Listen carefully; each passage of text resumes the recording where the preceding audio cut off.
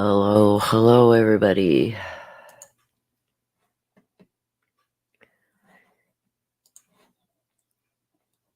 I just got in the house. I am sick as a dog. Thank you to my mother.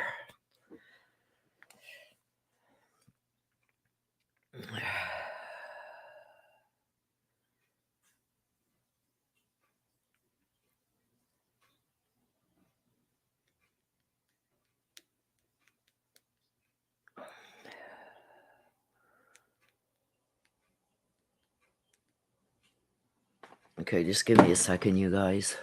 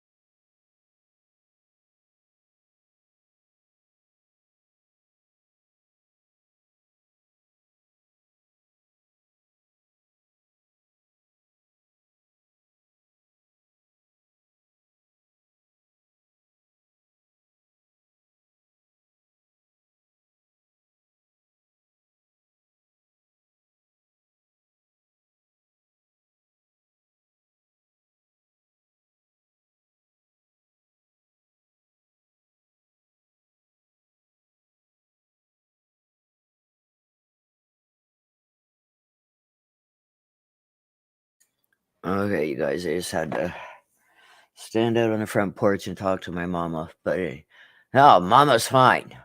She gave it to me. Get the allergies. No, it ain't our allergies. I tried to tell her that. But anyway, just what I needed.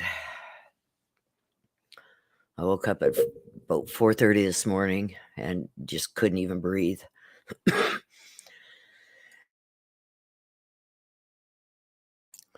So you guys, I won't be doing a lot of chatting today. It's been a really rough weekend, but what I did want to show you is what I found. No hot toddy for me. I don't drink, so I can't even think straight right now, you guys. Okay, so what I did find, and the first break, I'm going to show you guys this. Right now, I've got the court feed up, so I don't want to. I guess I can stop sharing that. Give me a second, guys. So since 4:30 this morning, I had my laptop with me, but I couldn't. I could connect to the internet when I was at my aunt's, but as soon as I left there, I had no more internet. For some reason, I couldn't get on the live on my phone, and it was like, oh my god, it's been a cluster F, if you guys know what I mean. Okay, let me see. Okay, I've got to keep this up. I got to put my sound on so I can hear when they start. But I want to bring this up and show you guys. So at 4:30 this morning, this is what I was doing. I will hear it when it starts. So,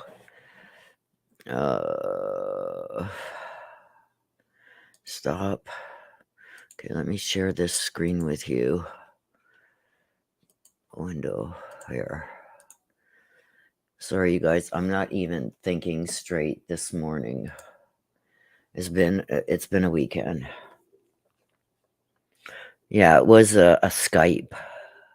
I don't even wanna talk about it. Sorry. I thank all you guys for your concerns and your hugs and your prayers and everything. It's something I just don't even wanna talk about right now. Okay, so I found the list, and what I did was I had my book with me, so the ones that I know have already testified are in yellow. These are all the witnesses that, um, the prosecution has, okay? And this is the updated one from March 6, 2023. So there's a bunch of what I can't go through them all, you guys, because I'm having a hard time. My throat is killing. But anyway, as we go through this list, you guys can see if you guys see one that I missed, because remember the first day there was a few witnesses that I missed. There was like maybe 4 that I missed their names. So if you notice somebody on this list, please highlight my name in chat at Above and Beyond Ancestor and give me the name. So Brenda, that's apparently her mom, Leticia's mom. Amy Lowry, I think they're related somehow.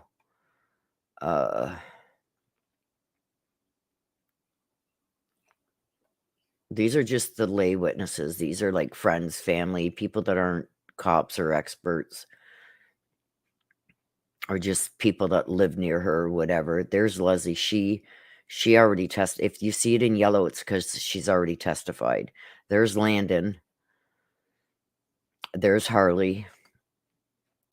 Oh, Deborah Locklear. I don't know. One of these is her mother. Maybe the top one was her aunt. But there's a Deborah Locklear, Katrina Locklear, Amy Lowry, Dakota Locklear Lowry. So any Lowrys or Locklear, I believe, are related to her. And I'm going to watch the chat to see if anybody notices any of these names of people who have testified. And that doesn't mean, you guys, that they are going to call all these people. It just means that they've been subpoenaed in case they're needed. It doesn't mean that they're going to call them all. Here's some more. So Macon Ponder. I think this guy testified, but I'm not sure, so I left him on the list, and I think this guy might have. Okay, Chanel says, I think Brenda is her aunt and Deborah is her mom. Okay. Lena is right there. That's Gannon's little sister.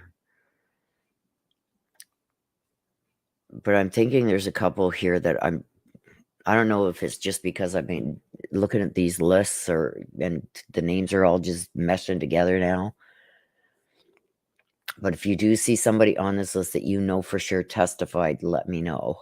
So law enforcement for Colorado Springs, there's been a lot. Bell, Roy Ditzler.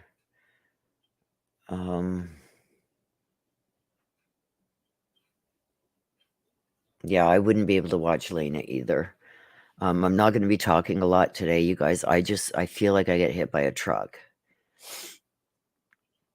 And I believe this one too testified, but I'm not sure. Detective Mace, I think. Like I said, there's a lot that have already been taken off this list.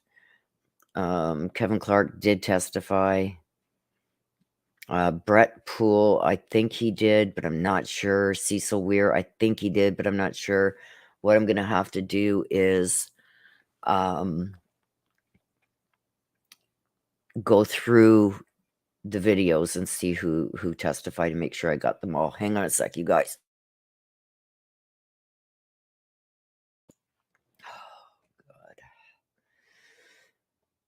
So El Paso County Sheriff's, there's been a lot. Like I said, again, for those of you just coming in, if you do see somebody that I haven't highlighted that has testified, I think Detective Jennifer Arndt did testify, but I'm not sure, so I'm going to leave her there for now. Like I said, when I got more time, I'm going to go over this list and knock off the ones that I see being called up. Hello, everybody coming in.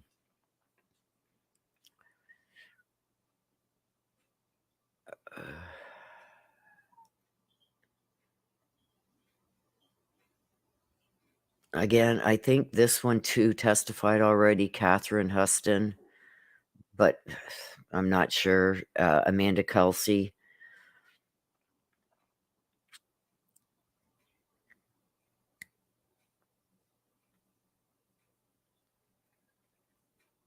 So these are all the ones that have testified that are highlighted.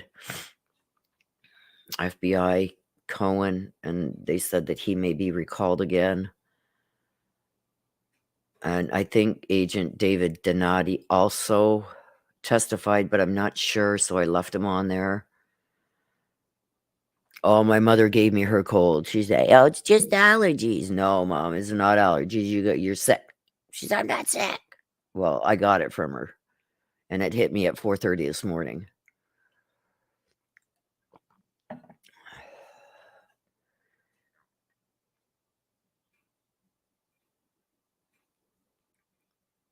Thank you for that, Chanel. I will try that, but I'm out of honey and I'm out of lemon. I do have chamomile tea, so I may try that.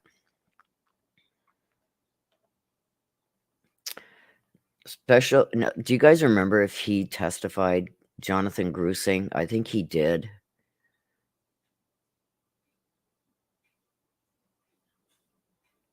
Hey, Wicked Dreams. Thank you for the photos, and thank you to Marilyn for your PayPal donation. I appreciate you. I don't know what your name is on here, so I'm only using your first name. But thank you for your PayPal donation.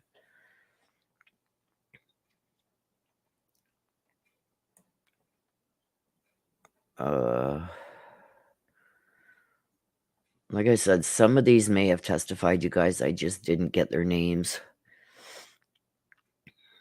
Rhode Island, I know Grassel, but I think there was another one too.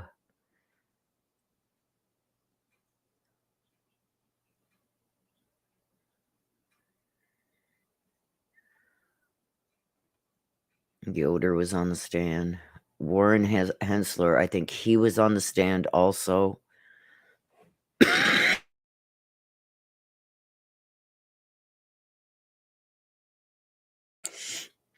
Thank you, Jackie. Good morning, everyone. And Jennifer, I think she was on too. Surgeon Rebecca King, I think she was on. Like I said, I'm going to take some time and go through some of the videos and see how Wurtzel, I think he testified, but that doctor, but I'm not sure.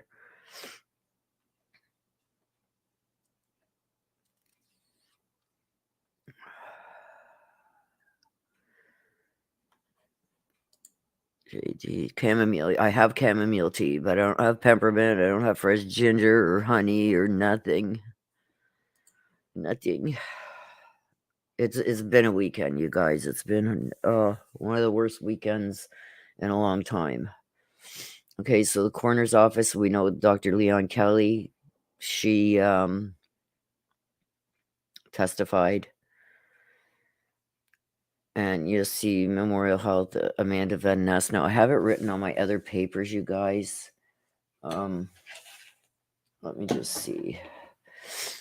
Oh, my mother gave me one hell of a cold, Christine. So I'm so sorry. That's why I'm not going to be talking a lot. I'll show you guys this. Let me put on my camera.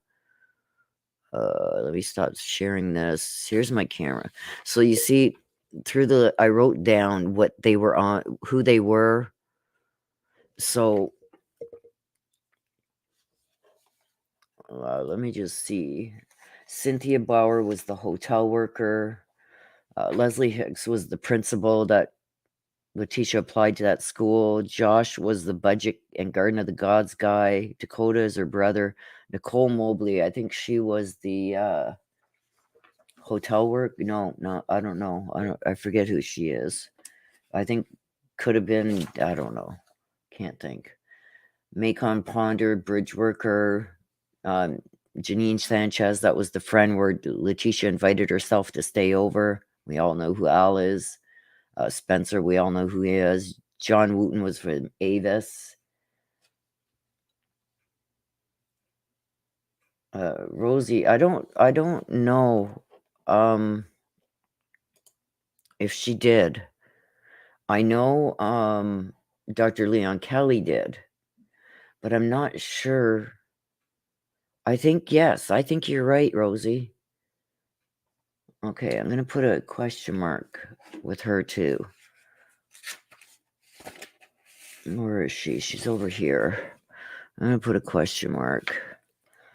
Okay, so then this is the one, analyst Stephanie Happ. She's the firearms person that Letecia was giving the finger to. And also the other cops. Like she was giving the finger to everybody. So the ones that stood out, there was a lot of firearms and crime lab here. Detective Jessica Bethel, that 4-hour interview. Cybersecurity in Florida, there's Robert Sirios. Yeah, I think that other one, there's the hospital forensic nurse where Letecia took off from. That's Amanda Van Ness. Yeah, so I think this one here, you guys, where'd she go? This Nicole Mobley, I think she was the hotel worker. Oh, no, she wasn't. Cynthia Bauer was the hotel worker. I don't remember who Nicole was. I have no idea. I gotta go back to the... Oh, Marie, thank you so much, hon. Thank you so much. Good morning, Piedette. It was a rough morning. It's been a rough weekend. Thank you, Marie. I'll leave that up there for a minute. Okay, so let me turn off my camera. Let me minimize this and let me get this back up for you guys.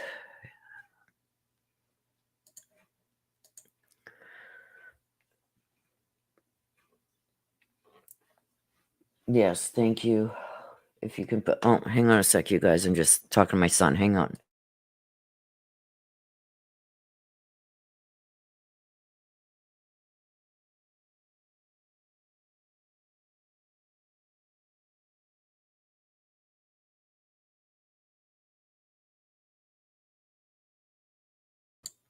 Okay, thank you, you guys. Okay, where did I just see that? Nicole was the neighbor. Oh, yeah. Who Lucia told her life story to.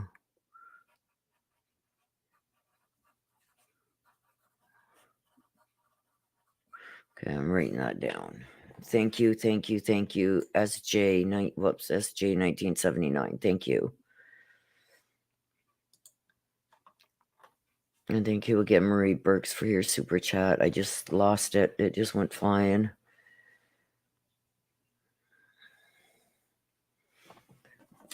I'm glad you got the screenshots, Wicked Dreams. I appreciate you so much. Okay, they're all standing for some stupid... Oh, look at... They put Letecia right in front, you guys. But I can't hear nothing. All right, court will call 20 CR 1358. People Muting. versus Look at Letecia Letecia Stauch. right in Record should front. reflect the jury's not present in the courtroom. I want to take up a couple of things. First of all, I want to take up the issue of juror 12, I believe it is. And there was a challenge that was made to her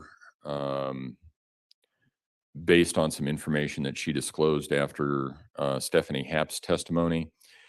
I am going to grant the challenge. I'm going to excuse her. For me, what places this over the edge is I presided over a probate case. I'm actually the presiding probate judge, and I've presided over probate cases before. I know that they're emotional. She was helping that family deal with or plan for end-of-life decisions. I understand that it was 3 years ago. However, the deciding factor for me is that had this information been known and had a challenge been made at the time that jury selection was made, I would have granted the challenge for cause.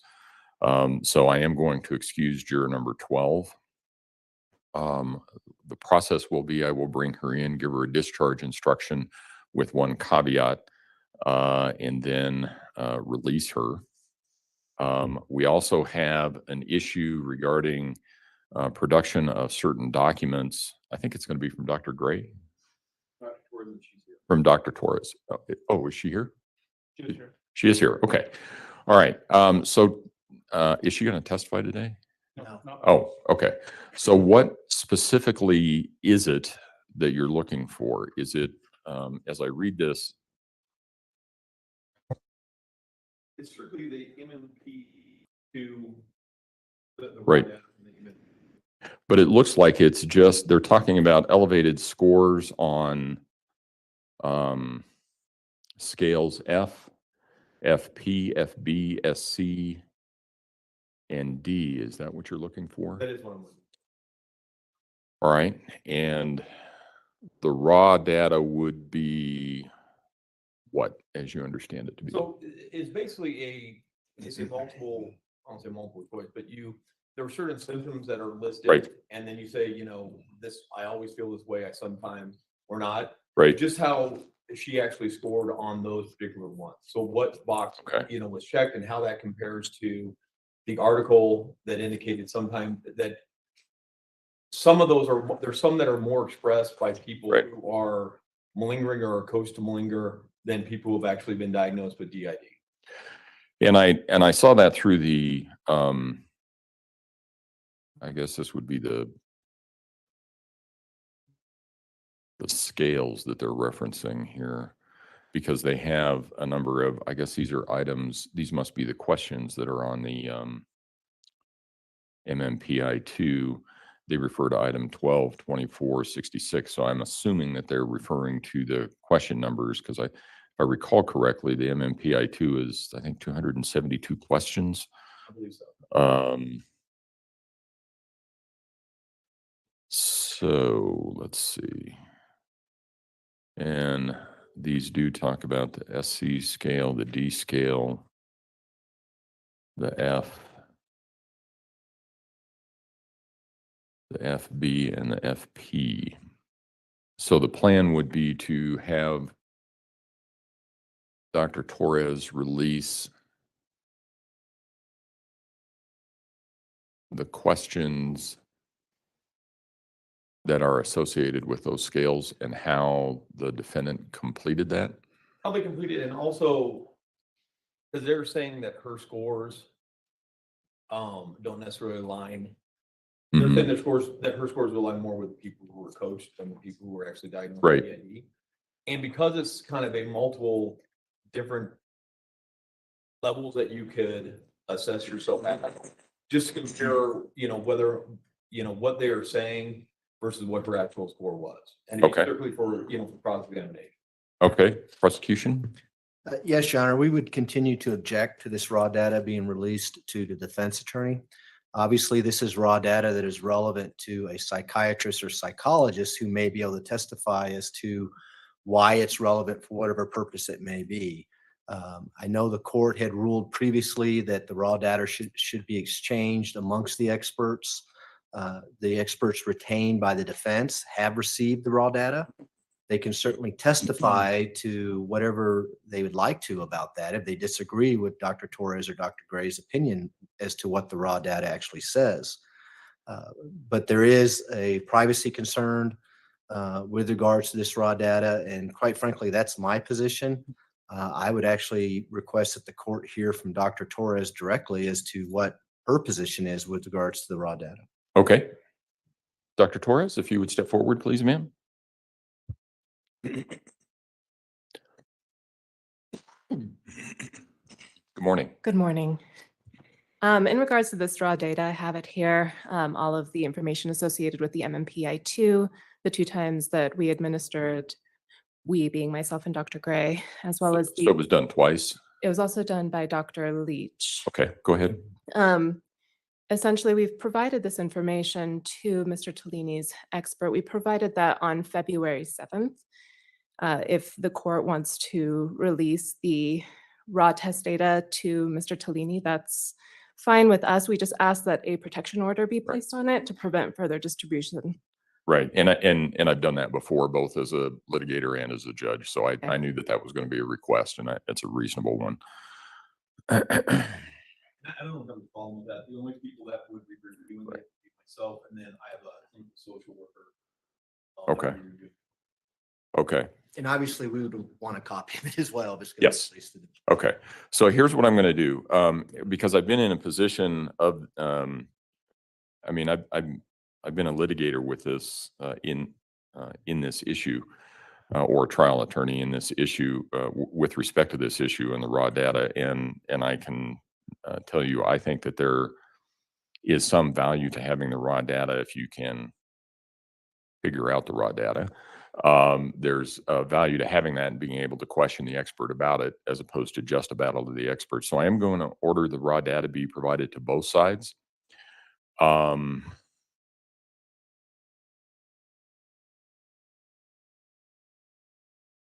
Since it's going to be provided to both sides, I'm going to require the prosecution to upload it, sealed, so that nobody has access to it through the electronic filing system. In addition, I'm going to enter the following protective order, and that is that the information is not to be otherwise copied, disseminated, distributed, or given to any other persons not associated with this case, or not in the defense counsel's office or the prosecution's office. Both sides will need to take sufficient steps to make sure that it is not disseminated, published, or anything like that. And once the case is done, because you guys are going to upload that in a sealed fashion, and it will be preserved once this case is done, both sides will have to provide back the copies that they've gotten for destruction and certify that they provide us with all the copies that they have. And that should resolve all of the issues regarding dissemination of the raw data. Are there any other concerns that you had about that? None at this time. All right. Thank you, Dr. Torres. Thank you, Your Honor. Your Honor, I have a concern. Go ahead. Just based on the history of this case, we've attempted to file other matters sealed. And for whatever reason, someone in the pipeline makes a decision that it shouldn't be sealed, and then somehow it gets released to the public. I'm concerned that that might happen here. And so my preference would be for the court to upload it with Okay. instructions saying it's sealed, just as a precautionary measure. Give it to us. We'll upload it. And Appreciate then, that, Rich. Thanks. we'll make sure that it's sealed, and it won't be unsealed without court order. And that should take care of that. Okay. Thank you, Dr. Torres. Thank you. If I may approach, I'll hand you the Okay. manila folder that Dr. Torres Okay. handed me. All right. Am I Oh. dismissed, Your Honor? Let me double Waiting check time. here.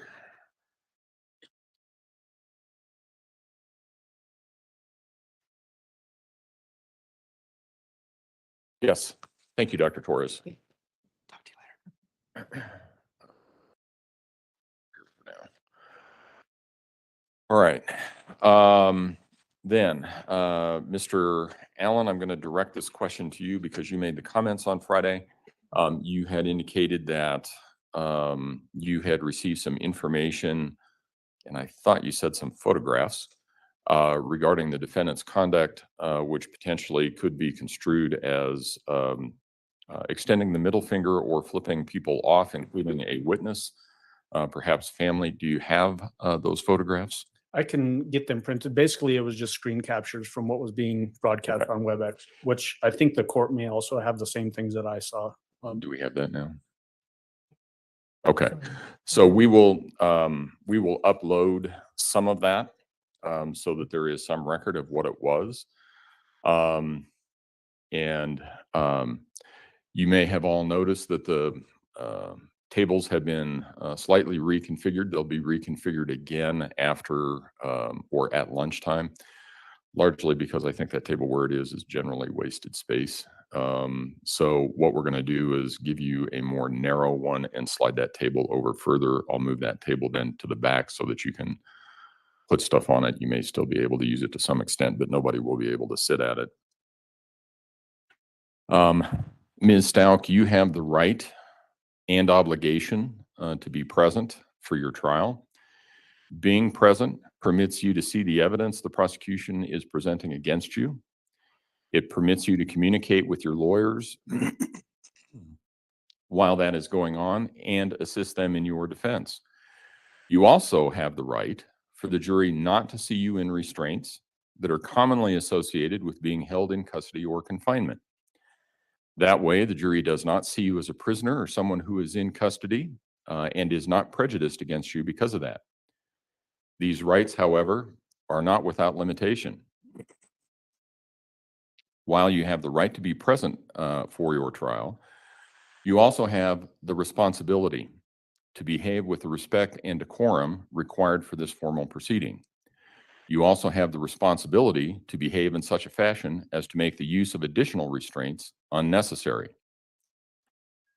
Sometimes during trial, a defendant chooses to act out. The likelihood that that will happen, in my experience, seems to increase the longer the trial takes and the more serious the charges are. And I know that right now we're in week 4, or we finished 4 weeks. We're starting week 5. You aren't the first defendant to act out. Probably not going to be the last. I cannot imagine the pressure a defendant feels during any trial. It's not uncommon for a defendant to disagree with certain testimony or dislike a witness or a victim. Nevertheless, you cannot act disrespectfully in words or actions. First of all, never helps you out. You've already heard one juror submitted a question regarding his observation of your conduct. They don't miss anything. It also makes your attorney's job much harder. They need to focus on the evidence presented and how to counter that rather than your conduct in the courtroom. I am also aware of the practical realities that exist in this case. I could hold you in contempt for your conduct in the courtroom. That would mean that I could impose a sentence of up to 6 months of jail for each incident of conduct which I find to be contemptuous. However, in a case where a defendant is facing decades or even life in prison if convicted, a 6-month contempt sentence does not seem to be much of a deterrent. But that does not leave me without a remedy. We have moved the tables around. You are now sitting in a chair that does not rock or swivel.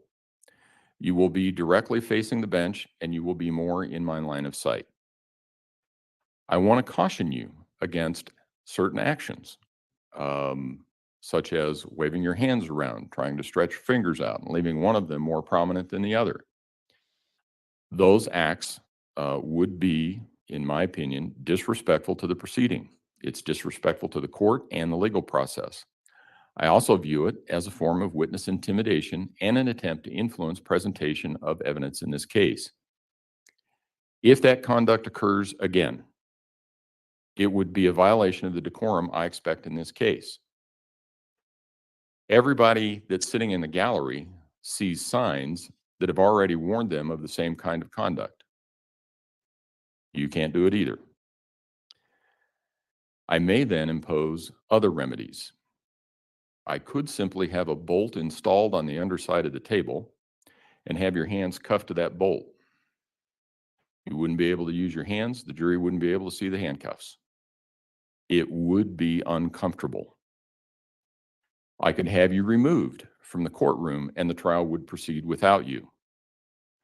You would not be returned to the jail. Instead, you would be held in a holding cell in this building. You know how uncomfortable they are. You would then be transported back to the courtroom at every break to see if you had changed your mind and agreed to behave in a respectful manner a courtroom requires. And you would be brought over for the next day of trial and we would start all over again. So with that, is the prosecution prepared to proceed? Yeah, we are, but there are a couple matters that I think we can address before the jury comes in. If it's with Okay, the and board. we will start up with, is Ms. Bell back there somewhere? She's in the hallway, Your Honor. Okay. That's actually the first item I wanted to talk about. I Okay. did get a chance to talk to Mr. Sweeney. There were some areas of her testimony that in my haste I didn't cover. And so Oh. rather than recovering her before he starts his cross, I'd like to cover about 5 to 10 minutes at the most from this February 21st search. Mr. Cellini doesn't have an Okay. introduction to that. Okay, all right. The second item is more sensitive, and I would propose that we approach for that, Mr. Okay. Cellini and I.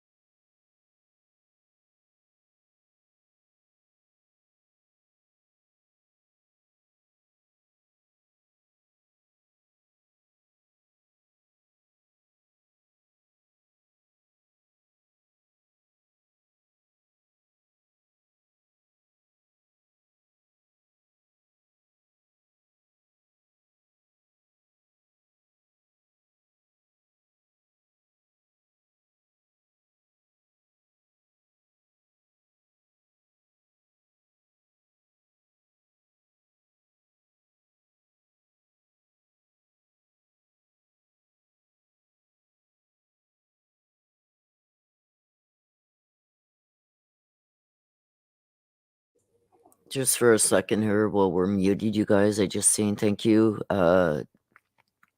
Rosie, for your PayPal donation. I appreciate it.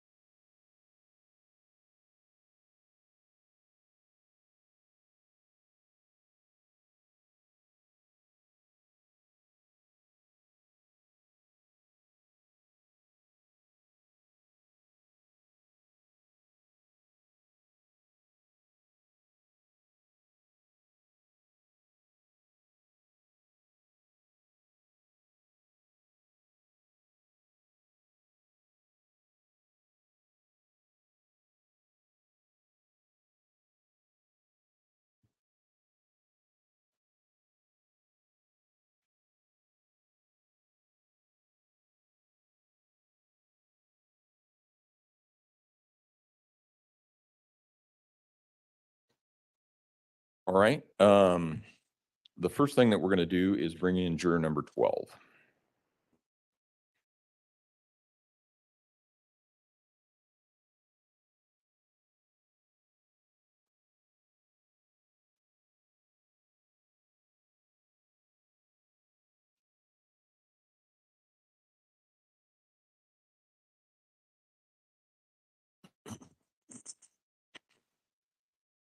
All rise for the juror, please.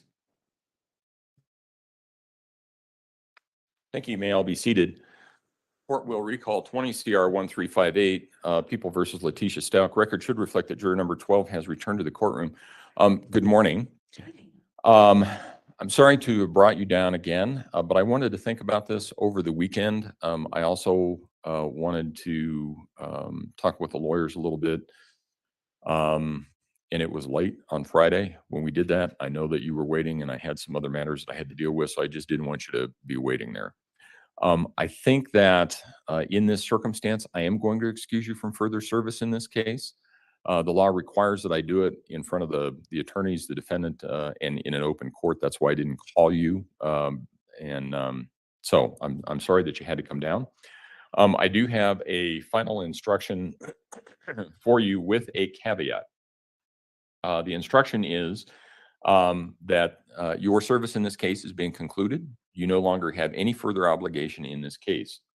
You may now talk to anyone you wish, including the attorneys and parties, about this case.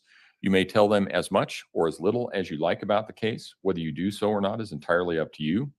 If you decide not to discuss the case, your decision will undoubtedly be respected. However, if an attorney or party persists in discussing the case over your objection or becomes critical of your services as a juror, please report that incident to me. The caveat is, as you know, we've taken some steps to make sure that all the jurors remain anonymous.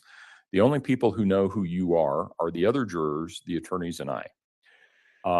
So the caveat is you're prohibited from disclosing to anyone else who the other jurors are, and that's to respect their privacy.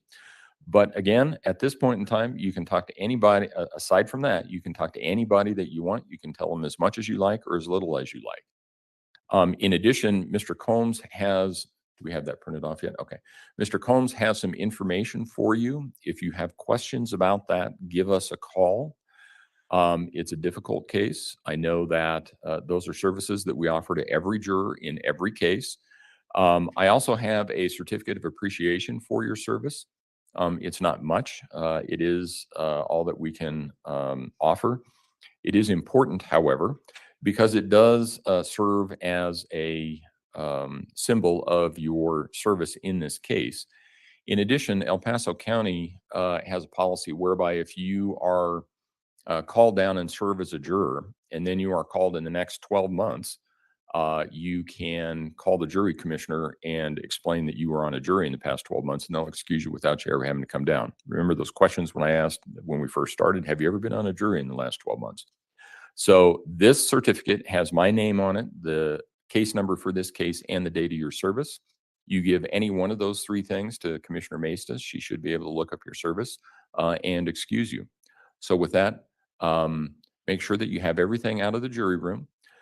Any notes that you have, you need to give to Mr. Combs.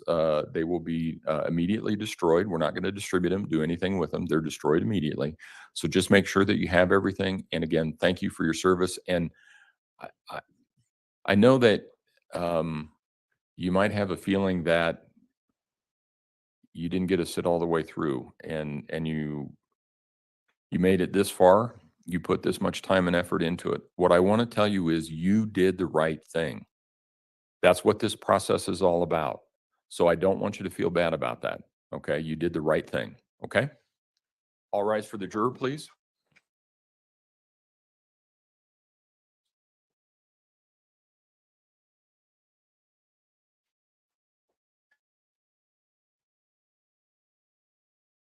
Thank you. You may all be seated. So at this point in time, do we need to have Ms. Bell resume her seat on the witness stand? Is that where we're going? Okay. All right. Ms. Bell, I remind you, ma'am, that you're still under oath.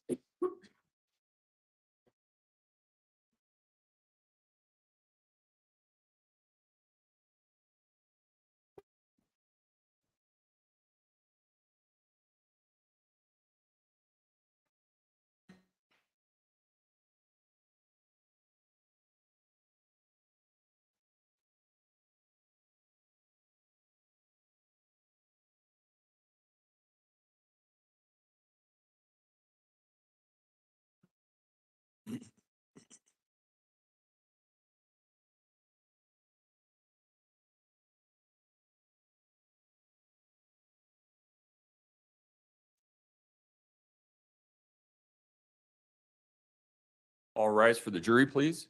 Didn't know if you asked me, I'm trying to take care of this. So Okay. I'll Well, line them up. let us, yeah, that'd be great. Thank you. All for 'em.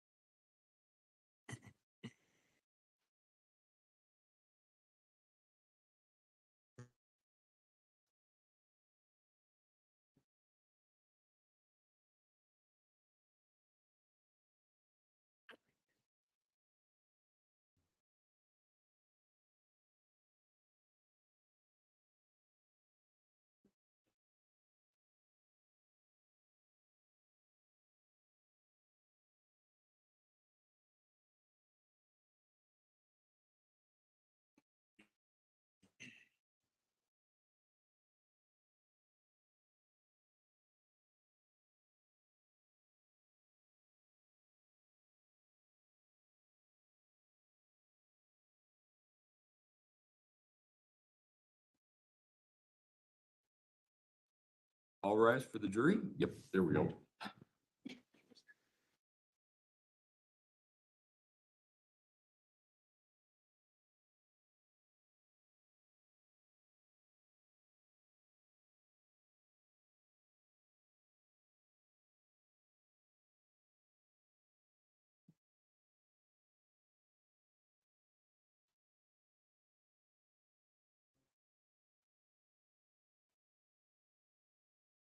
Thank you. You may all be seated.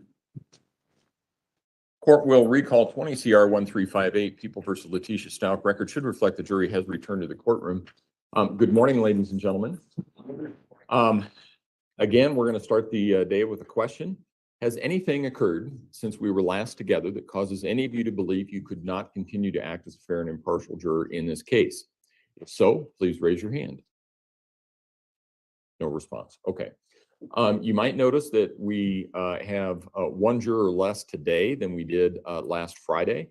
You shouldn't draw any conclusions or anything from that. That juror was no longer able to serve in this case.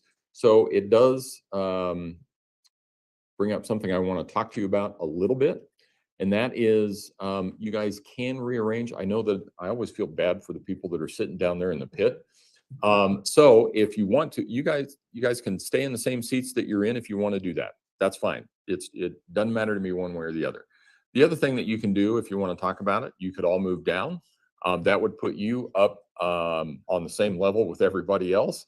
And our juror number 20 could move back into that back seat. You would be higher up.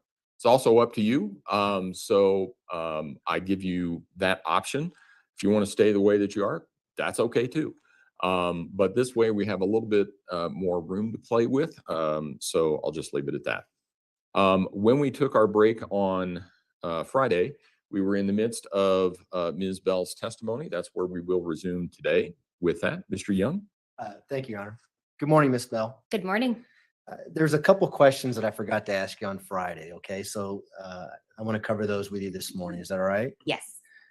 Back on both searches on January 29th, 2020, as well as February 21st, 2020, did you locate any shell casings in the residence? No cartridge cases were located during any of my searches. If you would have found expended cartridge cases, would you have collected those? Yes, they would have been collected and placed into evidence.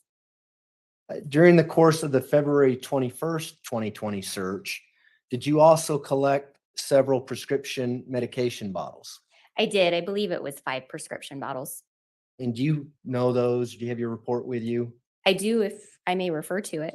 I figured you might, since you probably didn't know I was going to ask you these questions. And it's bait page 0398. It's 2 of 6 of your February 21st report. Correct. Yes, I do have that. What items did you actually collect and submit into evidence? I will do my best to say these names and not butcher them. But I collected a prescription bottle of Perigo, I believe is how you pronounce this, that was prescribed to Letecia Stauch. I collected a prescription bottle of colchicine that was prescribed to Eugene Stauch. I collected a prescription bottle of lisdexamfetamine that was prescribed to Gannon Stauch. I collected a prescription bottle of amoxicillin prescribed to Harley Hunt, and a prescription bottle of doxycycline, which was indicated it was for a canine. And did you collect and submit into evidence every prescription bottle you found in the entire residence? The ones I collected on that day, I don't know that every single prescription bottle was collected and submitted into evidence. Did you see a prescription for hydrocodone while you were doing this search on February 21st, 2020? I don't recall offhand without reviewing photographs. If you would have saw a prescription of that, would you have collected it? I believe I would have, since the other prescriptions were collected. Those are my questions, Your Honor. Thank you. Cross-examination? Bell, how are you this morning? I'm doing well. How are you? I'm good. So refresh me again, how many searches did you do of residents? Myself personally, Yes. I was involved in 3 of them. And the first, what was the date of the first one? First one was January 29th. And to your knowledge, was the resident secure between the time that Gannon went missing and when you did your search? Secured in what I mean, way? were other members of the family there? Were people coming in and out? When I arrived on that day, I know at some point that Eugene Stauch returned back to the residence and remained on the upper level while I was working in the basement. And then throughout the other ones, I couldn't say for sure. It's my understanding that they were in and out of the residence. And so before you got there on the 28th or on the 29th, how many people were in and out of the residence, like say the day prior? Do you have any knowledge of that? Of family or Family. of law enforcement? Of family, non-law enforcement. I was made aware that Gannon's biological mother had been in the house the day prior, at least, or the evening prior. And beyond that, I don't know which family members had been in and out of the residence. Or are there friends showing up to offer aid or anything like that? You're unaware? That I'm not aware of. I wasn't at the door to see who came to the door. Okay. And in regards to the carpeting, you had indicated that you've done some kind of testing with the fire department and with fire resistant material being put in the carpet. Yes, so that was experimentation that was done several years ago, so not on specific carpet from this Okay. residence. And that's was my next question. Do you know, was any of this carpet tested to see if it actually is fire resistant? I'm unaware if any additional testing was done on this carpet. Okay. Or any testing to see how long you'd have to put a flame to cause the type of fire damage that we saw? That Correct. wasn't done? I didn't do any of that on this carpet, and I don't know that it was done. Okay. Thank you. Redirect? Oh, thank you, Your Honor. Do any of the jurors have any questions for Ms. Bell? No? All right. Thank you, ma'am. You may step down. Thank you, Your Honor.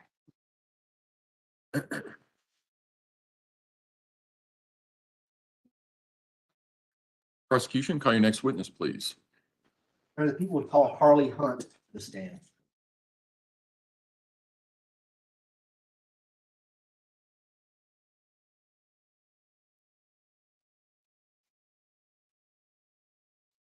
Ms. Hunt, if you would step forward and raise your right. Oh, where is she? I just saw someone coming through the door.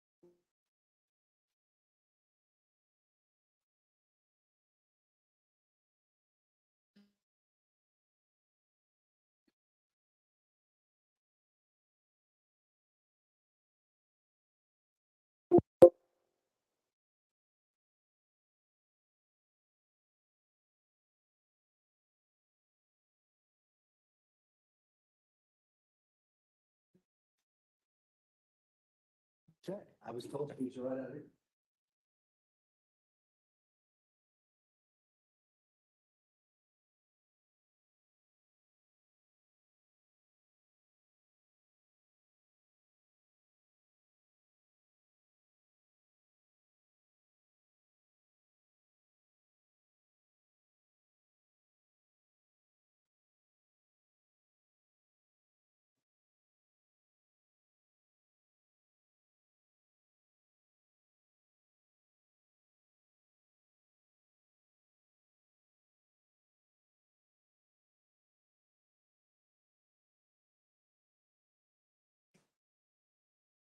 All right, Ms. Hunt, if you would step forward and raise your right hand, please, ma'am. A little farther forward. It's okay. It's all right. You swear affirm the testimony about to give in this matter will be the truth, the whole truth, and nothing but the truth. Go ahead and have a seat in the witness stand. Please watch your step as you step into the stand.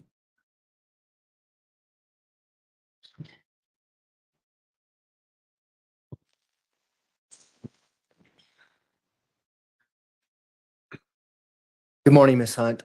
Good morning. Could you please introduce yourself to the jury and spell your last name for the record? Harley Hunt, Hunt. Very difficult for you right now.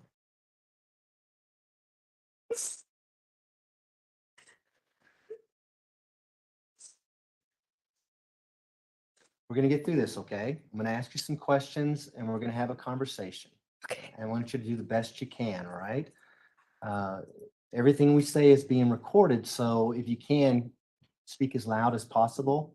You can also pull that microphone closer to you if you like. Okay? Okay. How old are you, Harley? I'm 20. Okay. And who's your mom? Letecia Stauch. Is it the same Letecia Stauch who's seated to my left here in the middle of these two gentlemen? Yes. May the record reflect identification of the defendant subject to cross-examination. The record will so reflect. Go ahead. Have you lived with your mom your entire life? Yes. When was the last time you saw her in person?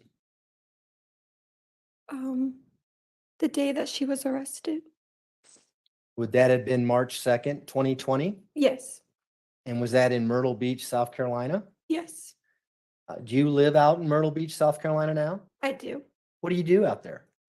I go to college, What are you studying? nursing, How much longer do you have for that? a year and a half. Pretty excited about that? Yeah. Good. Things going well in school? So far, yes. Okay. I want to talk to you a little bit about your family. Back in 2015, 2014 timeframe, did your mother marry someone named Albert Stauch? Yes. And did Albert have kids of his own? Yes. What's his kids' names? Do you remember? Lena and Gannon. May I approach, Your Honor? You may. I show you what's been introduced in evidence as People's Exhibit 1. Recognize that person? Yes. Is that Gannon Stauch? Yes. And Lena Stauch is his younger sister? Yes. What was your relationship with Gannon Stauch? We had a good relationship. Of course, we had like an age difference. But I would always try to be there for them when I could. Do you remember how old you were when Albert and your mom got married? I think I was 12 or so. How old was Gannon when that happened? Do you remember? He was really young, 4 or 5. And Lena was even younger than that, I would imagine. You remember how old Lena was? Like 2 maybe or so. And so did you also have a relationship with Lena? Yes, I did. Was she like a sister to you? Yes. And was Gannon like a brother to you? Yes. Although there was an age difference, especially probably when you got into your teenage years, right? Correct. I would imagine they may have been a little annoying for you a little bit. Yes. Is that fair to say? Okay. What about your mom's relationship with Gannon over the years? Can you start out perhaps when Albert and your mom got married? How was that relationship between Gannon and your mom? Yeah, so it was different at first because we were like a blended family. So we were just getting used to, more people in our life. They had an okay relationship. There were problems here and there, but Was there a point in time when Albert and your mom first got married where Albert didn't have custody of the kids? yes. And were things a little easier when the kids weren't around? I wouldn't say easier. Having to go back and forth between, the weekends and everything with them were difficult because, Albert, of course, wanted his kids full time with him. So I just remember there being like a lot of problems with that. But At some point, did Albert get custody of both Lena and Gannon? yes, And were they living with you all more of a full-time basis? yes, And did you observe the relationship between everyone at that time? yes, Did it seem to be, for lack of a better term, a normal family situation? yes. Um, What about your relationship with Albert? How'd that go? We had a good relationship. When Albert first came in, it's when my dad passed away. So, that was difficult for me at first because I didn't want like my father to feel replaced. That's how I felt like in my heart. But as time grew, we got closer. What was your father's name? Chance. Hunt? Yes. Do you remember when he died? Yes. When I was 12 in October. So would that have been October 2000? Help me out with the math here. 12 or 14. Sometime in that time frame? Yeah. When your father passed away, were Albert and your mom married? Yes. Do you know how your dad passed away? Yes. How did he die? An overdose And when did you first learn that? this past week. What were you told how he died before? That someone came in and robbed him and killed him. And who told you that? My mom. Had she ever told you the truth as to how your dad died? No. How'd you learn about that then? The internet. This case has got an enormous amount of attention on social media and the internet. Is that right? Yes. And you have actually gotten a lot of attention on the internet because of this case. Is that right? Yes. Very difficult you being here right now, testifying in this court. Yes. Is Albert Stauch, do you see him in the courtroom? I do. Seated in the front row in the gallery here? Yes.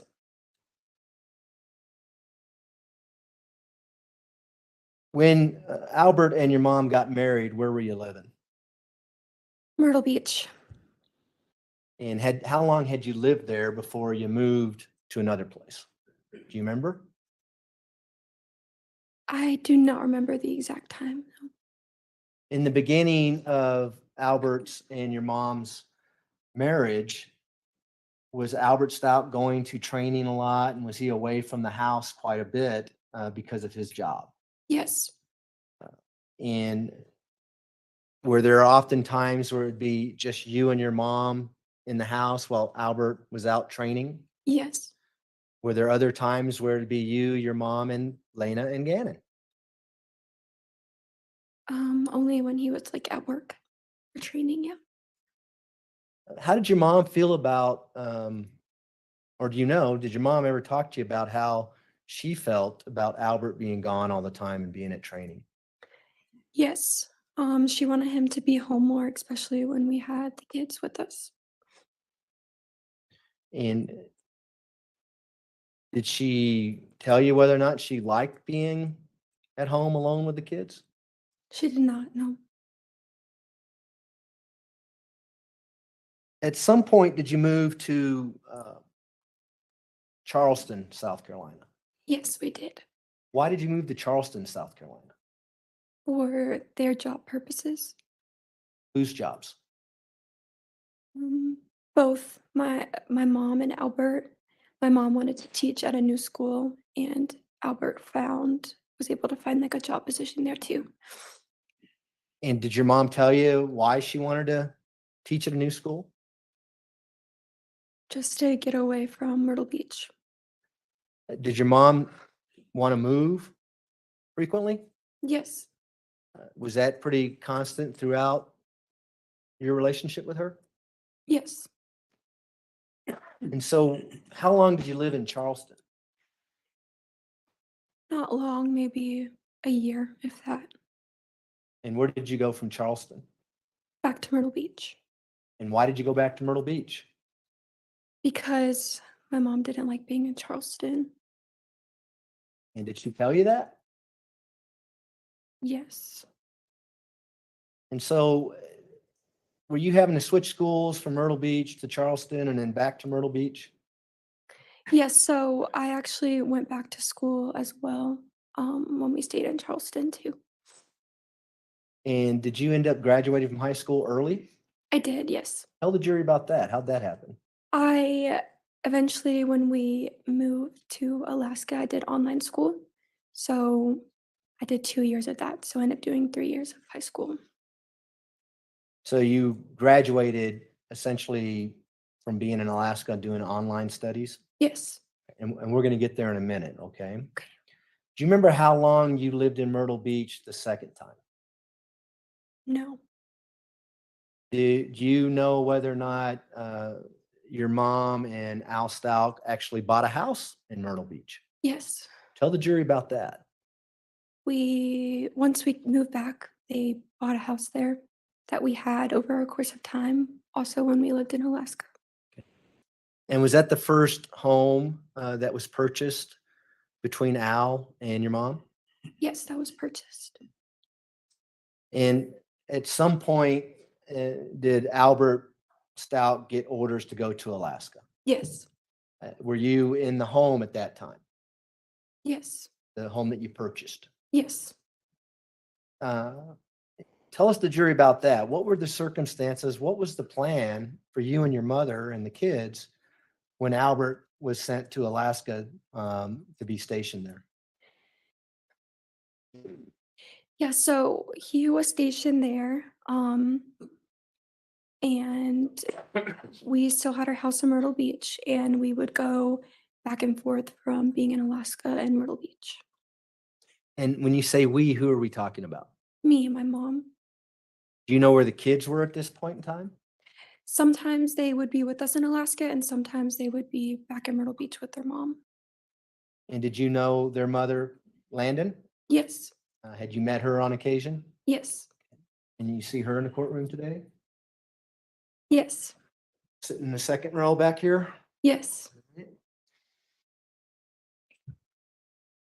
Was this in the time frame around 2017, 2018 when Albert was stationed in Alaska? Yes. And you said that you would go to Alaska on occasion and go back to Myrtle Beach. And you indicated it was you and your mom, right? Correct. How often would you guys go to Alaska? We would stay in Alaska for like a month or so, and then we fly back to Myrtle Beach for a couple weeks and then fly back to Alaska. Did you fully ever move to Alaska with your mother? No. And why is that? Because we still had our house in Myrtle Beach, so we would go back and forth. Did your mom ever talk to you about moving to Alaska? What do you mean? Well, did she ever tell you whether or not she liked being in Alaska? Oh, she did not like being in Alaska, no. And what did she tell you about that? Because it was cold and she couldn't work there, and there was nothing to do.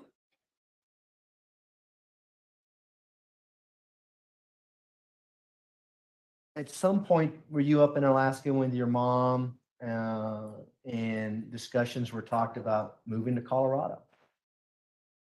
Yes. Tell the jury about that. I remember after like 3 or 4 years or so, Albert found out that he could move to Colorado and be stationed there. And we all were excited because it was better than being in Alaska. Do you know whose idea that was? My mom's. And why do you say that? Because there was an incident that happened in Alaska. I wasn't told much, but Something that didn't want her or Albert to be in Alaska anymore? mhm. You have to say yes or no. I'm sorry. Yes, sorry. Okay, it's all right. And so talk about the move to Colorado. When this decision was made to go to Colorado, did you still have this house in Myrtle Beach? We did at first, and then they sold the house. After it was sold, we drove everything to Colorado. Did you have to fly back to Myrtle Beach and then drive across the country to Colorado? Yes, And was it Colorado Springs where you were going to? yes. What was Albert doing as all this was happening? Do you know? Don't remember. Was he still in Alaska? I don't remember. I don't know. That's fine. Do you remember moving into the house 6627 Mandan Drive here in Colorado Springs? Yes.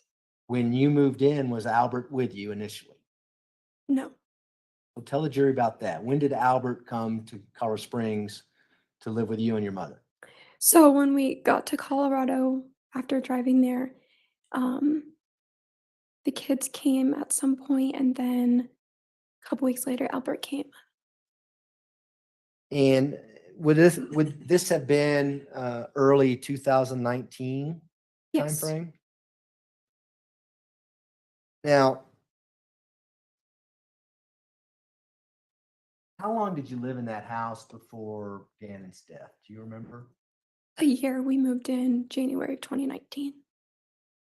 Was this year timeframe the first time that all of you were together during Albert and your mom's marriage? Yes. And first extended time for a year? Yes.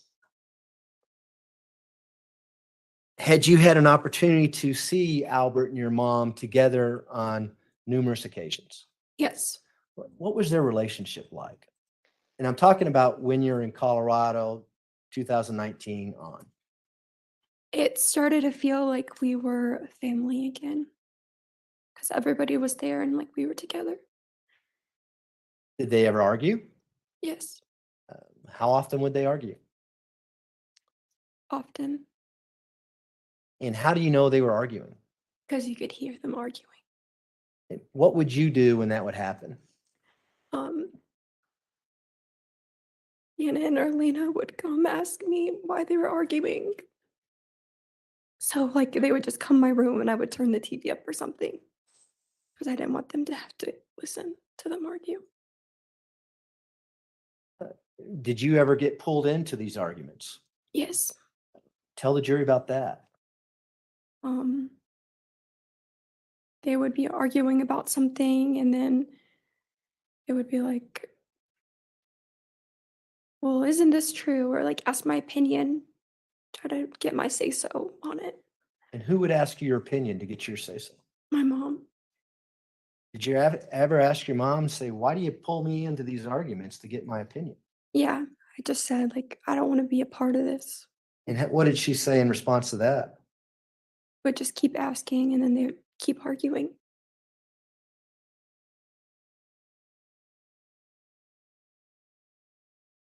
I want to go forward to January of 2020 now, right? Well, let me go back to Christmas of 2019. Did Gannon and Lena, were they with their mom during the holiday period? Yes, I believe we celebrated Christmas early with them. Did they go back to South Carolina to be with their mom over the holidays? Yes. Did they eventually come back? Yes. And would that been now January 2020 when they came back to the house? Yes. Now, was your mom working here in Colorado? Yes. Where was she working? Out of school. Do you remember what school? I don't remember the name of it, no. French Elementary sound familiar? Yes. Was that the school she was working at? Yes. In January of 2020, do you know whether or not Albert and your mom were planning to go on a cruise to celebrate their anniversary? Yes. Tell the jury about that. It was a couple-day cruise that they were planning to go on. That was towards the end of the month. Okay. And did they go on a cruise? They did, yes. Where did they go on this cruise? Do you know? No. What was going to happen with you and Lena and Gannon while they were gone on the cruise? She hired a babysitter. And did you know this babysitter? No, Do you know why she hired a babysitter? no, And you were how old at the time? 17. And had you watched the kids before? Yes, Had you watched the kids overnight before? yes. How did that, did you ever ask your mom, why are you getting a babysitter? I'm here. Yeah. How'd she respond to that? I don't remember. I just remember being like really upset about it. Do you remember this babysitter's name? No, Had you ever seen her before? no, Have you ever seen her after? no.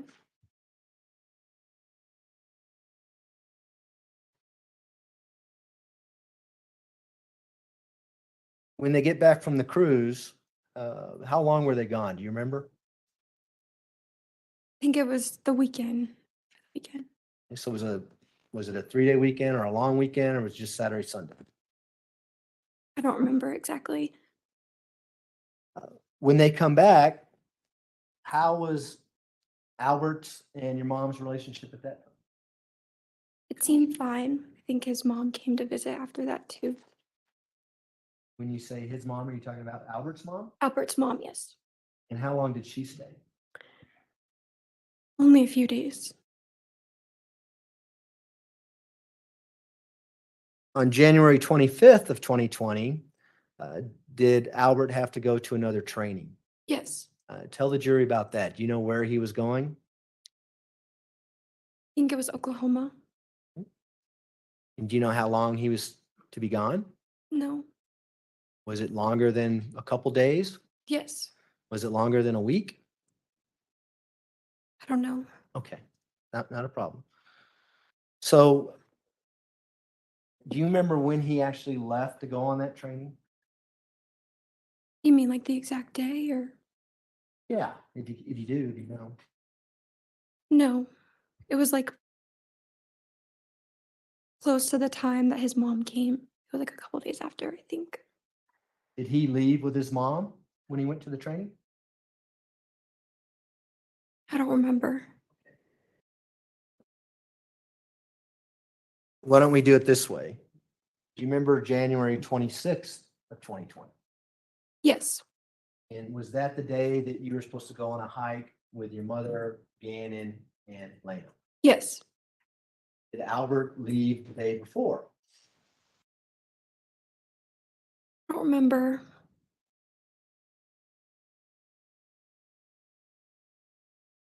Okay, I don't remember, that's fine. Was Albert Stauch there on the day that you were gonna go on a hike? No. So was he in Oklahoma or on his way to Oklahoma, or do you know? Yes. You just don't know when he left. Right. Is that fair? All right. So January 26, 2020, that's a Sunday. You recall that? Yes. Did you recall going to church with your mother and Gannon and Lena? that No, we did Sunday? not. And is that something you would remember if you did go to church that day? Yes. And on January 26, 2020, were you scheduled to go to work that day? No, I was not scheduled.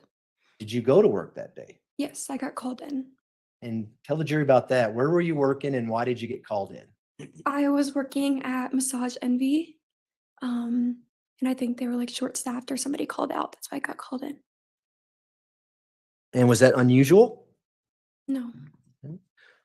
Would other employees get called in kind of last second if someone calls in sick, that kind of thing? Yes. And what Massage Envy were you working at back in January 2020? First in Maine. Where is that within the city? Do you know? It's near like shopping complexes. I don't remember exactly where it was or road names or anything. Is it in the northern part of the city? Yes. Off of the Powers Drive over there? Yes. Okay. How long would it take you to get to work? 25, 30 minutes. And you were living on kind of the south side of the city. Right. All right.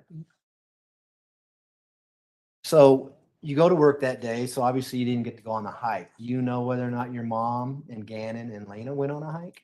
They did. How do you know that? She told me and I got sent pictures. And whose idea was it to go on this hike? Do you remember? No. But it was it was a planned event where you were actually going to go on it as well. Right. Did your mom tell you anything about what had happened on the hike, in particular with Gannon while they're out at the hike? Yes, she said that he had used the bathroom like in his pants, so they had to leave, go home. And how were you communicating with her? Through text. And do you know where they went to go on a hike? I think it was Garden of the Gods, but I could be wrong. I don't remember. Your Honor, may I approach a witness? You may. I'm going to hand you what's been marked at 2:05. Do you guys, I don't know who's doing.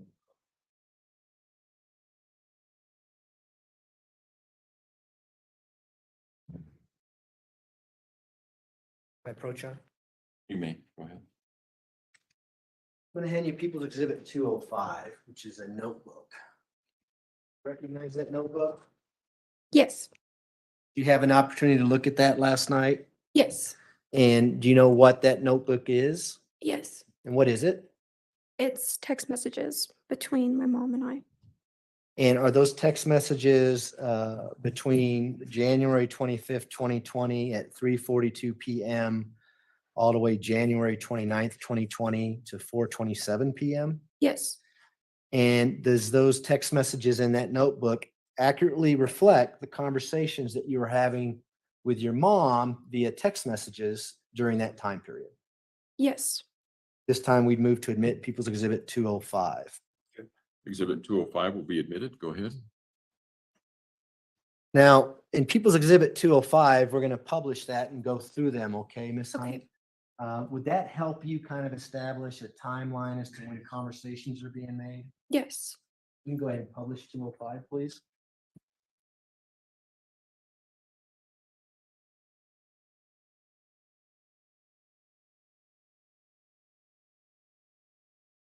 And Ms. Hunt, you can either look at the notebook Okay. or the TV screen, whatever is easier for you.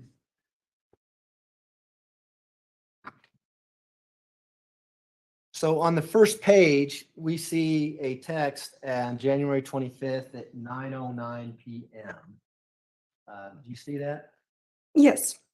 And do you know what that's regarding? Something about our dogs.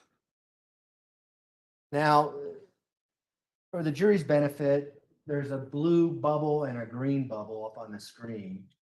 Who is the blue bubble reference to? I am the blue bubble. So that's coming from your phone. Yes. And the green bubble? My mom. And this, what we see on the screen behind us looks like a picture. See that? Yes. What is that picture of, you know? Of one of our dogs.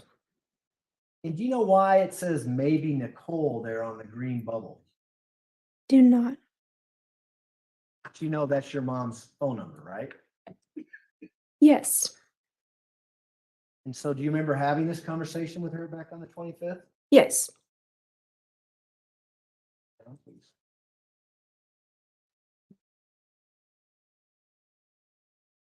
The next message says they are saying it may have been his daughters. Do you remember what that was a reference to? No. Is this about the same time when Kobe Bryant, the basketball player, died in a helicopter accident? Yes. And were you and your mom discussing that prior to you going to work that day? Yes. Do you know if that's in reference to perhaps Kobe Bryant's daughters being on the helicopter? Yes. And do you remember having that conversation now that I've said those things? I do. Okay. If we can scroll down, please.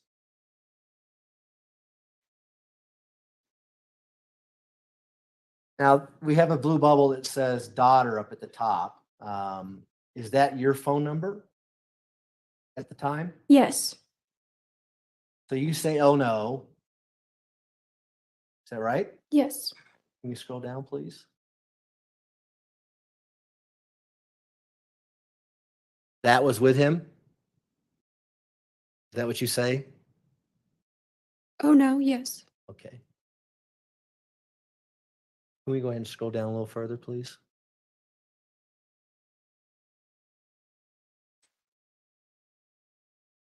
Going up to that.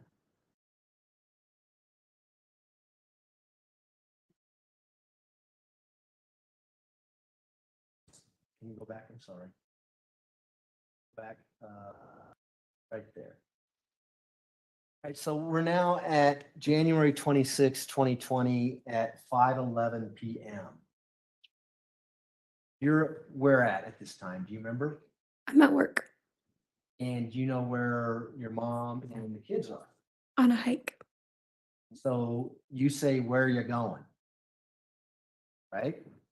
Yes. Are you there at 5:11 PM? Yes. And you can look at the TV if it's easier to see it, okay? Okay. She says, get good. Can we scroll down? And she says, food. Remember that? Yes. And why are you asking her where? Anywhere close to my work, I want chips. Because I was hungry. You wanted your mom to bring you some food, right? Yes. Do you remember having this conversation with her back then? Go ahead and scroll down. Now, here she says, no, LOL, we are going up the street because Gannon pooped his pants. Is that the first time you hear about Gannon pooping his pants? For that day, yes. Had that happened before? Previously, yes. Did Gannon had some stomach issues? Yes. That wasn't too surprising to you when you saw this message? No. Was it surprising to your mom? No. You say OMG. What does that stand for? Oh my gosh. I think everyone knows that, but I hope you understand why I asked that. Okay. Can we go ahead and scroll down, please?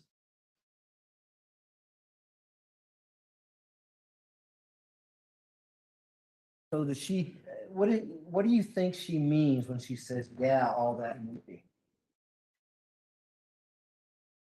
Like exercising or moving around. Would that in the past cause issues with Gannon's stomach and cause him to have accidents? To my knowledge, yes. How did you get that knowledge? What I was told.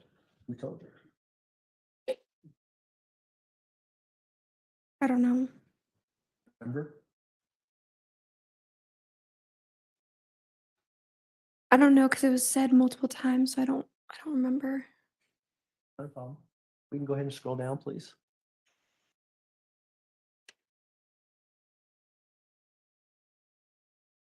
Okay, let's stop right there, please.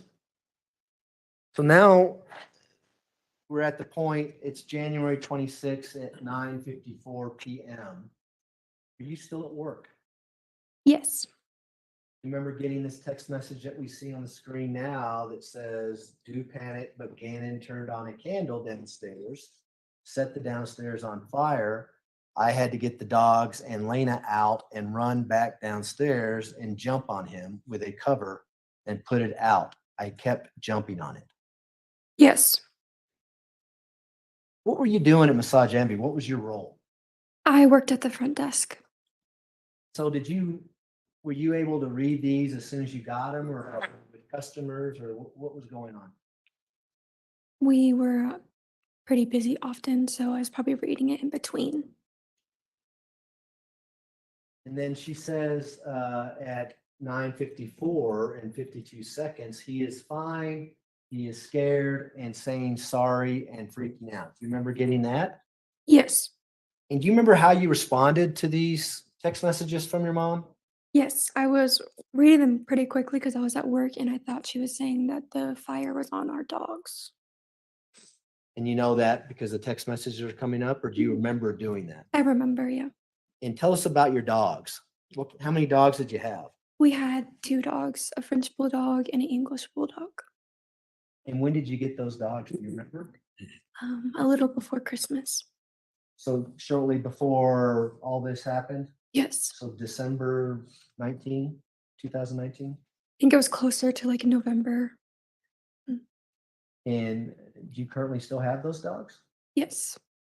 What's their names? Sadie and Chance. What kind of dog is Sadie? A French bulldog. Chance is? An English bulldog. And Chance was named after who? My dad. Okay, we can go ahead and scroll down.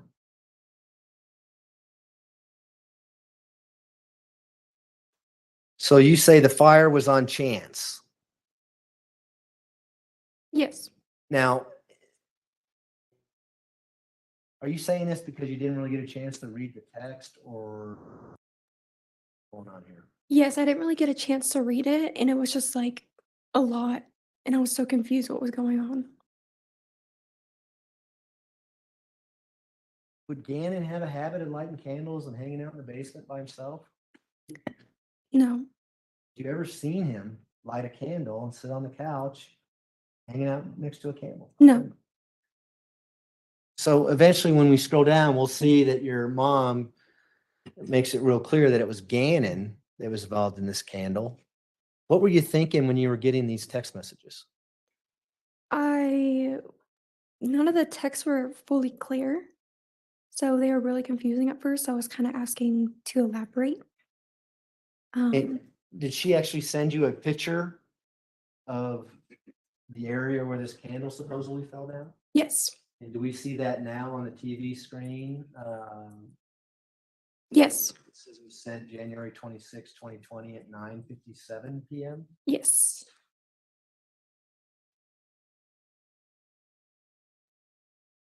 Can we go ahead and scroll down again, please?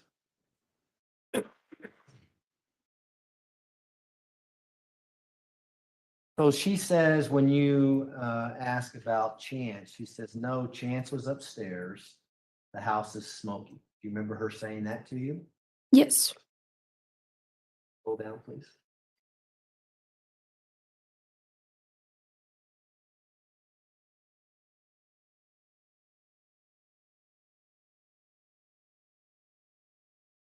Said the first was on Chance. What did you mean by that? I meant fire. So did you think there was two fires or? I thought that's what she meant the whole time, that the fire was on Chance, because she never said any names. Go ahead and scroll down. They fire, and then she says, I jumped on him with a cover. Remember that? Yes. You ever talk to your mom about this text message on the phone or in person about what the heck are you talking about? What happened here? I did once I got home. Talk about that when we get there, okay? Okay. Let's go ahead and scroll down and look at the text message.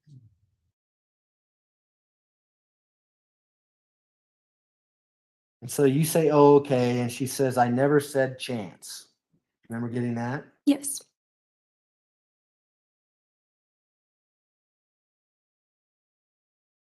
You said jumped on him, and you said OMG again, right? Yes. Says yes, but never said Chance. Read again. Remember her saying that? Yes. That I just had a heart attack. Yes. Why did you a heart attack? But why did you say I just had a heart attack? Because I thought that she meant Chance, and still no names were said. So I don't know who she was referring to at that point in time. Did you eventually, as we'll see as we scroll down, find out that it was Gannon she was referring to?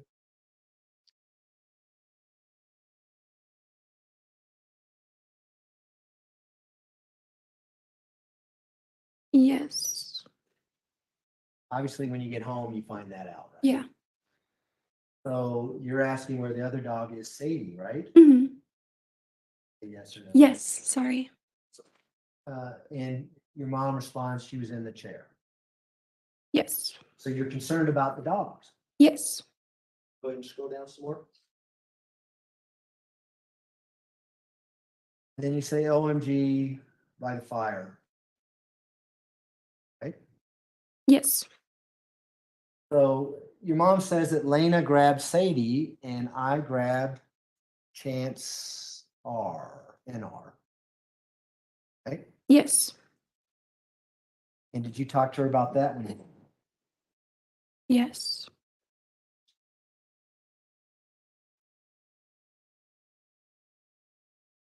Chance, now all of us were upstairs. Do you remember her saying that? Yes. And scroll down. He was downstairs. You know who she was talking about when she said he was downstairs at that point? Not until the next message.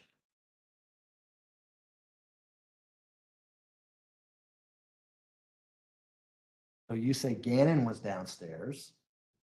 Yes. She says yes, right? Yes. During this conversation, is that the first time that you realized that Gannon may have been burned or was part of this fire situation? Yes.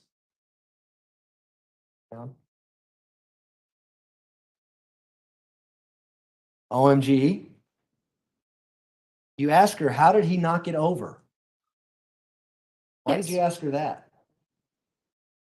Because at this point, I'm still confused of what happened or how it happened. Was there some confusion based on your experience of Gannon not being the type of kid that would hang out by a candle in the basement? Yes. Scroll down.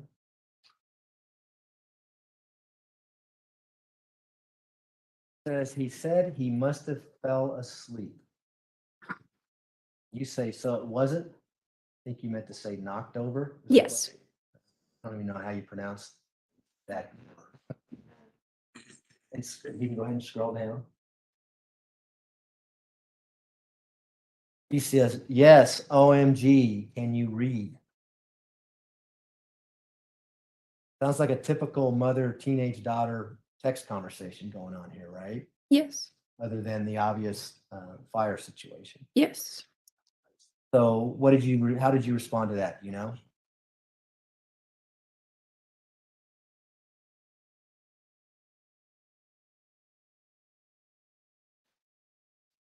Yes.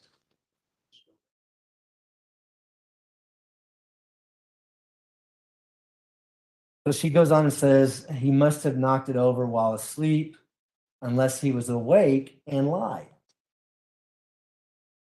That sound like something Gannon would do?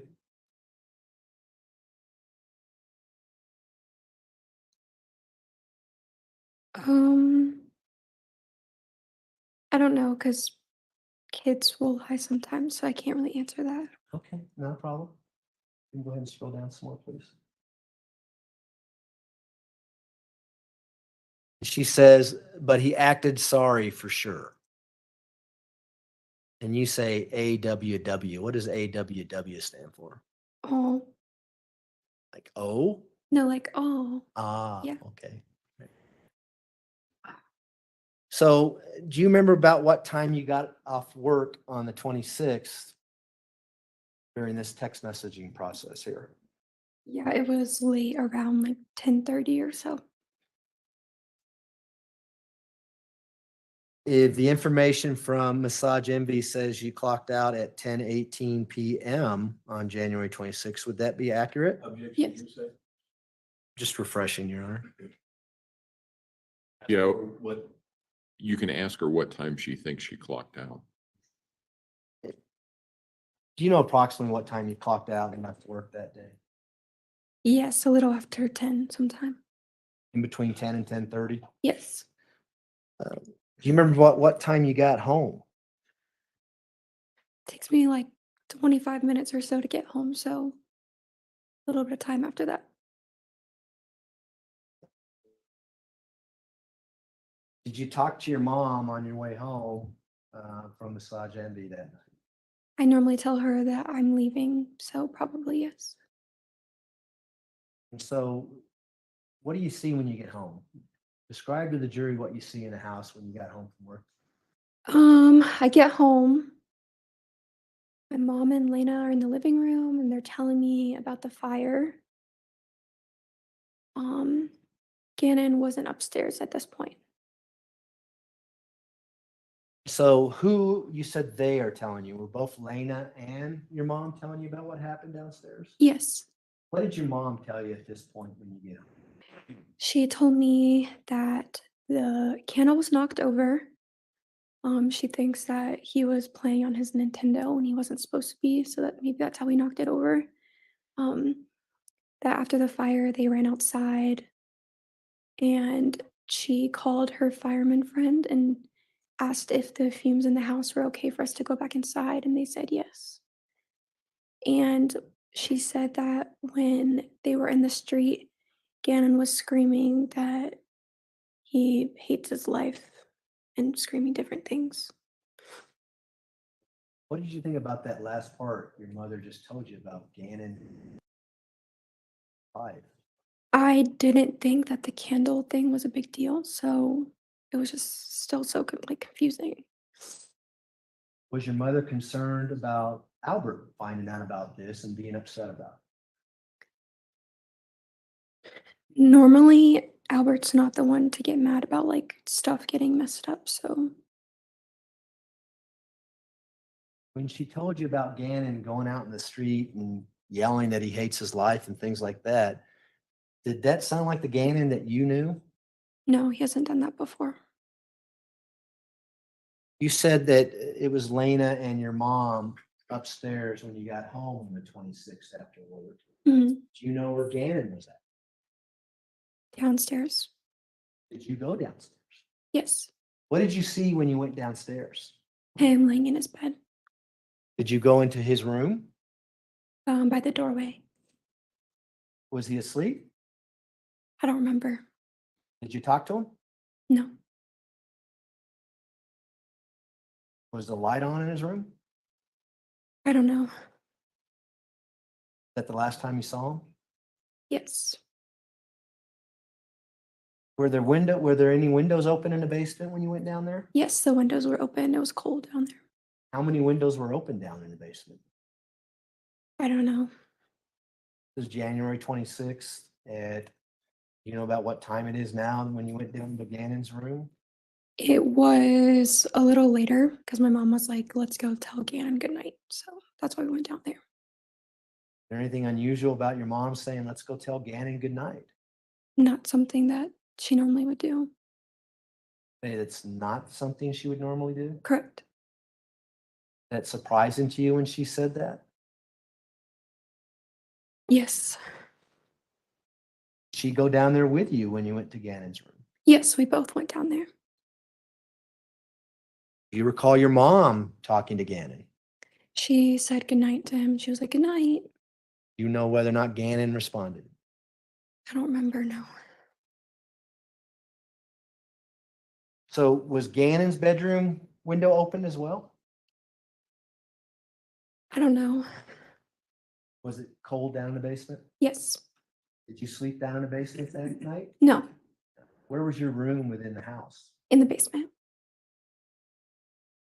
Would it been close to Gannon's room or was it like on the other side of the basement area? On the other side of the basement. Was your room cold in there? I don't remember.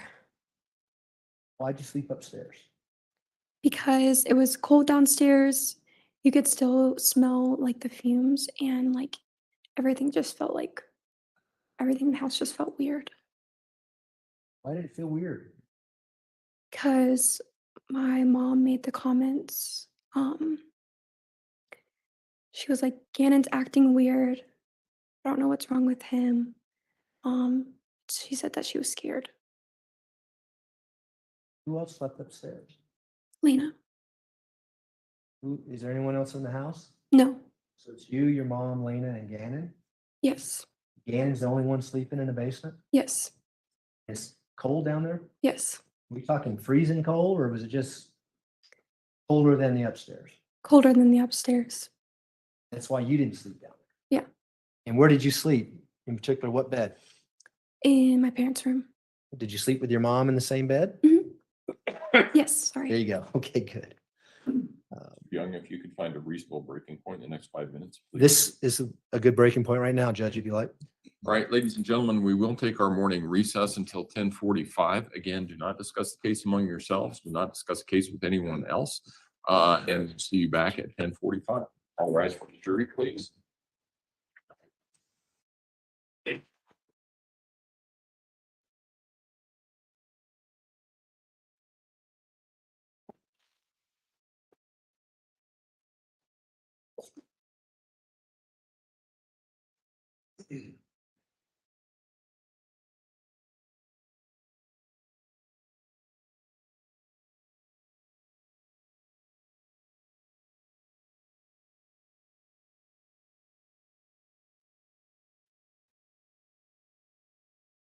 Thank you. May all be seated. Record should reflect the jury has left the courtroom. This fact, you can sit down with the witness stand now if you would like to. All right, we'll be in recess. Thank you. Rise.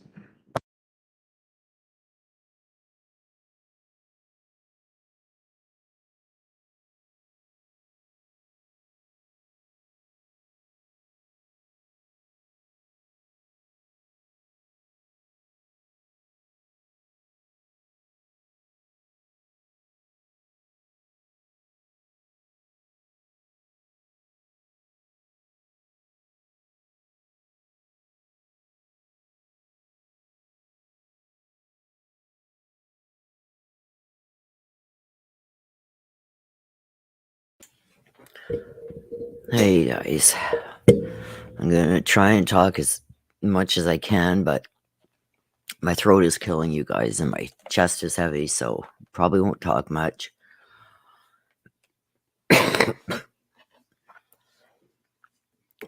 But I had her blown up on my phone. I was laying on the couch while this was playing on my desktop. I kind of blew it up on my phone and I was watching all her hand movements and I seen like 5, 6, or 7 of them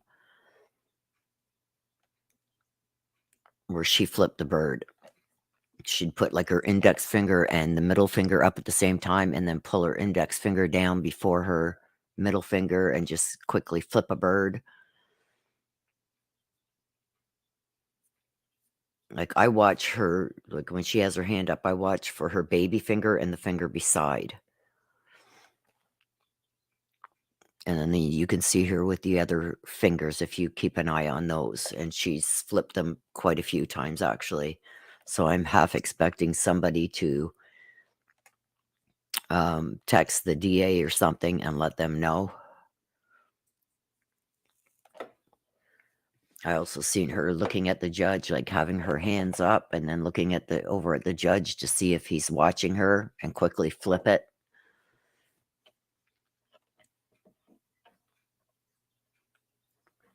I think she gave him some of Al's medication. Okay, so another thing I wanted just to address before I lose my voice, you guys, what I seen on Friday, when they were talking about what was in that storage room, there was a rolled up piece of carpet that was brand new. Okay, so keep that in mind.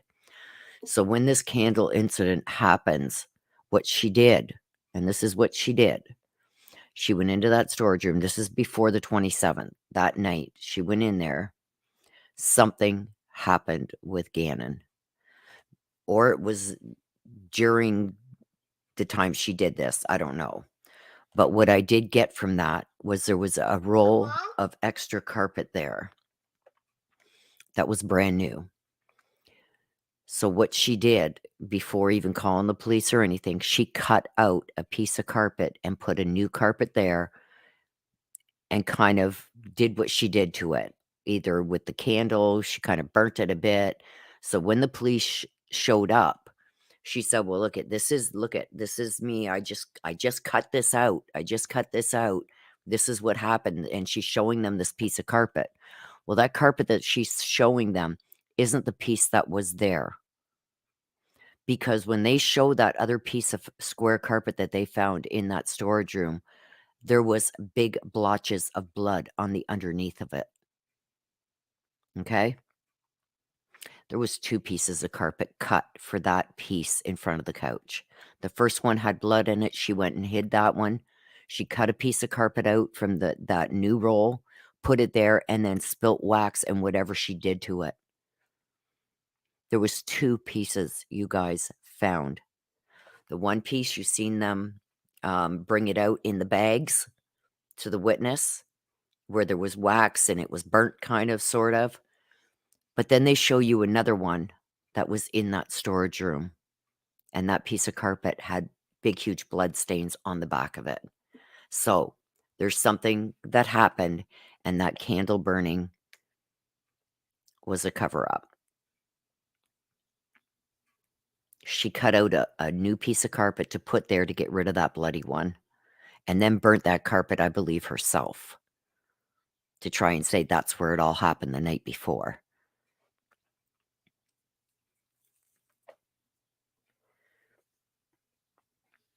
So keep that in mind, you guys. There was 2 pieces of carpet. So this is premeditated. No doubt about it. Premeditation. This is not just having a I snapped moment.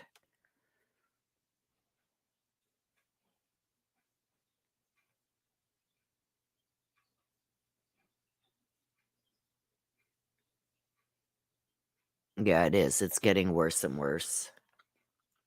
Like, it goes from bad to worse. Right? And another thing I found is in the text messages that were just shown with Harley, is she says that it started a fire. Gannon lit a candle. It started a fire. And she got Gannon, Landon, and the dogs out of there and went back in and jumped on him with the blankets to put it out. Why would you leave a child in a burning house if it was burning, like she was trying to project? But what she doesn't think of is the text message she had just sent Harley saying that she got Landon, Gannon, and the dogs out. Then she says she went back in and she jumped on him with the blankets. Well, wait a minute. I thought you said you got Gannon out of the house already. And why would you leave a child in there, get dogs out, and your daughter, or Lena, which is Al's daughter, and leave Gannon in there where the fire is apparently happening? If you've seen the fire, then you've seen Gannon there. Why would you run upstairs and go get Harley and the dogs out and leave Gannon where things are burning? It doesn't make sense.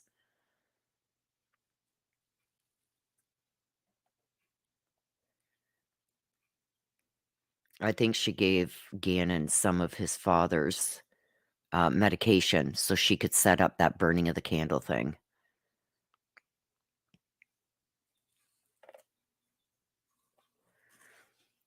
Willow, check your email. Bad Monkey. Okay, let me go check. And I'll put it up on screen. If that's okay with Bad Monkey.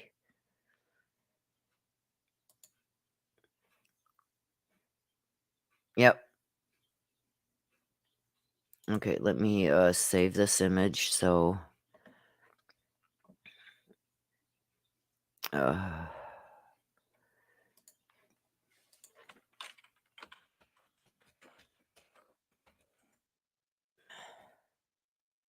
that's exactly what I was talking about. Thank you, Bad Monkey, for getting that for me. Okay, let me just blow this up and I will show it to you guys.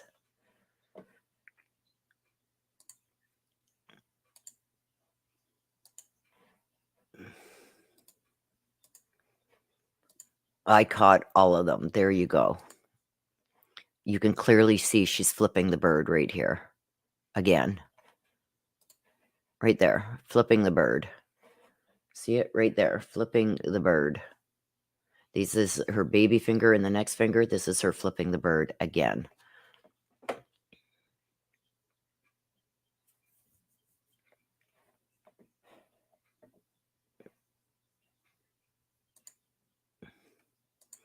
Okay, let me just get the right screen back up so you guys don't miss anything. Oh, sorry, you guys. Hang on a sec.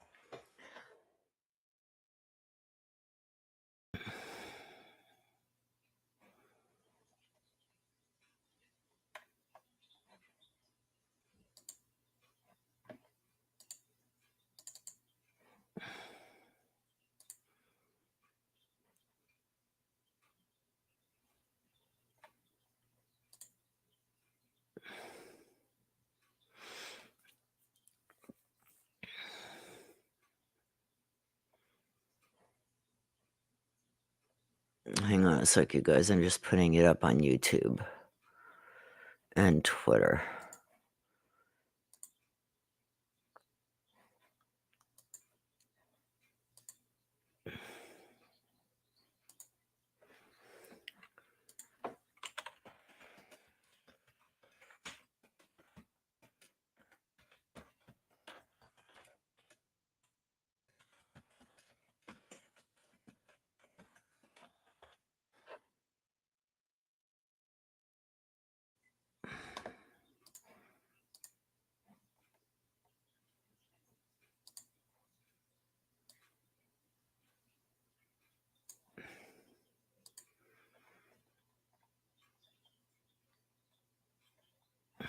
Okay.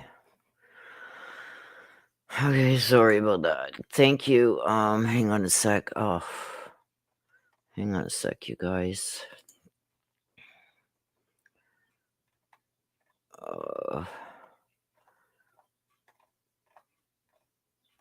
Thank you, Bad Monkey. I appreciate you.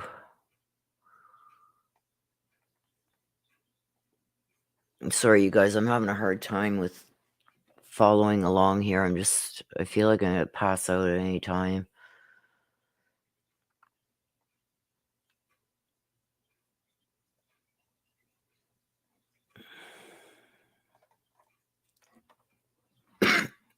Hang on.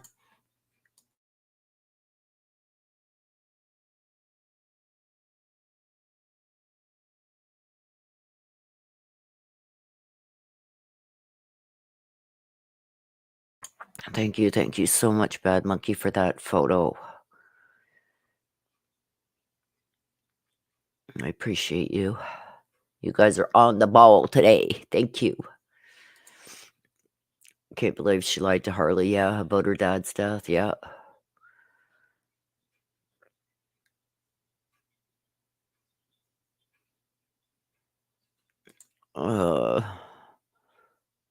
CSJ's comment, can we get them there ASAP? What? Hang on. I gotta scroll back up, you guys.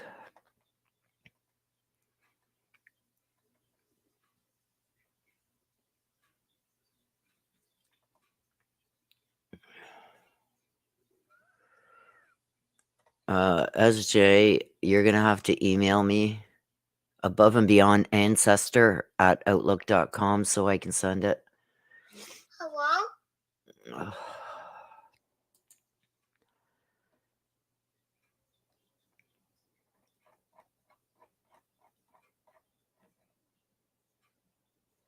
Yes, they do. They are the best. Aw, thank you, Chanel. You guys are just the sweetest. I'm sorry for my voice today, you guys. You know, when it first starts and you totally congested, could barely breathe. I can't lay down. I gotta prop myself up. It's like I've got asthma on top of that and COPD. It's just like, oh. And just sitting here, I feel like I'm gonna pass out. But I appreciate it, you guys. I'm trying my best. I don't know how to send them to the court. That's my phone, Pieta. I don't have, Chanel, no, I don't.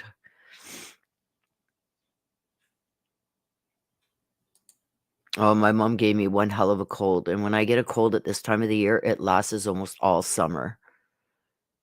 So if there is somebody that can send this to the court, then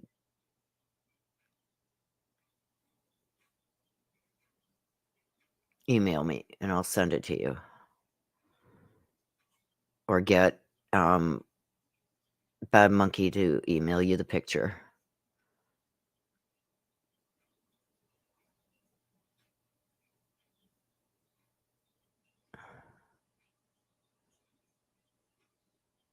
Okay, Bad Monkey video sent it to the court. Good. Way to go, Bad Monkey. You rock. I think that's probably why they took a half hour. So in case people did catch stuff. Oh, thank you, Cat's Attic. I keep my promises, though. You guys know, like, if I say I'm going to do something, I do it. And I told you guys I'd bring you this, and unless I'm 6 feet under, you're getting it. Way to go. Way to go, bad monkey. Yes. Yeah, I'm going to have a shower as soon as it's done for the day. And then I'm going to just crash. I just can't. One more thing happens today, and I'm going to lose my poop.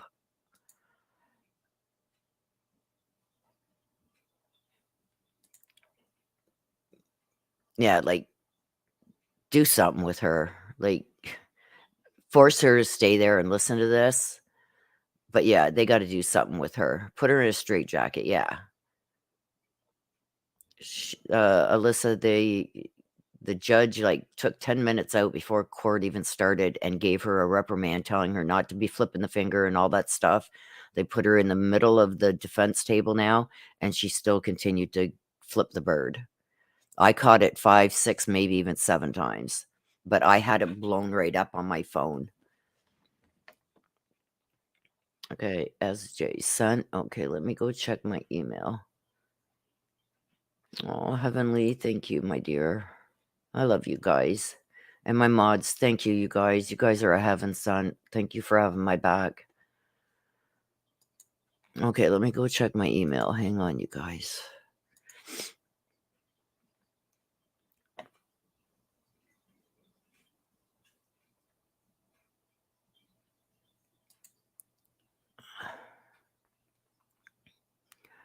Uh...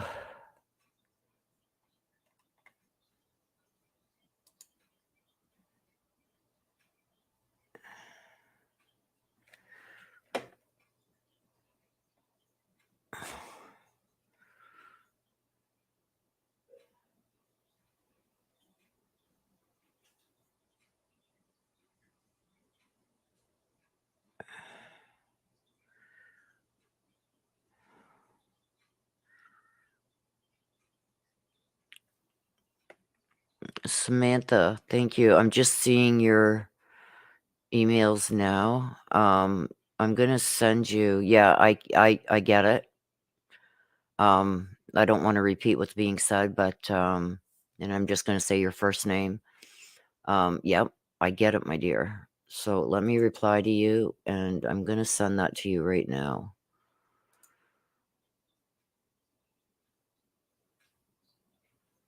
Where the hell did it go? Hang on.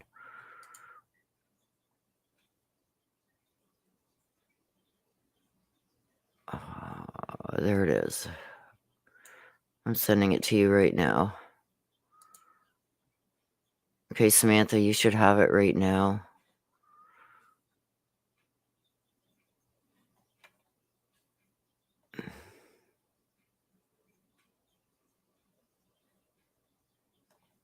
Okay, and I'm looking for the other one, and I don't. Hang on. No, this is Bad Monkey.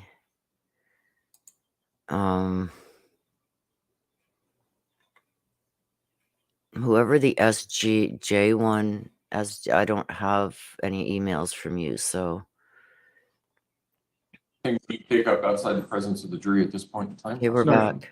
Okay. Let's go ahead and bring the jury back in. Let's have Ms. Hunt. No. Where did Ms. Hunt go? Oh, she's out in the hallway. Okay. They're bringing the jury back in, so they didn't get any pictures of this. Thank you, Amenity. I appreciate you, my dear. Thank you. Microphone's off.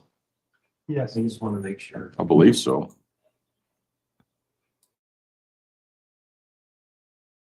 Yeah. Ms. Hunt, if you would resume your seat in the witness stand, I remind you, ma'am, that you're still under oath. They could not have seen those photos yet. So probably during lunch break. I don't know, but they need to get those photos. But she's going to be doing it again anyway. You guys, like, I can see it coming. So I'm gonna mute myself, you guys, because I'm hacking and coughing. And you guys don't need to hear that. All rise for the jury, please.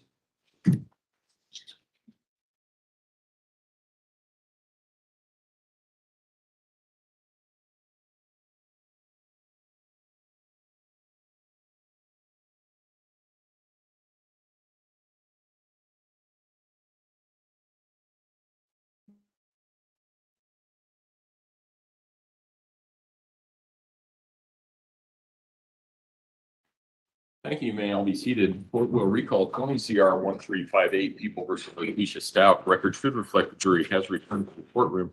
When we took our break, we were in the midst of the testimony of Ms. Hunt. That's where we will resume. With that, Mr. Young. Thank you, Your Honor. Ms. Hunt, there's a few more text messages from January 26th that I want to cover with you Okay. before we go into the 27th. Your book should be opened up to January 26th at 10:30, or excuse me, 10:10 p.m. Do you see that? Do you see a text from your mother that says, "My arm is burnt jumping on him"? Yes. Are you still at work when you get this text? Yes. So you say OMG. Can we go ahead and scroll down, please? And you say the fire was on Gannon. Yes. Are things becoming now clearer for you as to what she was talking about in her text message at work? Yes. Go scroll down. Go ahead and go down a little bit further. Yep.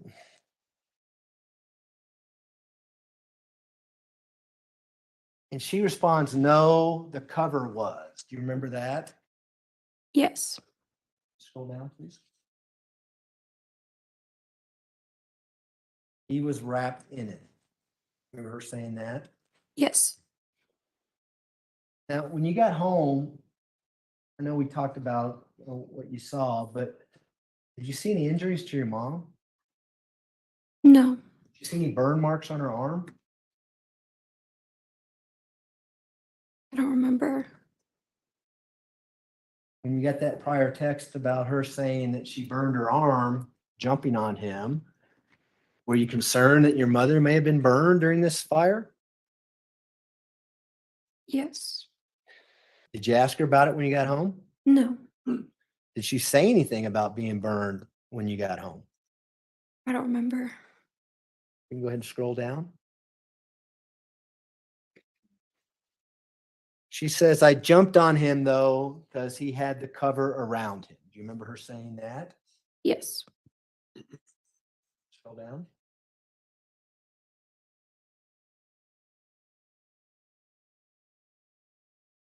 They say OMGG has. And it looks like we can scroll down again that she sent you a picture. Do you remember what that picture was? Of the couch being burnt. Was it the floor area with some blankets around what appears to be a burned area of the carpet? Hmm. Yes. Sorry. Do you remember getting that night? Yes. Go ahead and scroll down, please. And you ask, "What is that?" Did she ever answer that? No. Okay. And so, do you remember about what time you went to bed that night after you got home? No. Do you remember whether or not you had to work in the morning? I did. Yes. And what time did you have to be at work now on the 27th of January, 2020? By 8:30. That normal working time in the morning? Yes. We can scroll down now to a text from January 27th, 2020. Again, the blue is you. Do you remember making that text? "Are you here?" Yes.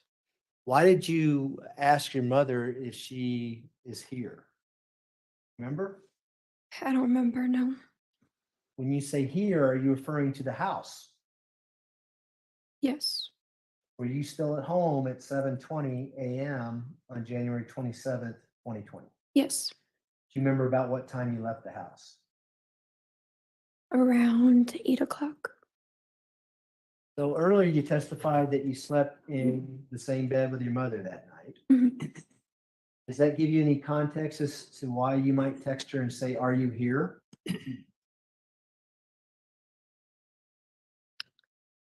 I don't remember why I said it. Um, 'Cause I didn't see her. So she wasn't in bed when you woke up, maybe? Yes. You know where she went or where she was at? No. Can you scroll down, please?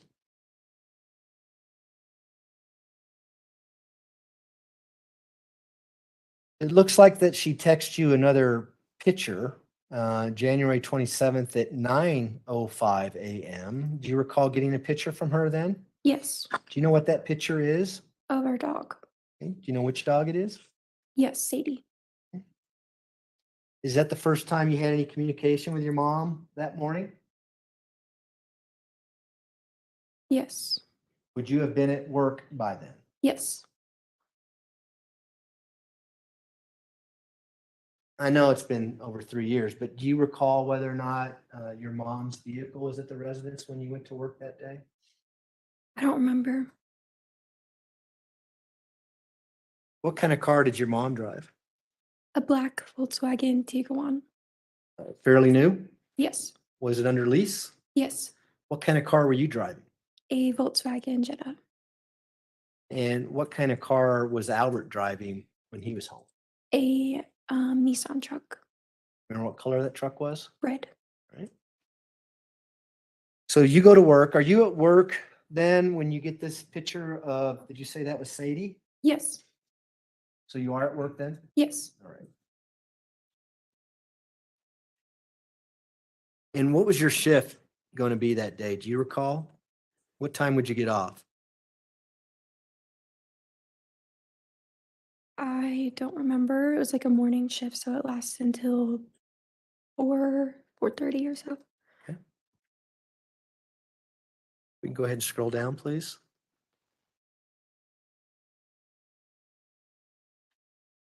So when you get the image of Sadie, you say OMG. And she says, she was like, it's warm. Let me try. Is your mom talking about Sadie? Yes. Okay. Did you know that when you got this message? Yes. Can you scroll down, please? Then on January 27th at 9:27 a.m., your mother texts you, OMG, something isn't right. Do you remember getting that text message? Yes. Do you have any idea what that meant? No. Do you have any idea what that means now? Yes. What does that mean now? She sent me screenshots of text messages after that. And what were the screenshots and what text messages were they? It was a conversation between her and Albert. Remember what the substance of that conversation was? About bath salts or hanging out with Gannon's older friend. How did the bath salts and the older friend relate to Gannon in this text message? It was said that that's what he had mentioned. Did you ever know Gannon to use bath salts or have any association with bath salts in the entire time that you knew him? No. Okay, if we can scroll down, please.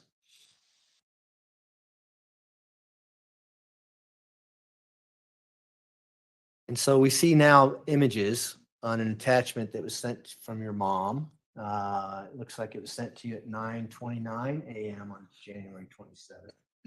Is that the screenshots that you just talked about that she sent you? Yes. What were you thinking was going on here? I mean, had she ever sent you any messages like this before in the past? No.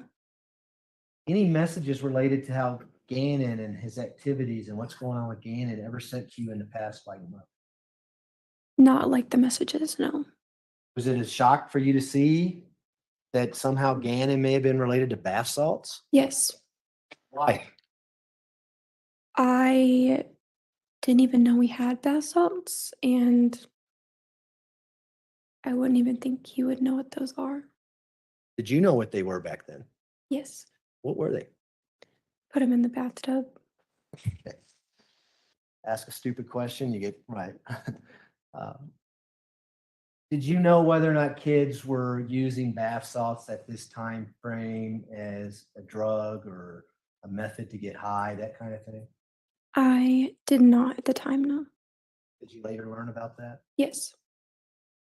But when you get this message, you didn't connect that as to being Gannon may have been trying to get high on bath salts or something? No. Can you scroll down, please?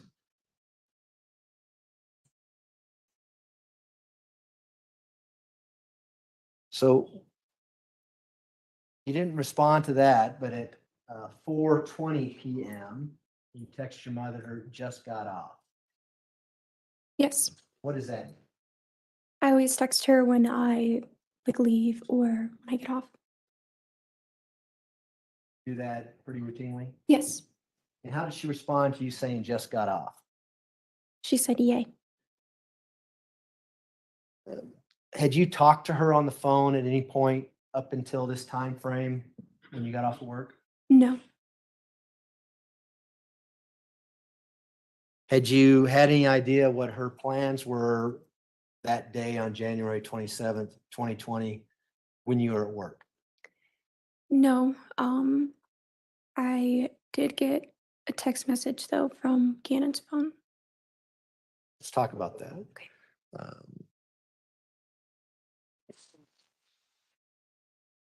I approach a witness.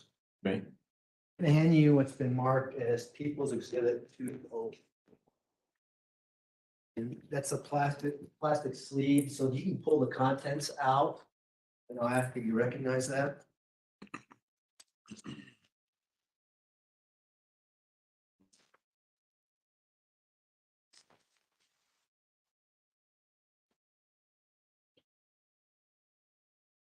Have you had a chance to look at that? Yes. What is People's Exhibit 204? Know It's what a it is? message between me and Gannon's phone. Okay. And is that what you're talking about? Is that the message you got indicating what it says here? Yes. And what was your understanding of what this message meant to you?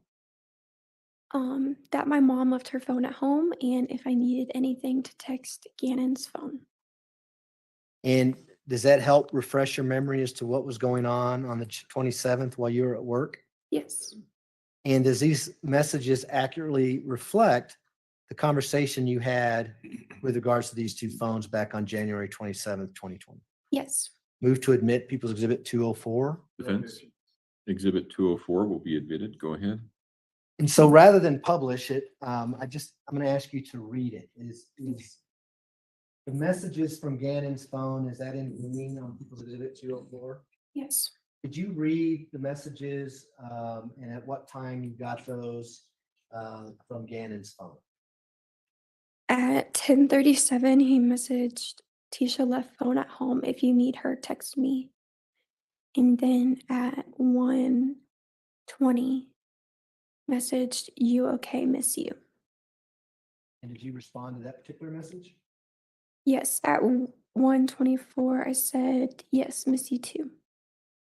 So if you needed to get a hold of your mom, you knew you needed to call Gannon's phone. Is that what this is all about? Yes. Did you know whether or not where they were going or what they were doing when the message came in saying she left her phone at home? At the time, no. Was that unusual for your mother to leave her own phone at home when she went out running errands or to do whatever she was going to do? Yes. Why was that unusual? She always brought her phone everywhere. Did you think it was unusual at the time you got this text message from Gannon's phone saying, hey, Tisha left her phone at home. Call me if you need something? No. Why do you think it's unusual now?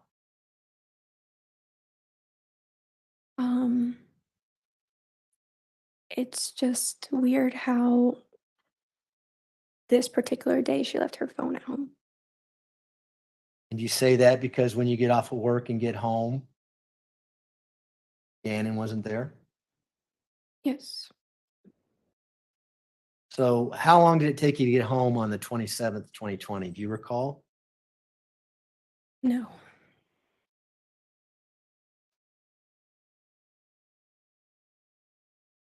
What happens when you get home? When I get home, mom's upstairs, just have a normal conversation, and she tells me that she looked up on the internet how to like remove fire stains from the carpet. So she wanted me to go to the store and get that stuff for her. Who did you see home when you got home? I remember seeing my mom home, and then Lena came in after. Did you see Gannon?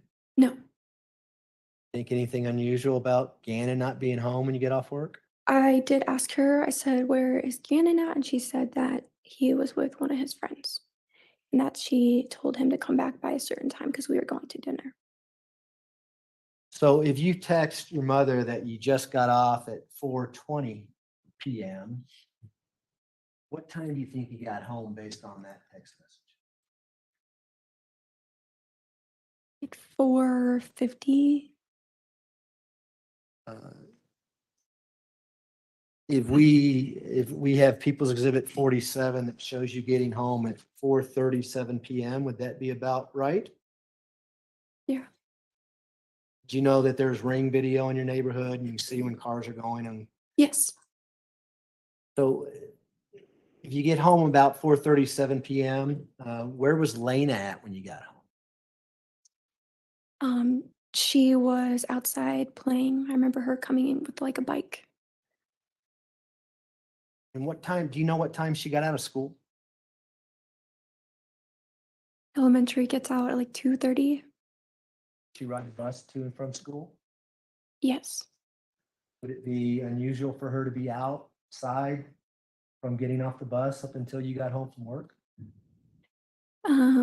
Yes, because normally there's like a routine. Kids would come home and like get snacks, do their homework, and then they would go outside and play. So when you get home uh, that day, what was your mother doing? I don't remember. I just remember talking to her before I left. You remember about how long you were in the house before you left? No, Did you ever go down to the basement? no, Lena ever go down to the basement? not that I know of. No, Your mother ever go down to the basement while you're at home? I know she did after. Maybe I'm not sure. So do you remember about how long you were in the house before you left? No, it was very like brief. If the video says it's about 15 to 16 minutes by the time you pull up and then leave again with Lena, would that be accurate? Yes. And again, for the record, that's People's Exhibit 47.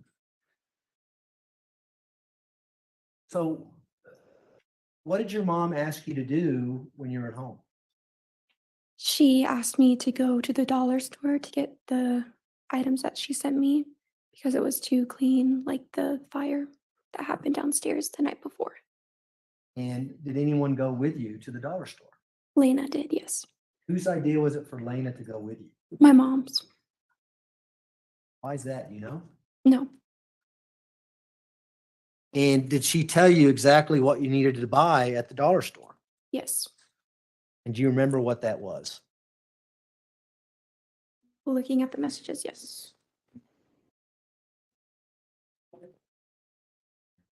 Okay, I'm gonna, if I can just have a second, Your Honor. Go ahead.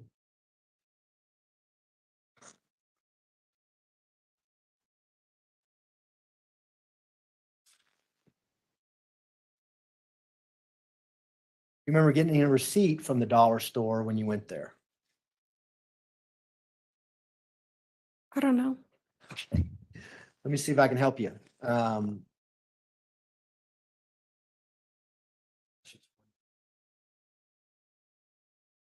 Coach, Your Honor. You may.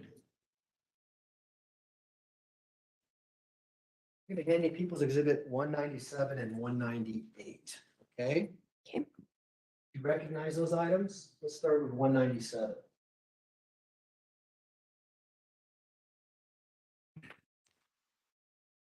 Yes. What is People's Exhibit 197? The items that I bought at the dollar store. And is that a photograph of a receipt from the dollar store? Yes. What about 198? You see that envelope? Yes. They're writing on that envelope? At the top? Yeah, is there like a label with some print on it? Yes. Does that relate to the dollar store receipt that we have a photograph of in 197? Yes. There's some scissors to your right on that table right there. Would you mind opening that envelope and just pulling out whatever's in there and take a look at it to yourself if you don't mind? I can just cut the top. You can cut it. You know, it's okay if I open it? That's fine. Thanks. And just for the record, I'll cut it open for you, okay? Cut it along the side here.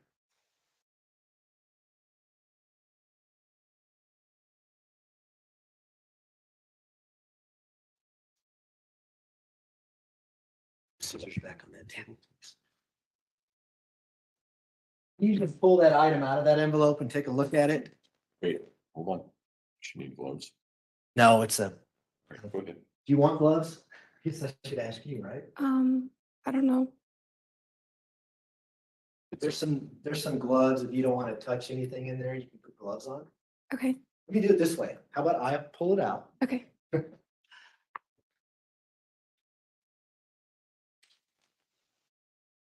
I'll show that to you. Do you recognize that? Yes. What is that? The receipt. Okay. Is that the same receipt that we have a photograph of in 197? Yes. The same general condition it was when you got it back on January 27th, 2020. Yes. It's lawyer stuff. Bear with me, okay? Your Honor, I move to admit People's Exhibit 197 and 198 at this time. That's no good. Exhibits 197 and 198 will be admitted. Request to publish People's Exhibit 197. You may go ahead.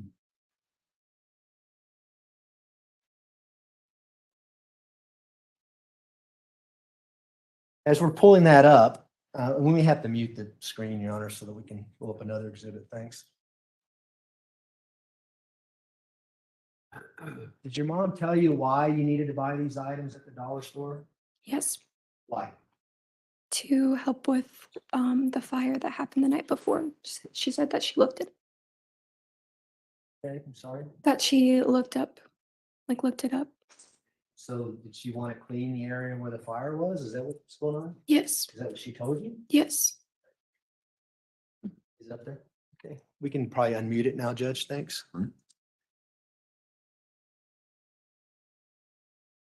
So behind you on the TV screen, we have 197. Can you just read off the items that you bought there at the Dollar Tree?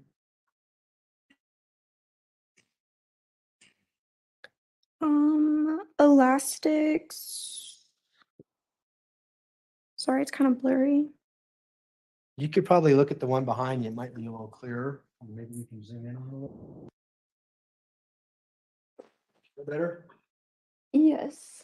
Elastics, extra strength. DEO. I don't know what that stands for.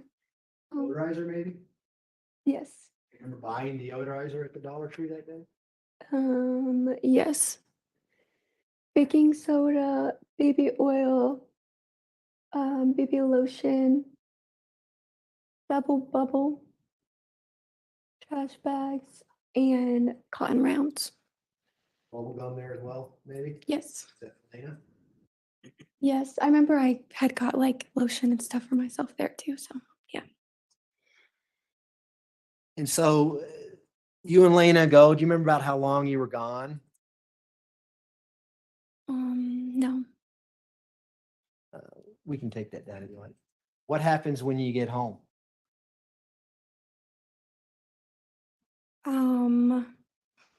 We get back, time had gone by. There was like a specific time that my mom said that she asked Gannon to be home. And as time like approached, he never came home. So was there a plan for you guys to have dinner together or anything like that on the Yes. 27th when you got home? Yes. Tell the jury about that.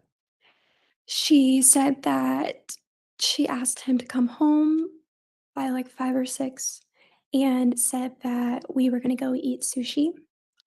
And then when time had gone by and he didn't get back, she was like, I guess he didn't want to eat sushi. Um, and then after that, we started looking for him. Did she tell you when he had went to a friend's house?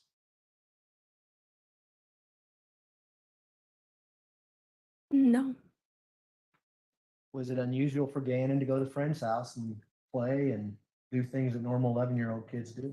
no, So at that point, what did you think? I mean, was it unusual for him not to come home when he was told to come home? yes, What do you base that on? because he's very specific with like time. Is your mother pretty strict when it comes to following the rules around the house? Yes, And that way with you your entire life? yes, Had she been that way with Lena and Gannon? yes, You go over there, you're gonna be home at a certain time, or there's gonna be consequences type thing? yes. And so what was your mom's demeanor like? What was her expressions when she was telling you that Gannon was supposed to be home at 6 and he didn't come home? She was worried. Remember, we got in the car and we drove to his friend's house. Lena walked up to the door to knock and see if he was there. They said no. And after that, that's when she started to get worried.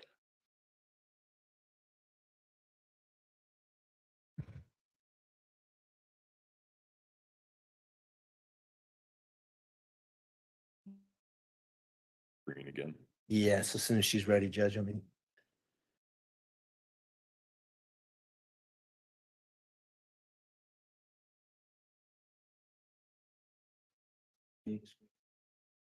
we can unmute it now, Judge, if you don't mind. Thanks.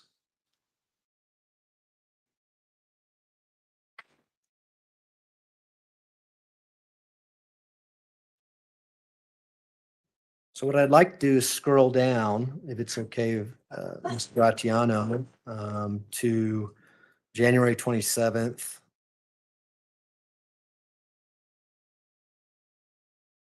At 7:02 p.m. Be the next one there. If you go, keep going. Are you there? Do you see that text message in the book that you have in front of you? Yes. Appears to be a screenshot of something. Do you remember what that screenshot was? Messages between her and Albert. Now at 7:02 p.m. on the 27th, were you out looking for Gannon? Is that when you and Lena were going to a friend's house to see if he was there, that type of thing? Yes. You know why she's sending you this screenshot? Did she ever tell you why she was doing that? I can't remember what's on it. Okay. That's okay, Harley. We can move on. Why don't we scroll down, please? And then she sends you any luck at 7:08 p.m. on the 27th. Do you know what she was referring to with regards to that? To finding Gannon. Did she go out with you to look for Gannon at all? We all went out together at first, and then I remember I took my car and drove down to his school to see if he was like at the park or something. At that point in time, did you think he was out and about? And what was going on through your mind? Did you think he had run away or what? Yeah, I just thought that he had ran away or he was just at his friends, didn't want to come home. Why did you think that? That's just what I was told. So, Who was telling you that? my mom. Can you scroll down, please?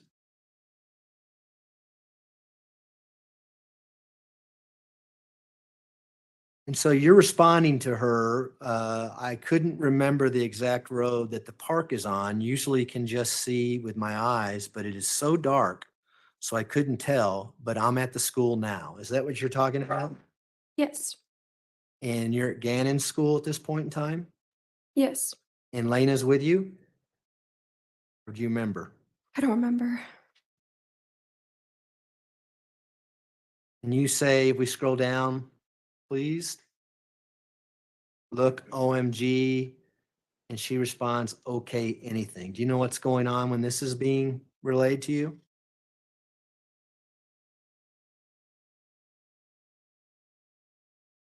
No. And then if we scroll down some more, please. You're asking your mom to ask Lena if she remembers any cars. Does that sound about right? Yes. Why are you asking her that? At this point in time, I'm pretty sure we were like knocking door to door. Um, we had got told that he was with his friend Jimmy or something. And Lena couldn't remember which house was Jimmy's house. So I was like, does she remember like any cars or anything that was there? Did you see, because the next message is old station wagon. Did you see an old station wagon out there? Is that why you're asking your mom about that? Yes. So you're asking her to ask Lena if Lena remembers an old station wagon. Does that sound right? Yes, because she had been to this kid's house before. Okay, we can go ahead and scroll down.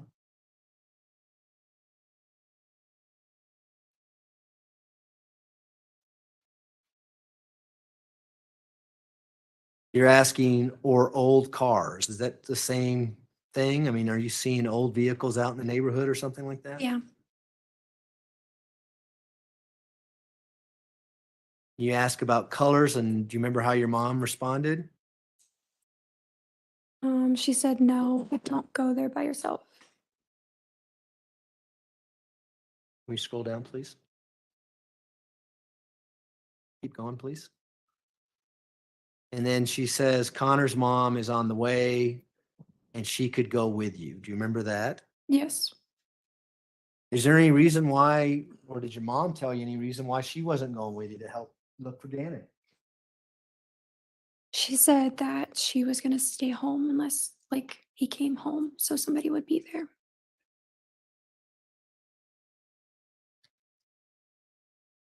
We can scroll down, please.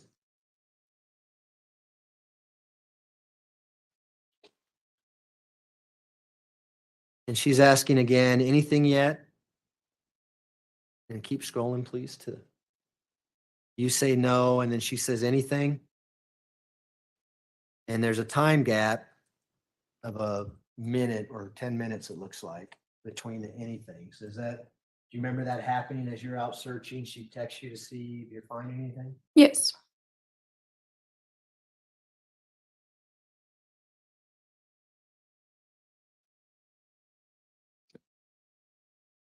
If we can scroll down to January 27th at 8:43. A little further down. She tells you that she's still waiting. Do you know what that was about? Still waiting at the house. And so is that telling you that Gannon hadn't come home yet? Yes. You respond no. Why did you respond no to that? Do you remember? From her previous message. So what did she mean by still waiting when you said no? It's kind of confusing to me. I had said no to her previous anything message. Oh, okay. Got it. And then you say, look at the recent comment and we can scroll down. Remember saying that? Yes. And you ask her, do you need me to get you anything? Do you remember that? Yes. And we can scroll down. She says, no, I may need to go to the store. You recall that? Yes. Do you know what store she needed to go to? No. And then below that at 6:21 a.m., which would be now the next morning, January 28th, there's a text message to you that says, don't answer the door for anyone. That's all. Yes. So we had made a post in our neighborhood Facebook group, and she said that a bunch of people have her address, so people might show up, so don't answer the door. While you're out on the night of January 27th, 2020, was there several people in the neighborhood looking for Gannon at that same time?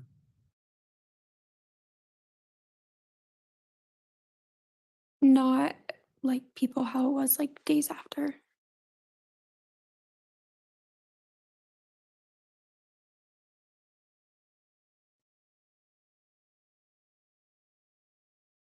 Did the police eventually come to your house on January 27th, 2020? Yes, And do you know why the police came to your house?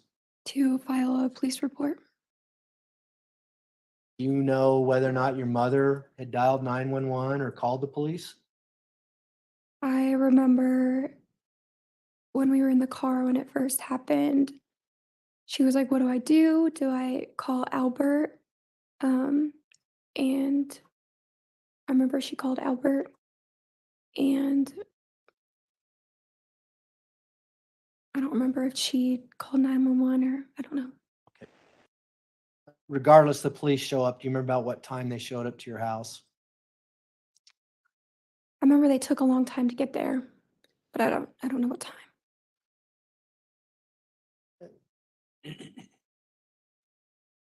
Prior to the police getting there, do you remember your mom telling you to look at Gannon's backpack to see if there's, Yes, you do that? yes. What did you see in Gannon's backpack during this time? When you open the backpack, you had a folder in there, and in the folder was a Swisher Sweets, And what is a Swisher Sweets? like a cigar roll thing. What did you think about when you saw a cigar in Gannon's backpack? Wasn't like him, and I was like, I don't know how a kid got this. Flash forward to when the police get there. Did your mom tell the police anything about a Swisher Sweet cigar being in his backpack? I don't know. You recall when the police were there that your mom bring you in to talk about this Swisher Sweet cigar? It's in the backpack. I don't know. You know that the police officers had body worn cameras on and audio in there. Yes. If that happened, that would be on those. Yes. But what did you think about the Swisher Sweet being in the backpack and your mother having you go search his backpack?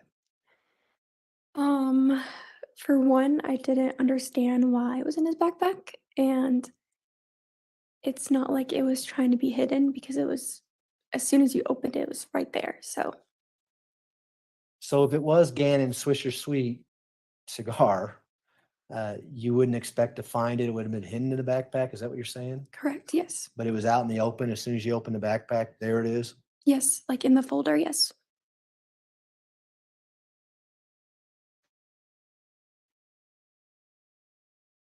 I can just have a moment, Your Honor. Me? Do you remember texting other people, friends in the neighborhood, people that you worked with that may have lived in the neighborhood, about Gannon being missing? Can you look for him or let me know if you see him, that kind of stuff? Yes. Were you doing that pretty routinely during this time frame, the night of January 27, 2020? Yes. Did you get any response from any of them? Yes. What was their responses? Like praying for you. I'll keep my eye out. Let me know if you need anything. None of them saw Gannon, though. No.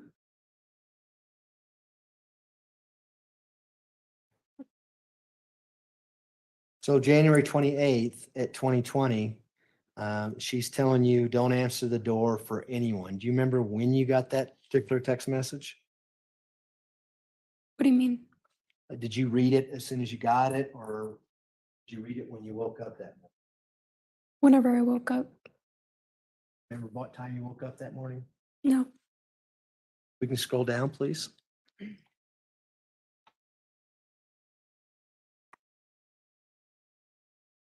She then sends you a text that says, I'm going to see if people are out looking at 6:21 a.m. on January 28th, 2020.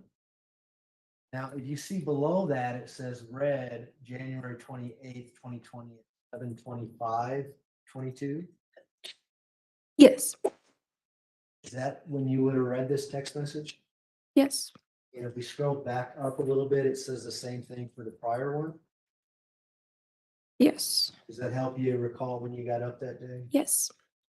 So what did you think about that when you got this text message? Don't answer the door for anyone. I'm going to see if people are out looking. I thought that she just woke up early to try to look for Gannon.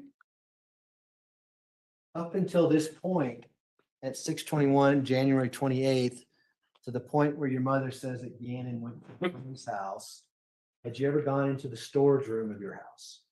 No, You know where the storage room is? You know what I'm talking about? yes, It's where the furnace is and where boxes are and things like that. yes, Did you ever go in there? no,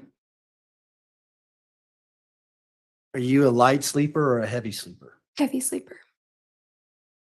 If your mom was in the basement at 6 a.m. on January 28th, would you have heard her down there? No, Would you have heard her if there was objects being moved around within the basement? no, Did you see her at 7:25 a.m. on January 28th when you woke up? I don't remember. Why don't we scroll down and see if that helps us?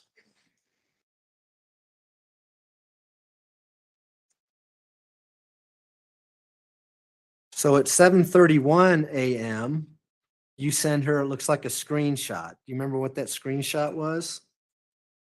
Yes, there was just people in our neighborhood Facebook group like saying things or posting like their ring footage. So I would try to keep her updated. And is that if we scroll down, some other screenshots we see, is that what you're sending your mom is what people are posting? Yes, And then you say, if we can scroll down some more, please. She's sending it see page. Do you remember that? yes, What did you mean by that? separate. Okay. Separate page, as Mm. it says down below. I think I just meant she is sending it separate. Now, what was your understanding as to what was going on with Albert? Was Gannon's missing? It's been overnight. We're now on January 28th in the morning. Do you know whether or not Albert was making arrangements to come home? Yes, he was. Do you know whether or not your mother was going to pick him up at the airport or somewhere else? She was gonna. I think she was gonna pick him up at the airport. I don't know. Things had like changed so much. Did she go to pick him up at the airport? Do you remember? I remember her leaving. Yes. Did you talk to her before she left? No. We talked about your mother's vehicle, this black Tiguan, earlier this morning. Where would she park this vehicle? In the garage. How would she park in the garage? Would she pull in with the front first or would she back? Varies. The garage has got a lot of woodworking equipment in it and not a lot of room to park in there. Yes. You know how she parked in that garage the night of January 27th, 2020? I think she pulled in Pull in, what does that mean? like didn't back in. She pulled straight in. So the front of the car is going in first? Mhm.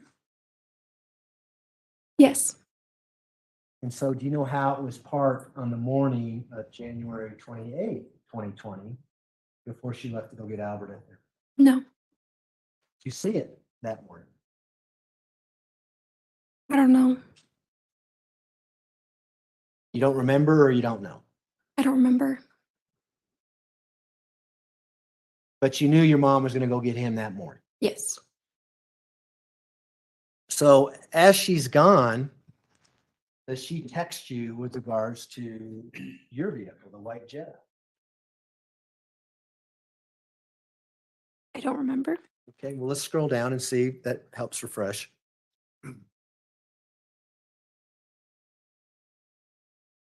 We can go down one more, please. So at January 28th at 8:44 a.m., she says, wants shoes are at the front door. Do you take that to mean what shoes are at the front door? Yes. And did you respond? I mean, what was it? Did you know what that was about? Why is she asking you about shoes at the front door? There were ring videos that people were posting. So we were trying to think like what shoes was he last wearing? Okay. And then And did if I you, took a picture, then she would know based upon what's at the door. okay, so we scroll down, are those pictures, is that a picture of shoes at the front door Yes. that you sent her? Yes. And then if we keep scrolling down, there's a screenshot. Yes. Is that that's another screenshot from the neighborhood, people posting things on the Facebook page and things like that? Yeah, and people, I think one of her friends were texting me and she saw this video as well and she sent it to me. And then if we can scroll down at 8:48 a.m., she asked you if you're working. Were you scheduled to work that day? I believe so. I remember calling off one of the days. Right. I don't remember which day. And then you respond no at 8:48 a.m. Remember that? Yes. And then this next message, see if this refreshes your memory. Does she, we can scroll down, does she ask you to pull your car in the garage? Yes. What was that about? Do you know why she's asking you to pull your car in the garage? No. In the next message, she just said there was like a lot of people coming. So Okay. Did you take that to think that no, she didn't want anybody to see your car out in the driveway perhaps? that or like so there was space in the driveway for people to park. Okay. But where was your car parked when you had to pull it into the garage? Do you remember? I would normally park on like the side of the street or in the driveway sometimes. Did you pull your car into the garage when she asked you to do that? I think so, yes. And do you remember backing in or did you drive forward in? I don't remember. It's on video. Would the video reflect that? Yes. All right.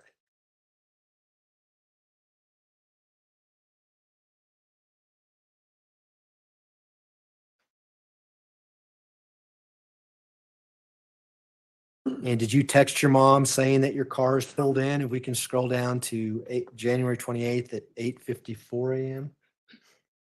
Yes. You see that? Yes. And then she responds, Albert said to tell Lena to work on her clothes. Did you know what that was about? I think it was just like cleaning up her room. We can scroll down. We can keep going, please.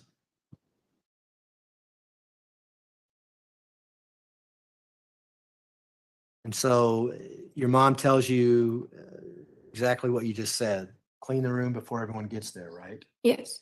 What was your understanding of who was coming to the house? I know Albert was coming home. There was different like army people that were coming. I know some like family flew in, so People were coming out to look for Gannon, right? yes.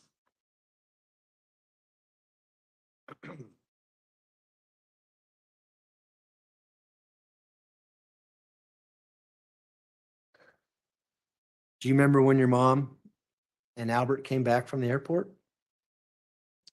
Yes. Were they driving the black Tiguan? I don't remember what car they were driving. Do you remember your mom renting a car? Yes. Remember what color the car was? No.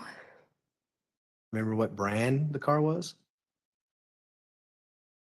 No. Did you think that was unusual that your mom left in the black Tiguan and came back in a rental car? I was told that they were going to be driving searching for him, so she didn't want to put miles on her car. And Albert's truck like takes a lot of gas. Who told you that? My mom. So did you ask her about it or did she just volunteer that to you? I don't remember. Okay.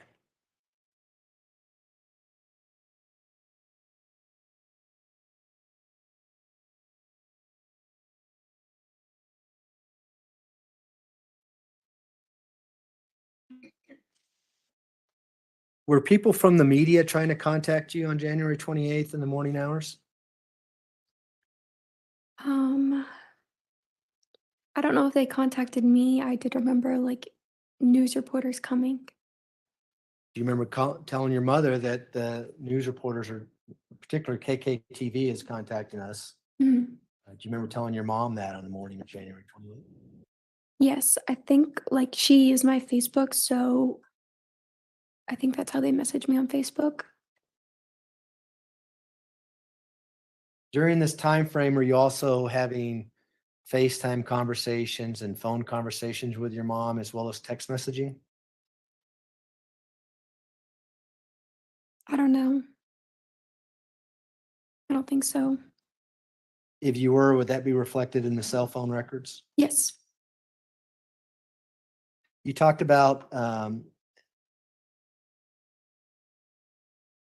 soldiers or Albert's coworkers coming in to help look for Gannon. Yes. Did they actually come by in a silver SUV? Yes, I remember people from his unit came. And did you talk to them? Did you let them in the house? What happened with that? Yeah, I think I talked to them.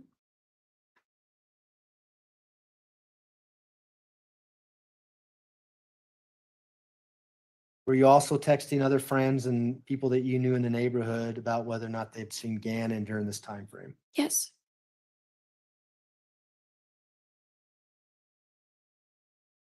Let's kind of jump to the afternoon of the 28th. Do you know whether or not Albert and your mom were actually talking to detectives with the sheriff's office during this time frame? Yes, that's what I was told. They told you that? I don't remember. I just remember it being mentioned. Do you remember a time in that afternoon where your mom kind of disappeared and you didn't know where she was at, that type of thing? Yes. Tell the jury about that. What was going on and what vehicle was she driving? Remember? I remember Albert was home and he kept calling her.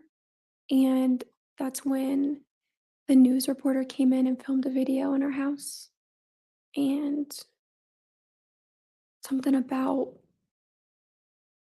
they were asking her for like a hairbrush or toothbrush. That's why she couldn't answer or something. I don't know.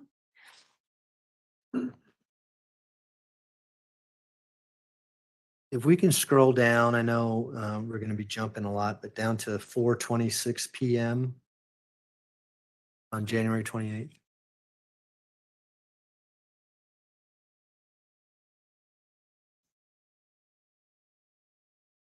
Are you there, Ms. Hunt, in the notebook, or we can look at the screen if you're not? Yes.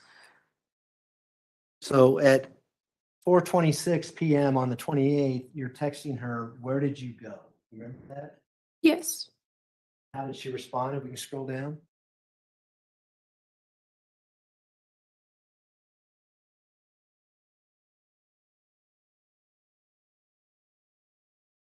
Do you see that where it says, "I will text you in 10 minutes"? Yes. Do you know where she was at when she's texting you at this time? No. Do you know if she's in the rental car or what vehicle she's in as she's gone during this time frame? I do not know. And then you respond with looks like a question mark. Or you said, "Huh, I'm sorry." Yes. What did you mean by that? Because I was confused when she said, I'll text you in 10 minutes. And then if we scroll down, you ask, "Where's Lena?" Yes. Did you know where Lena was at? Yes. I said, never mind, she's here. Okay.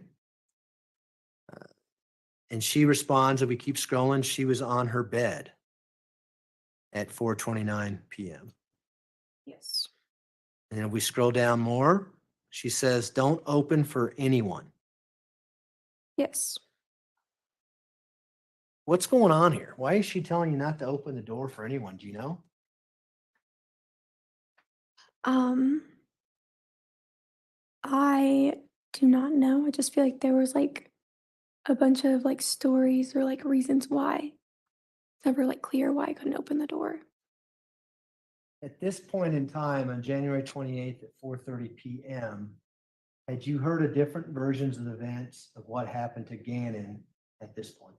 Yes. What version of events did you hear? Let me ask you, did you hear this from your mother? Yes. What did she tell you happened to Gannon at this time?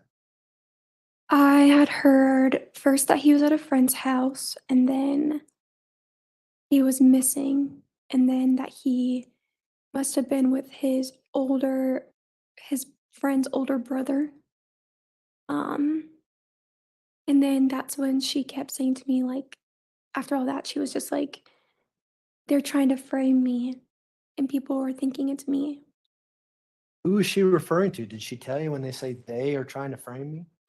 People in the groups, remember her mentioning like the detectives were being weird, asking weird questions of her.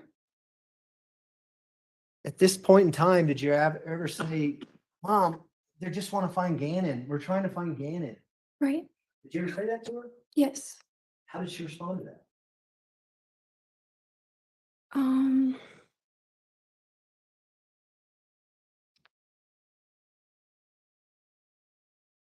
I don't remember.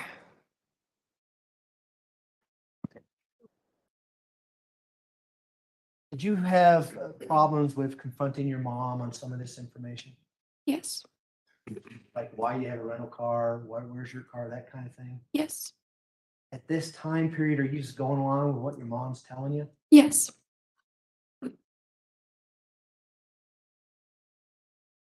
You can go ahead and scroll down some more, please. You say at 4:30, if we can go down one more, where are you going? And she responds, I said I would text you in in 10 minutes. Yes. Would your mom usually tell you where she's at, what she's doing under normal circumstances? Yes. We had like 360, so I could always look on there too. Did you do that? It wasn't on How do you know it wasn't on? because it'll say like nothing found or it'll tell you. So while you're asking where you're going and things like that, you're looking at her Life 360 app to see where she's at. Yes. It was shut down for whatever reason. Yes. Had that ever happened? No. You always been able to find your mom and vice versa. She find you, I take it. Yes. Based on this Life 360. Yes.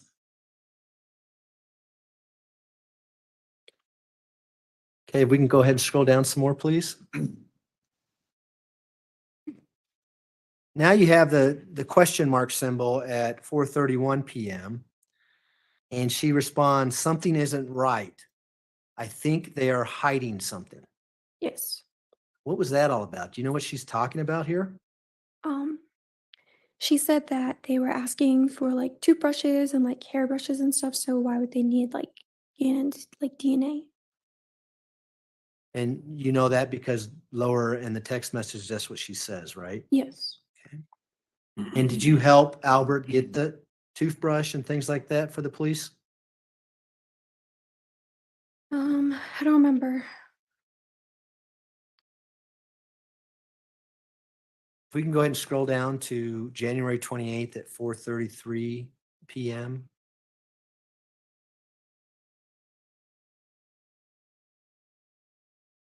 You say, what do you think they're hiding? And did she respond to that text? No. And then if we scroll down, you have another question mark. Yes.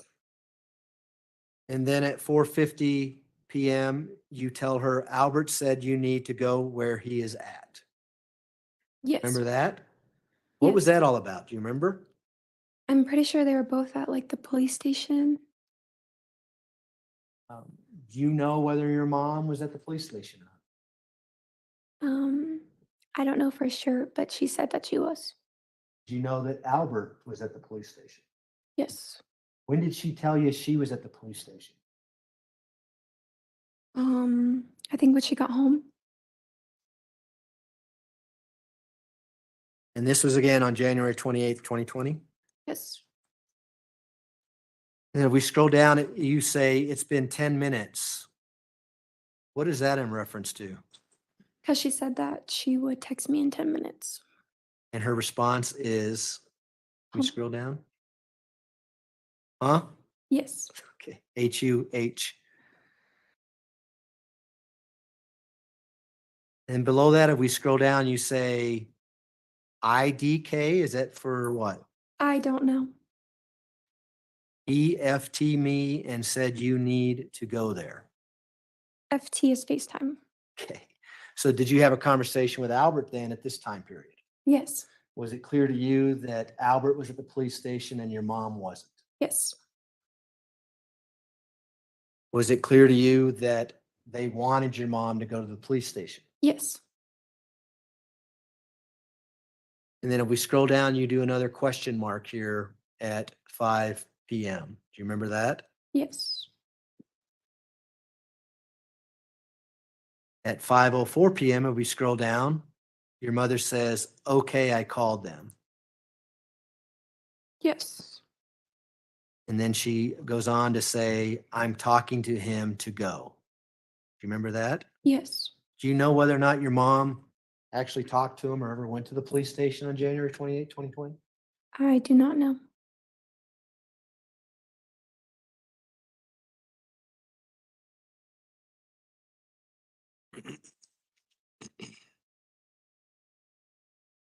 If we can scroll down to January 28th at 5:22:53.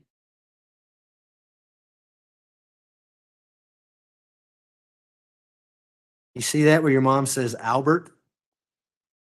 Yes. You say to go where? What are you referring to there? Because in the previous message, she said, I'm talking to him to go. And it if was we never clear what she meant. Okay. And then if we scroll down, your mother says, they said I have to go back to the place. Do you know what she's talking about there? No. Do you know where your mother's at 5:24 p.m. on January 28th, 2020? No. And if we continue to scroll down, your mother says they are treating us crappy. Remember that? Yes. And you, if we goes to the left, say, not sure what that means. It says emphasized in quotes, they are treating us crappy. Is that something you're typing out or what did you do? No, it's like you can hold down the message and choose like a symbol. So it's like a thumbs up thing. Yeah. Heart. Yeah. There's only ones I know. So you respond to her message somehow emphasizing they are treating us crappy. Yes. Were you being treated crappy? No. Were you under the impression at this time that your mom was being treated unfairly by the police? Yes. Is that what your mom wanted you to think? Yes.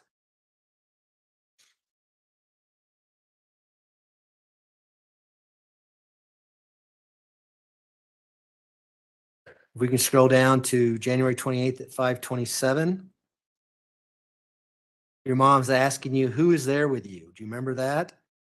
Yes. And at this time, it's just you and Lena in the house. Is that how you respond? Yes. And if we scroll down, keep going, please. There we go. Back up. I'm sorry. She says, who was at the ring? And then she says earlier. Do you know what that message was about? No. And I said nobody was at the ring. Did your mom have access to your doorbell camera on her phone? Yes.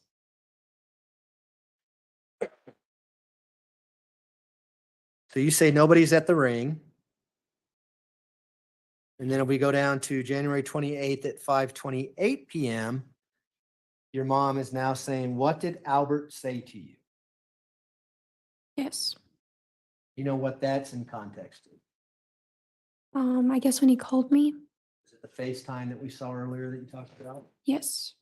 And did you tell her what Albert had said to you? Yes. And we can scroll down, please. To tell you to come there, right? Yes. And then your mom responds, I told him this is nonsense to come there again. Yes. And now you're texting her at 5:45 p.m. that someone is here with pizza. You remember that? Yes. Why are you texting her about that? Because she told me not to open the door. And then she responds, it's pizza. And you say, do I open? Yes. Why did you have to ask your mom for permission to open the door to get some pizza? Because she had told me originally to, and she would have watched the camera. I don't want to be in trouble. Would there be consequences for you if you didn't follow what your mom's telling you to do? Yes. You gotta let me know when I can go right up to noon or. So it's up to you. I was going to ask you to find a breaking point in the next 5 minutes or so.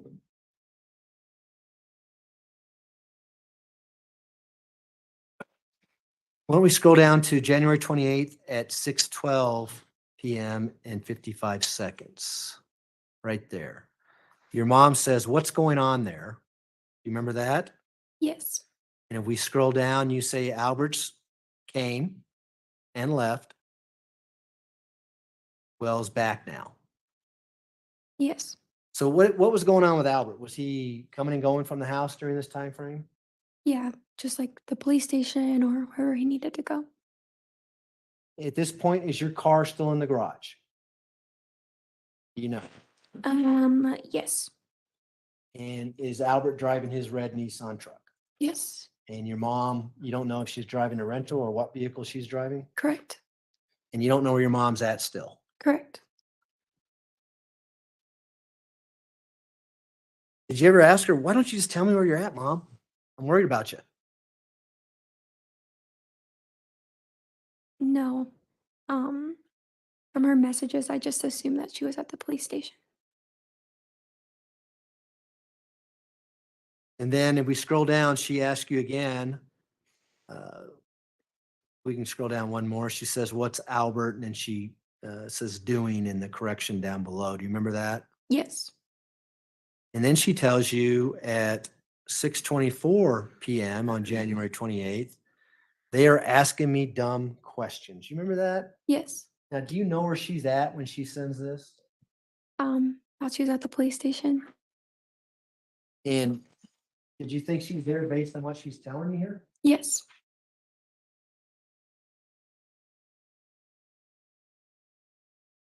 And then you respond talking to the news because they're here.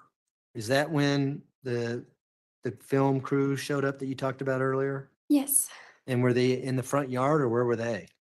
No, they came in the house. How'd they get in the house? I think Albert let them in.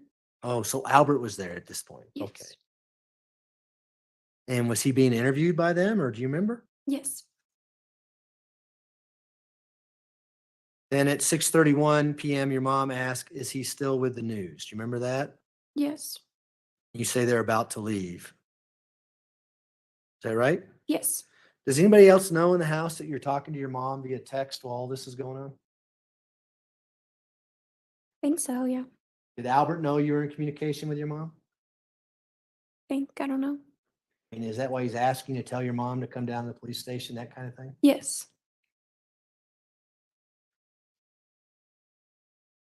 You know, this is a good time probably to stop for lunch if you like. All right, ladies and gentlemen, we will take our noon recess. If I can have everyone back in the jury or back in the jury room a little bit before 1:30, we should be able to start right on time at that point. Again, don't discuss the case among yourselves. Don't discuss the case with anyone else. With that, all rise for the jury, please.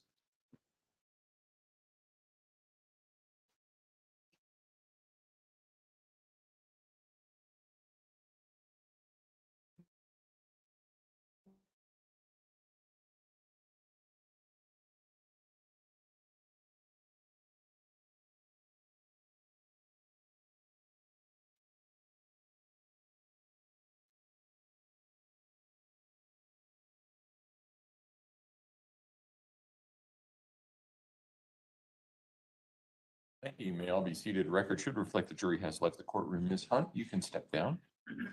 Watch your step as you step down. We will be in recess until 1:30. Is there anything else we need to take up? Prosecutor?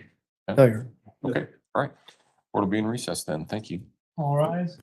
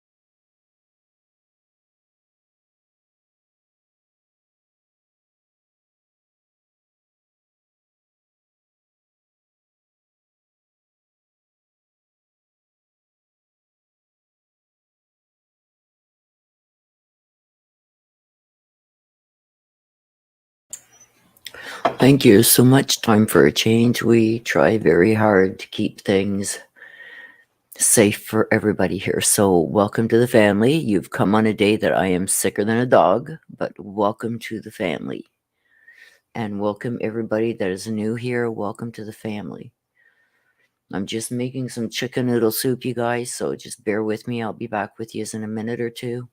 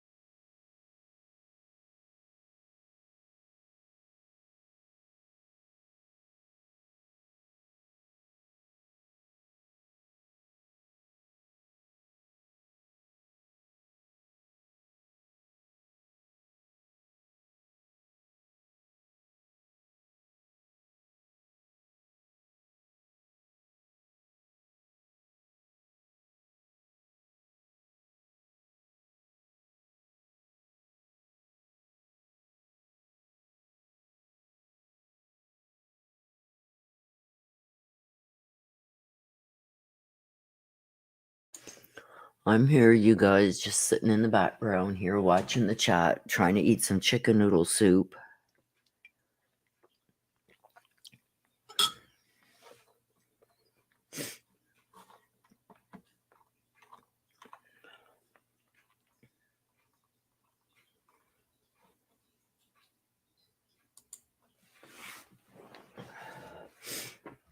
So I'm going to mute myself, you guys, while I sit here and watch your chat because you don't need to hear me slurping my soup. And I did make some chamomile tea with lemon juice in it, and it is disgusting. I do not recommend it. But somebody told me to make a tea with lemon juice, so I'm doing that. Thank you, Wicked Dreams.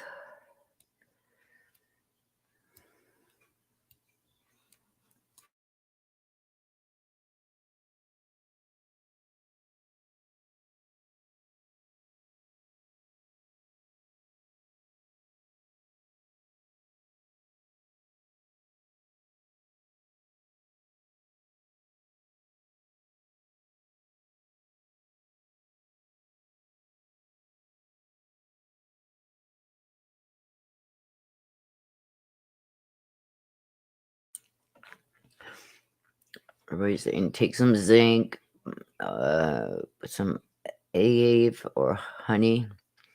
It would be good if I had any of those things, but I don't. So I did have lemon juice, 100% pure lemon juice.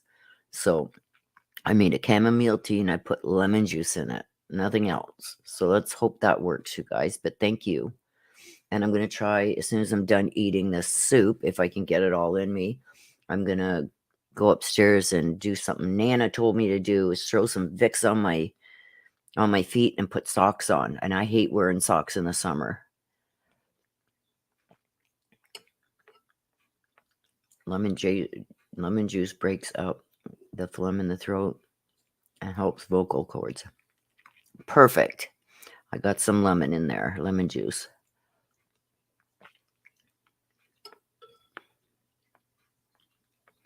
Oh no, Marie. If you guys can hear me slurping, tell me so I can mute myself. I'm trying to be really quiet.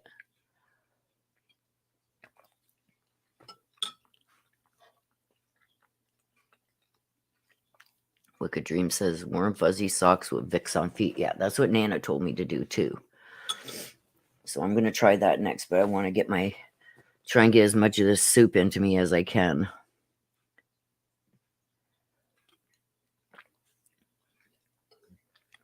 Power Monkey says get some booty. I'm single and I'm staying that way. And it's funny.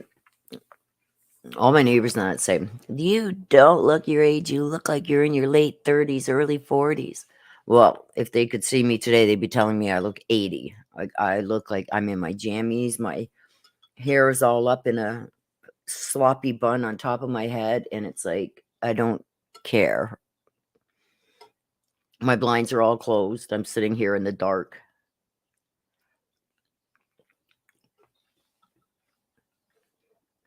Marine Berg, slurp away, Willow. Somebody told me about that one too, Denali. Onion on the feet, preferably yellow, but any will do. Helps draw out impurities from the body. I heard about that too. I heard about that years ago, and I never really knew if it worked or not. Wicked Dreams. Got the belly bug. I feel sorry for you, honey. I still got all this stuff going on with my stomach, and then my mother gives me this damn cold. And I knew it. I told her, Mom, that's not allergies. That's a cold. I have allergies. And there was a lot of pollen one day, and my eyes were really itchy and that, and I was sneezing a lot. But her, it was sore throat, her voice like this. And this was like 4 or 5 days ago. I said, Mom, you better not have a cold. Sure enough, look at what happened. I woke up 4:30 this morning like this and couldn't get back to sleep. So I've been up since 4:30 in the morning. Almost 12 hours. Okay, Denali, I will try that too. I agree.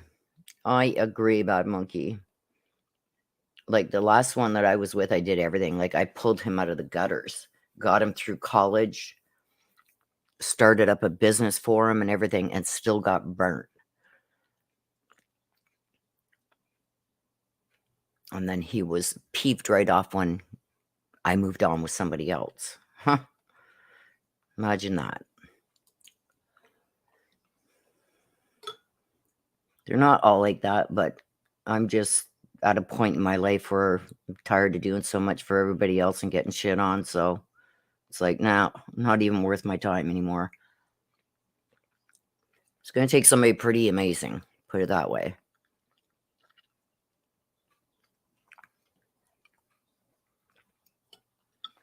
Oh, yeah, I could never sleep with socks on.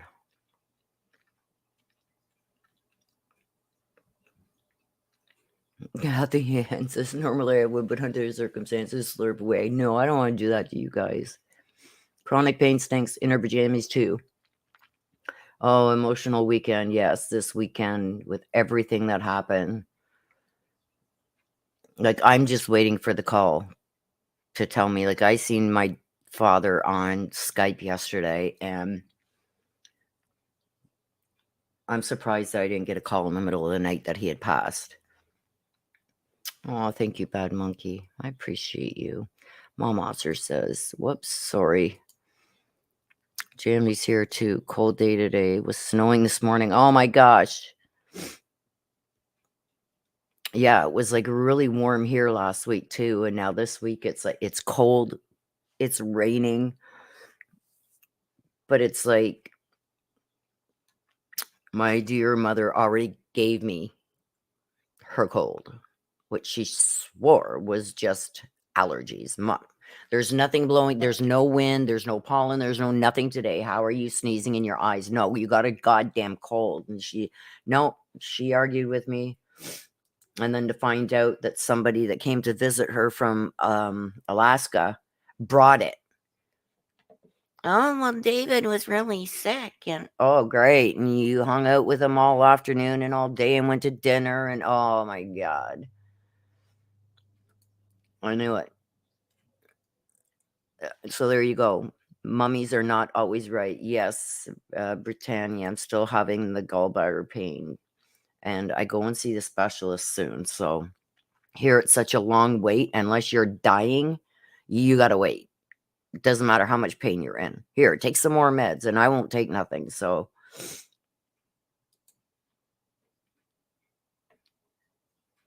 absolutely wicked dreams. I have a Himalayan salt lamp. It's actually right beside me. I should turn it on. But there's so many different things that you can do, and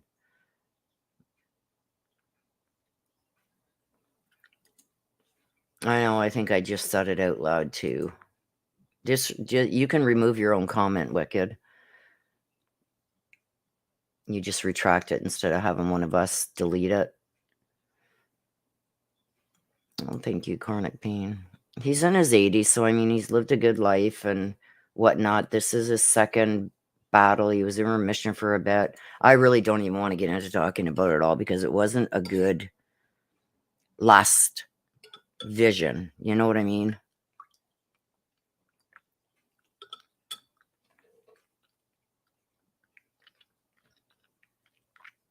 Drive safe, cat. But thank you, Chronic Pain.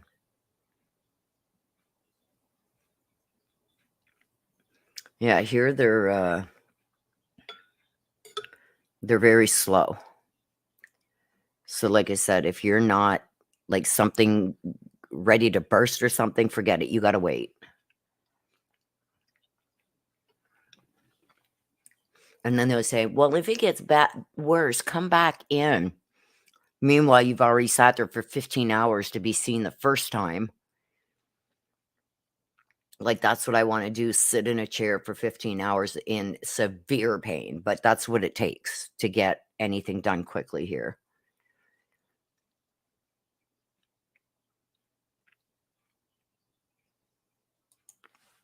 I should have mine on too. I don't even know if the light bulb works anymore. I should try it, but I don't think it's plugged in. Oh, wicked dreams. I'm sorry, hon. Mom had a date and got sick.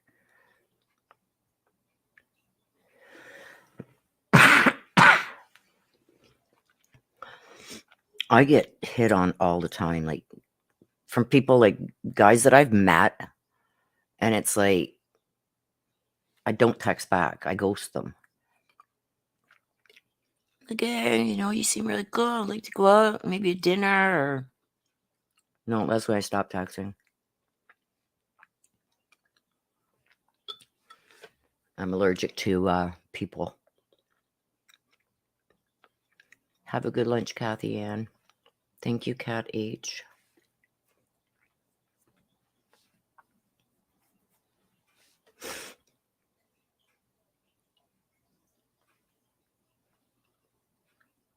Good dreams says I've not been hit on since 1999. Forget what it feels like. Yeah, and it's young guys. It's like I think the last one. If he was 33, he's lucky. You know what I mean? And it's like, are you kidding me? Like I'm old enough I could be your mother. No way, no way. Yeah, way.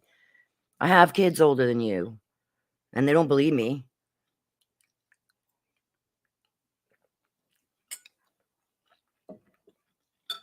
Right, Marie? I had this one guy. This is, I don't know, a couple of years ago. He started messaging and everything, and well, more than a couple, probably about 5 or 6, because it's been 5 years since I quit drinking. So just before that, it's like, oh, come on, go for drinks and everything. And so, okay, I went out for a couple of drinks with him and everything, and we met up with other friends, had a good time, went out again the next day. We went go-karting and stuff like that.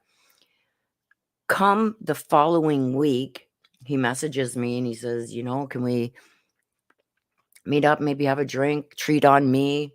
I need to talk to you about something. And he wanted to know if he could borrow 25 grand. And it's like, yeah, see you later, bud. You ain't getting none of my money.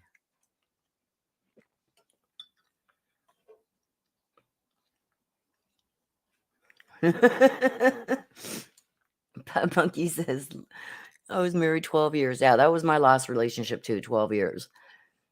Mel, just over 13 before I really finally, enough was enough. But the world changed. I have no more game anymore, so I got a dog. I love that. Yeah, it's gonna happen, something like that. If it happens, like, I don't know. I just got, because of what my ex did to me, I just got huge trust issues.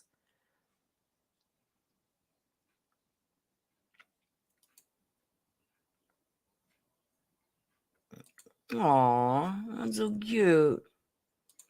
Yeah, he asked me if he could borrow 25,000. And it's like, what? Like, oh, I couldn't believe it. I couldn't believe the audacity of this guy. And it's like, see you, bud.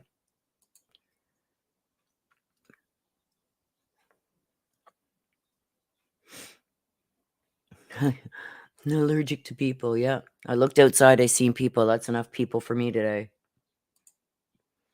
No, I'm dead serious. Dead serious. And it's funny because a mutual friend of this guy and myself, him and his wife had gotten married and whatnot, and they had saved a lot of money for them. I guess it was a lot of money to them. They had like kids and everything and whatnot. So they'd saved a bunch of money and, figured they could buy a house. They had their down payment and all this. And it ends up they were short like about 10 grand because things had risen, like the percentage that they want. They brought this law in for new homeowners, first time buyers, whatever. You needed more than the original 5% down. Now you needed at least 10. And so they came to me and they asked me. And he was getting a settlement that was coming in. But if they didn't get the money at that time, that they were going to lose this house and they would have lost their deposit. So I lent it to them and they gave every cent back plus some. And I didn't ask for interest or anything. Like I wanted to help them. And so I don't know if that friend had told this guy that, and he figured that he could. Yeah, no. The friend that I did lend the money to, I'd known them for mega years.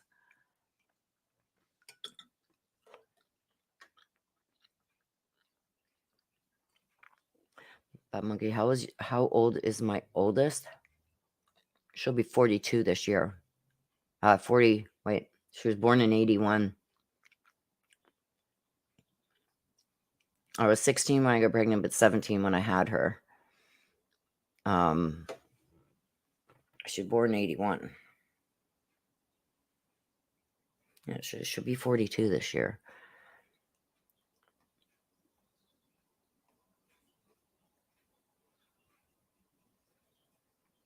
Chronic Pain says, when I met my now husband 30 years, I tried to get rid of him. He's a keeper. Yep.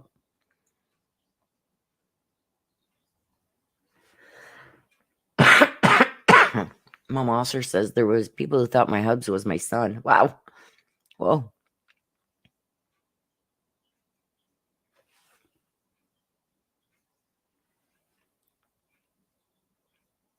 Who's getting shy?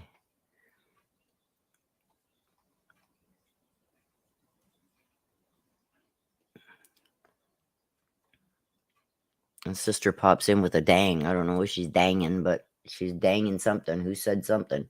She went dang.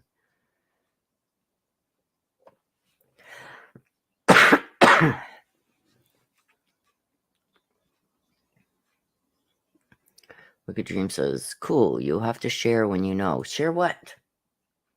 If you're asking me to remember what we were talking about for that, I have no idea. I am that zoned out. So cool, you'll have to share when you know. When I know what. Wicked, wicked, wicked.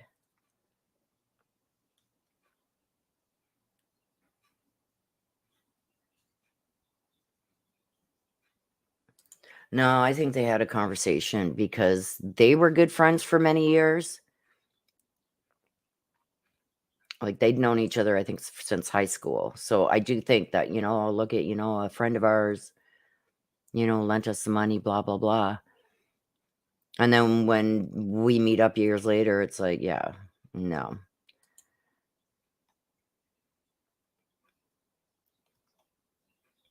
Yeah, I got a lot of male friends. I got more male friends than I do females. I don't trust females. Oh. Go away. I'm done peopling today. Yeah.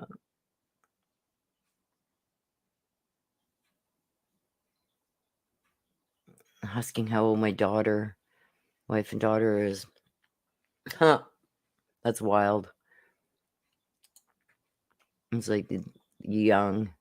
You take care of yourself and you do things right. You can stay young looking for a long time. Yes, Al has a new wife. Yeah, I'm going to leave that right there.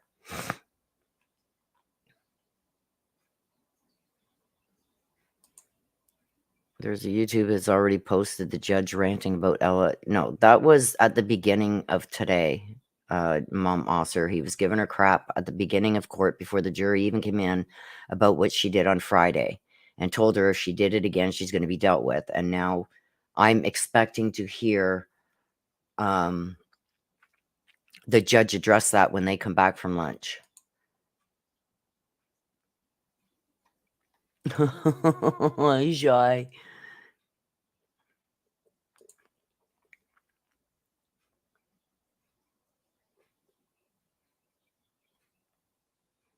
That's right. It's like they're going to be the first ones to back. There's some nasty men there too, but the monkey says, I'm older than your oldest kid. Nudge, nudge, wink, wink. Yeah, but I bet you don't look at Bad Monkey. Oh, you should know about that, eh, Des? Come across a couple of them in the last few months.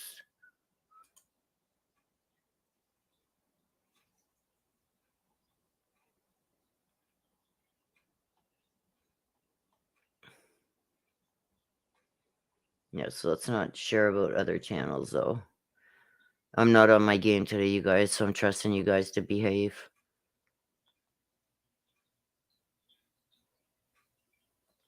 I agree, Wicked Dreams. Yeah, me too. Because there's so much there that. Yeah, I hope they put her in a room that she has to stand up.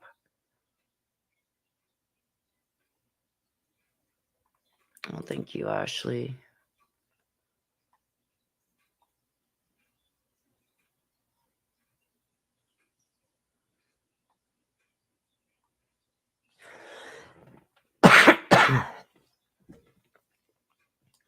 You have more.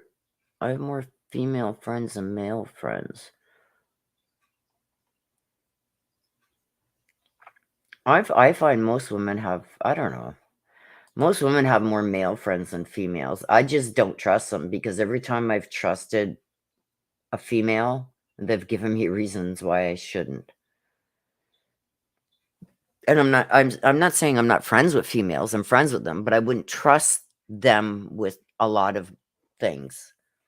Yeah, except my sis.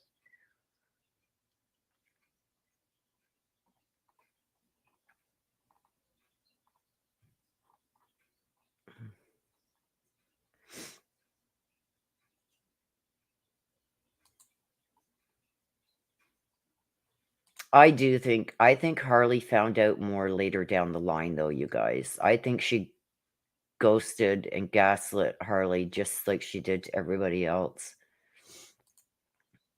I have one female friend, her name is Illy, and she's my dog.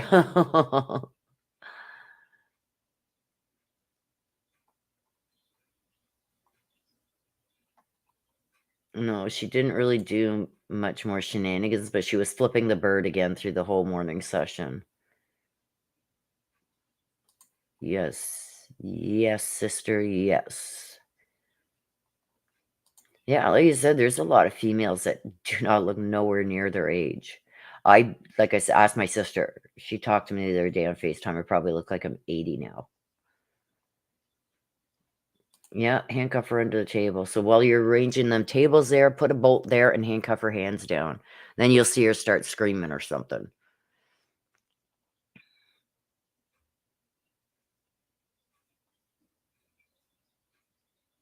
Thank you, Kirsten.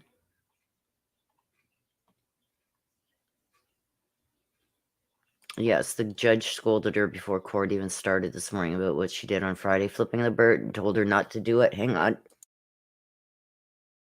And then she continued to do it again all morning. I showed the picture of it.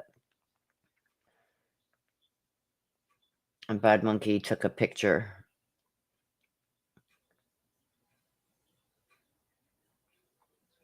Well, Bad Monkey's a male.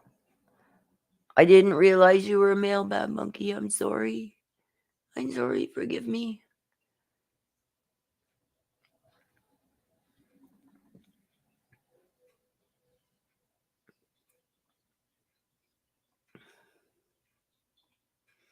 Yeah, it's quality versus quantity for sure. No, she loves the bird, all right. Yes, it does. On some.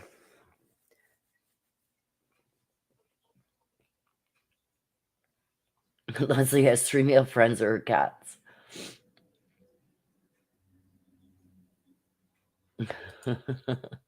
Oh, I feel it today, sister. Hang on.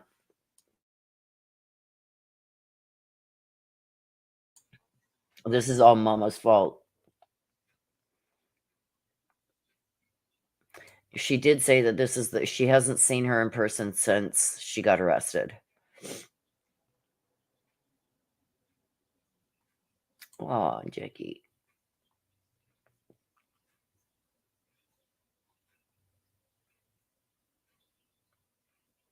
You should be telling your boss, look it, do you need me to call in sick? Your boss is going to say, no, you can't. You used up all your sick days. And then you turn around and say, okay, well, I'm calling in dead. I will rise again. I'm a phoenix.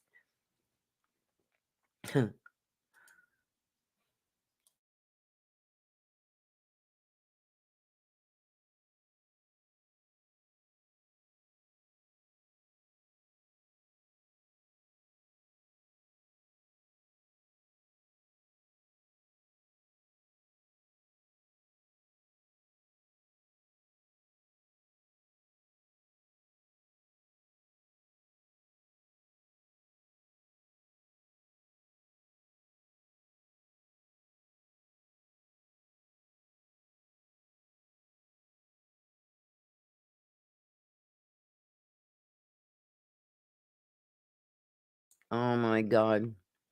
I was on mute. Here I am talking away and I was on mute. I told my mom, I message her and I say, because she lives in the house next door.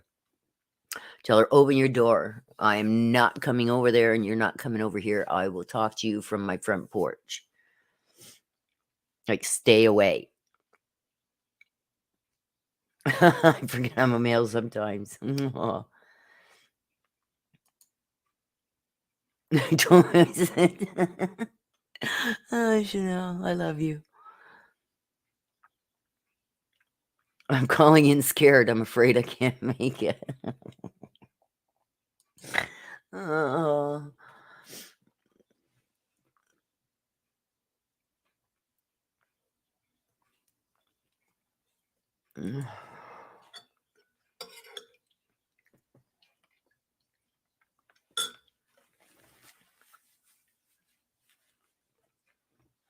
Oh, Aunt Mame, you missed a lot then. You have to rewind.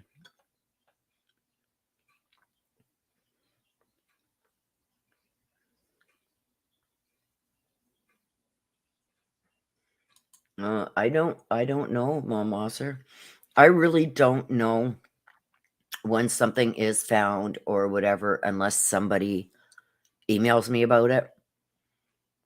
But I know, I can't even think of the names now. There's 2 that I did reads on, the Ancestor reads and then follow-up reads, and they were found, and they were found exactly where I said they were going to be.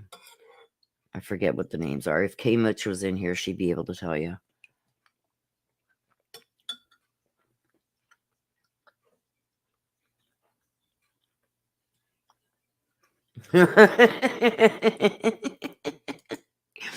No. Oh, good dreams. Oh my God. Yeah, I think she's going to be on the stand all day today and part of tomorrow. Because they haven't even gotten to when they took off in the vans yet.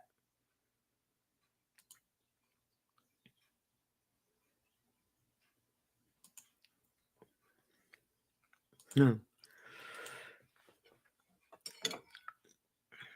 This chicken noodle soup is raunching my throat out even more.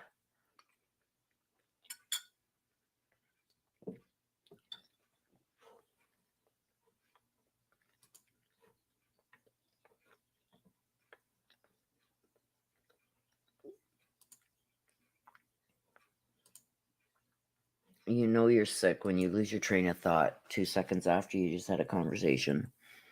Oh.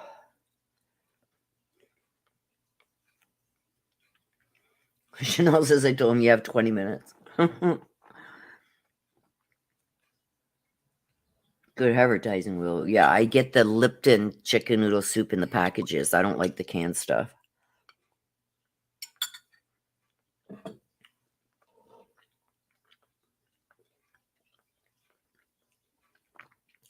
Wicked Dreams. Try if you got it. Hot apple cider. I don't have that. And I'm not one of those people that when I'm sick, I go and give gifts to everybody. You know, the gift of this.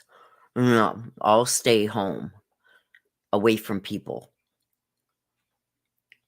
Even the old guy that rents a room off me. I seen him briefly during the last break, and I told him, "Don't come near me. I'm sick." I mean, he hardly comes out of that room anyway, but so it looks like I'll be finishing up all these income taxes this week, and I won't be going to the post office until I know I'm, how do you say that, when I can't spread it no more? I'm not contagious anymore.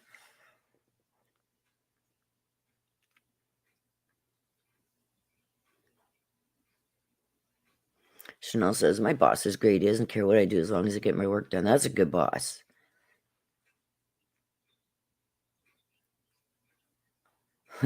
Look, squirrel. Oh.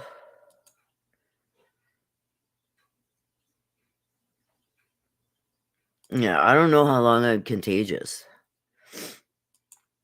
But I wouldn't do that to anybody. I know I'm sick. I'm staying away from everybody because I don't want them getting sick.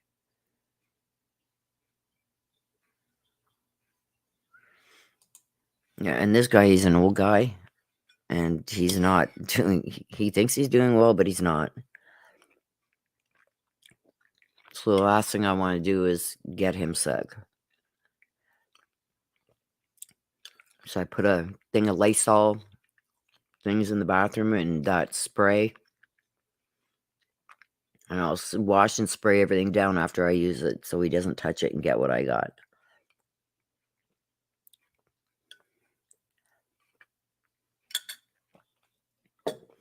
He's in California and I'm in Colorado. Well, there you go. That's a good one.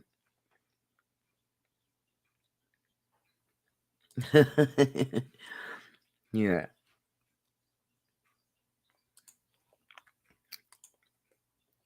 You won't remember. I don't even remember what I just said. So I know you won't remember to tell him.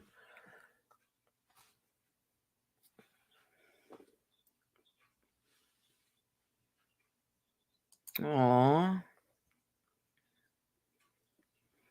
Dickens apple cider is the best. Yeah, I don't know if I could drink apple cider. Like, I'm having a hard time with this chamomile tea. Ugh. It feels like somebody's used me as a punching bag in my ribs just from the coughing I've done since 4:30 this morning. I can just imagine. On top of that, the pain from this whatever this is, if it's a gallbladder or whatever, it's just like, take me to the vet and have me put down.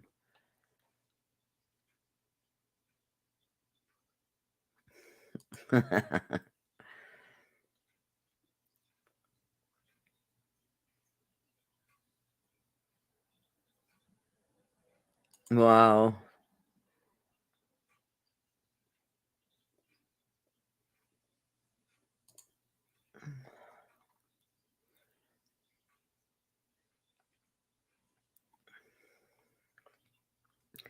We have 3 weeks left to trial. I don't know if it's gonna go. I don't think it's gonna go the 3 full weeks. Marie Burks with a dash of rum. I don't drink. My sister has COVID and sounds a lot like you will. Be careful. Yeah, that's what I'm worried about. I got through COVID and everything by staying the hell away from sick people and doing what I was supposed to do, and go figure, it's my mom that gives it to me. Like, they didn't take half the precautions that I took. They were out visiting everybody and not me. It's like, no, you've been out visiting everybody. We talk. You stand at the driveway and I'll stand on my porch. That's how we'll talk. Just to save myself from getting it, because I know I'll end up in the hospital with pneumonia because of my asthma. I've had it since I'm a kid. I know how it goes, especially at this time of the year. So yeah, I was a little peeved off this morning when I woke up at 4:30 feeling like this. Well, back in the 70s, they kept me in the hospital 31 days, couldn't go home. Finally, 30, they took out my gallbladder. Wow.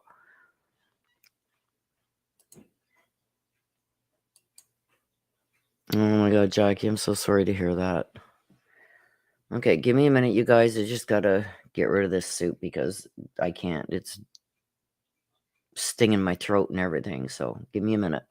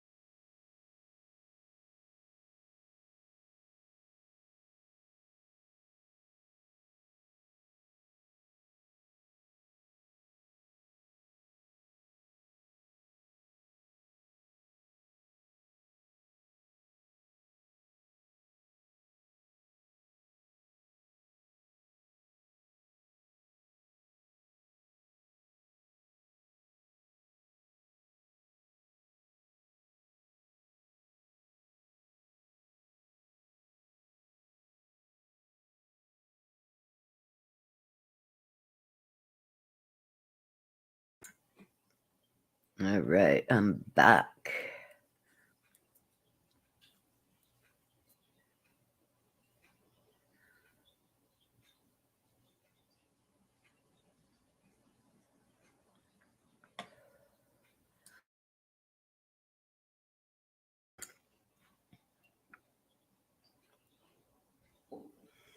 Yeah, I think Harley will be on the stand the rest of the day and into tomorrow. Because don't forget, once the prosecution is done, then the defense gets to cross-examine her.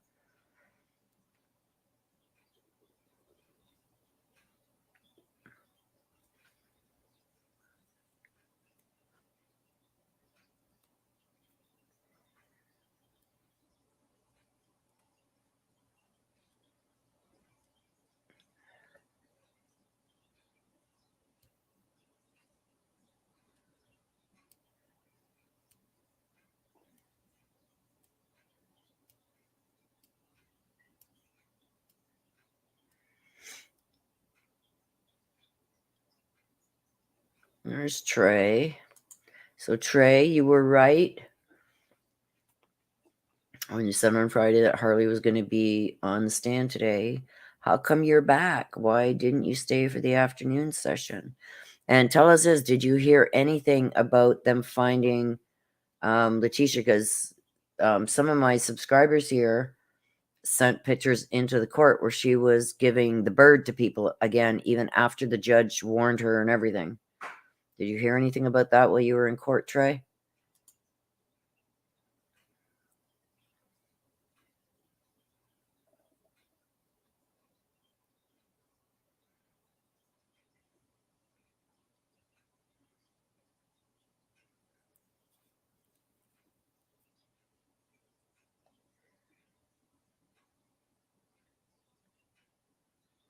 Yeah, I seen that. She didn't look at her mother once. But she was flipping the bird again, and we've got pictures to prove it. Bad Monkey caught some, I think it was Bad Monkey. Was it you, Bad Monkey, that caught the pictures? Who was it? I'm sorry, you guys, I forget.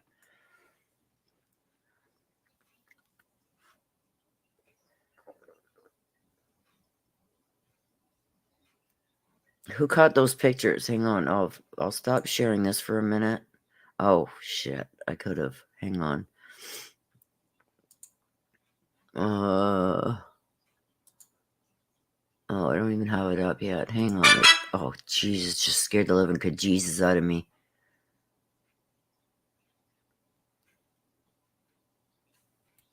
Bad Monkey's not selling his gallbladder anymore.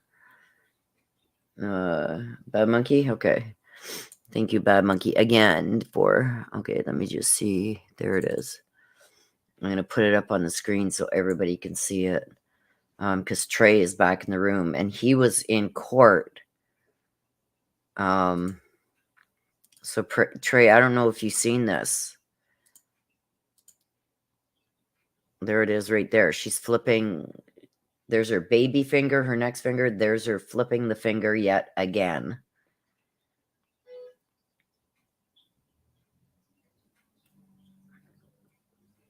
So there it is there, Trey. So is that you right there, Trey? Or is this you? Because there's only two males there. There's this one and there's this one.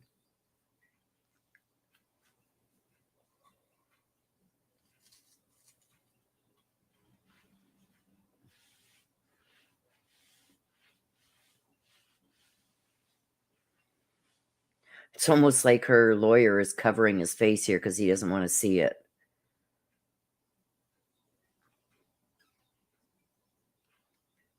But yeah, she's flipping the bird again there, and I got about 7 of them. 7 times she did it before the morning break. Yes, Bad Monkey was the MVP today.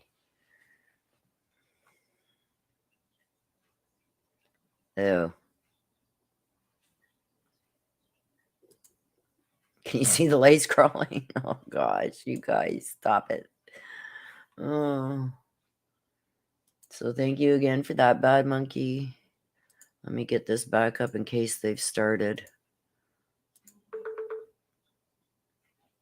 They haven't. It's only 3:15.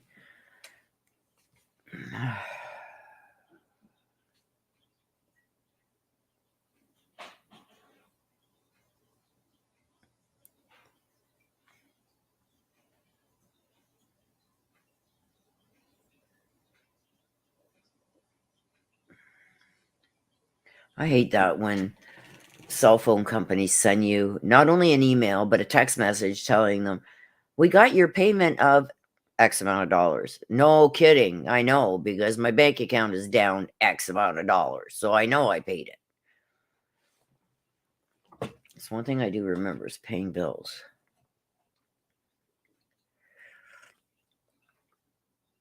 Oh, I just took a sip expecting coffee. You guys forgot that I made this tea. And oh my God, it was gross. Oh.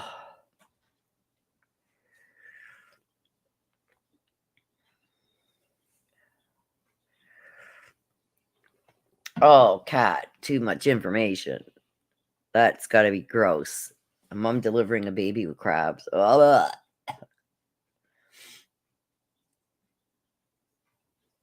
poor Jackie took her shower. She might take another one. I'm going in the shower for as long as I can stay in there after this is done. And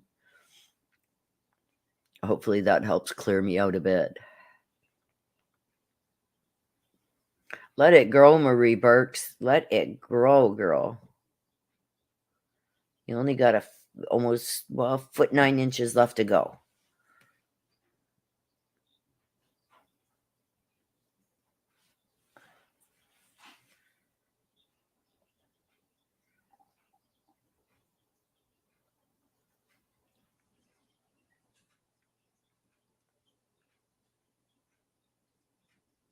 Yeah, they shouldn't be doing that sensible crime.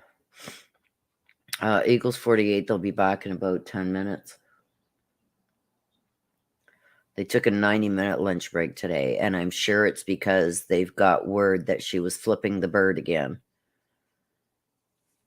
So I'm expecting the judge to address that when they come back.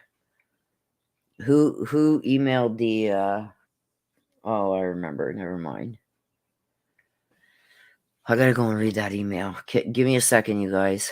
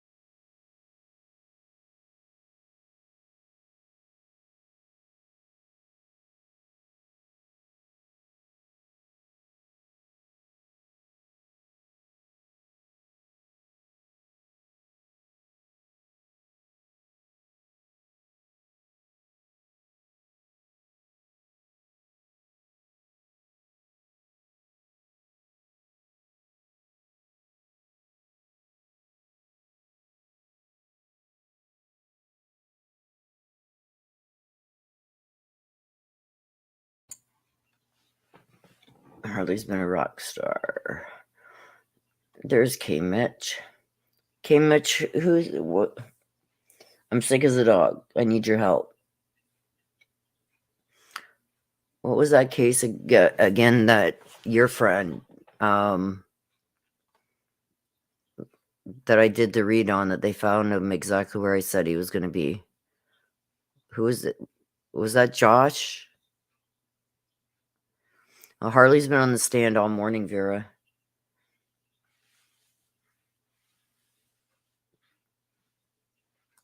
And you should. I just sent you an email back, Bad Monkey, thanking you.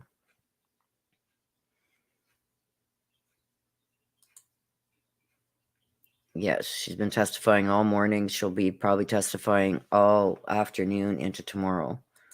Okay, hang on a sec, guys. I got something to tell you, but I gotta make sure. Okay, Joshua Bohannon, that's it. The read I did on him. It's K. Mitch knows the mom of Joshua. I did the read on him, and that's one of them that they found him exactly where I said he was going to be. So you guys were asking about that earlier. If any of my reads led them to the areas where people were found, that's one of them. Thank you for that. Where'd that go? Oh, there it is. There's one right there. Okay, hang on. I gotta go back to email here. Oh, I'm not even gonna say. Let me see if I got muted. I'm not muted, so I can't say your name. I'm reading your email right now. I'm not reading your mind, just listening to you live. Yeah, I'm not even gonna mention your name at all.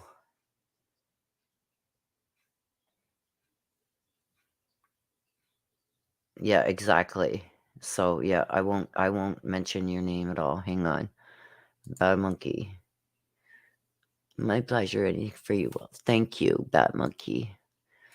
Okay, so I can tell you this. I can't tell you where I got this information because it's protected for obvious reasons. But the photos, thank you, Bad Monkey, for sending in the picture. If you have any more, send them to me, please. They were sent to somebody who got them sent to Michael Allen and Andrew Cohen, Special Agent Andrew Cohen. So they have been sent. So I am assuming they are going to be addressing that after the lunch break.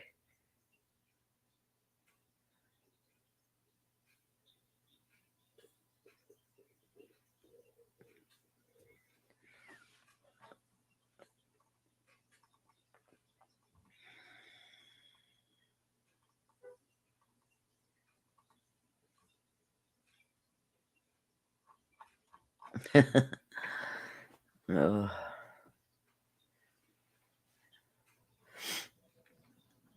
Okay.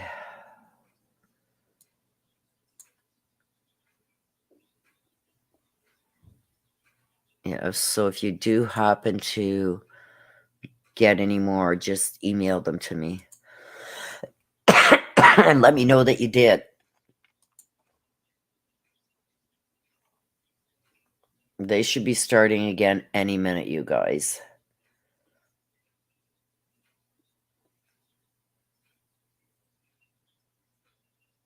No, I don't think Al's new wife is going to want him to have anything to do with Harley. Oh my gosh. What I got to do is get my vaporizer going. I just don't have the energy. I need a, what do you call that? I need a butler for the next week or two. Well, I feel like I'm dying here. He can make me soup and put my vaporizer on and rub some Vicks on my back.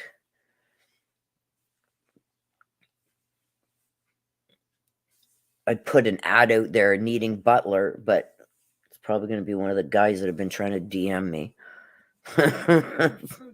Just to get in my house. It's like, yeah, we'll come.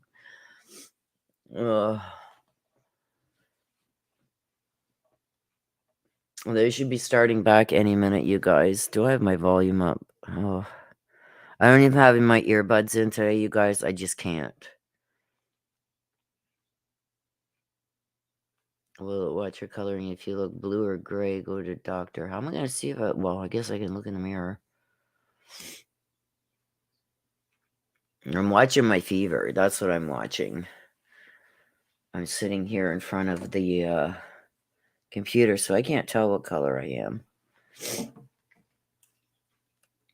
Yeah, I got the Vapes Vico liquid. Oh my gosh.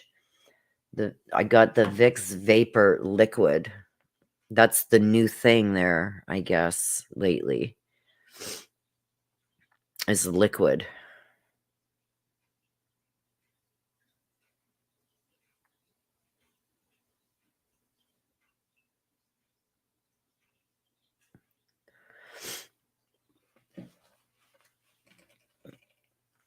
And put your face up. Yeah, I don't know if I could do that.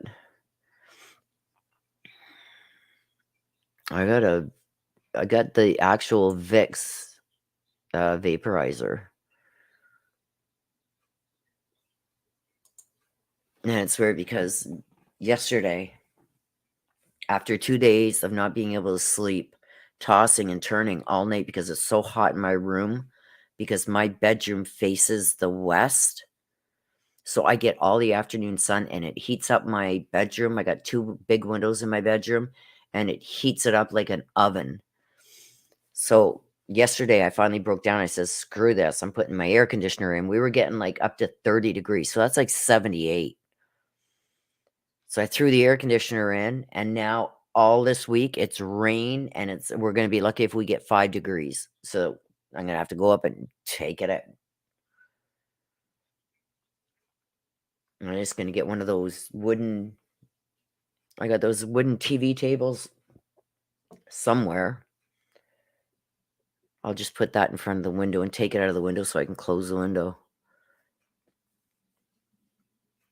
Just in case I got to throw it back in there.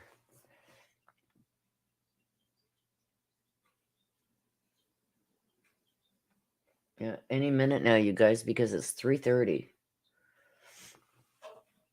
So I'm going to take this off. Because if I don't do it right now, you guys know it, I'm going to forget.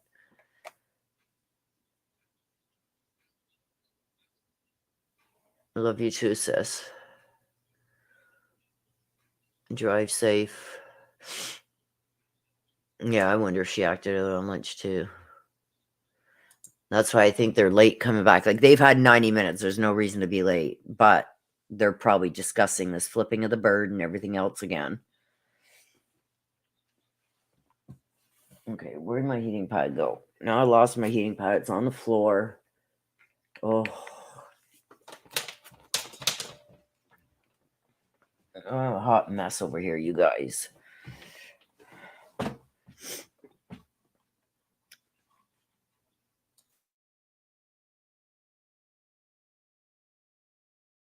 Oh my gosh, you guys, thank God for a mute button.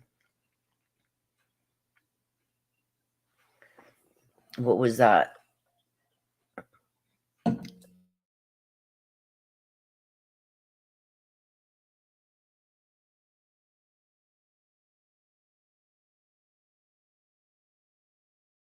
Oh yeah, I seen the video on that.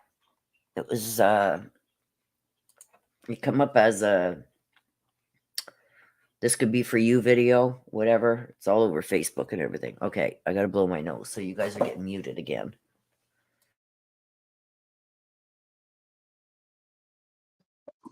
With grounding. They back. Is she bolted down? No. Right. What the Court will call hell? 20 CR 1358, People versus Letecia Stauch. Record should reflect the jury is not present in the courtroom. Is there anything we need to take up outside the presence of the jury at this point in time? Prosecution? Nothing from the people, Your Honor. What? Defense? Okay. And I'm working on your copies here. Right. I'm bring the jury in. What? Okay.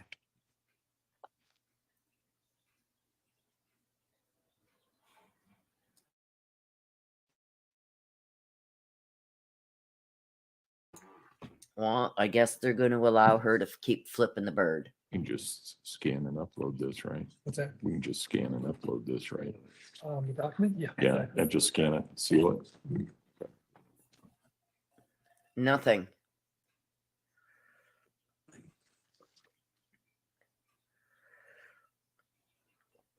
Oh my gosh, you guys, that chamomile with lemon in it is horrid.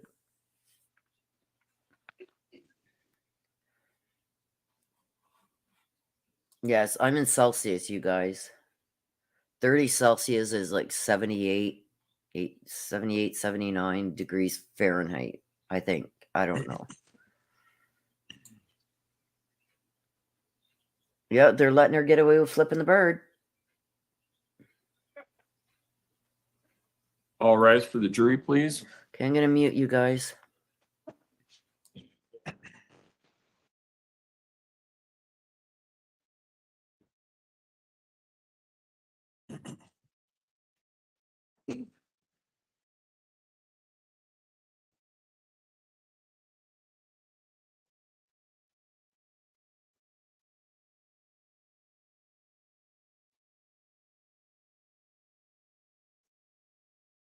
Thank you. May all be seated. Court will recall 20 CR 1358, People versus Letecia Stauch. Record should reflect the jury has returned to the court.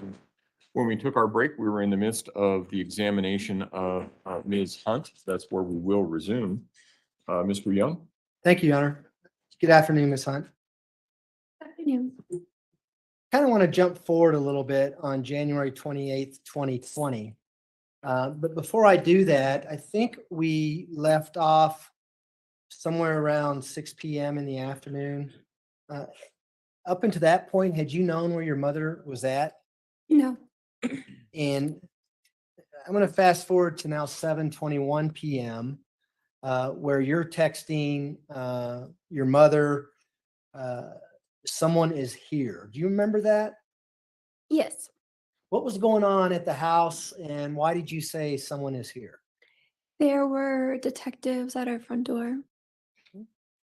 And did you see them out front, or how did you know they were there? Yeah, I saw them out front. And again, I want to scroll down. Your mom says who, and then you go on. What do you say after that? I don't know, people with badges.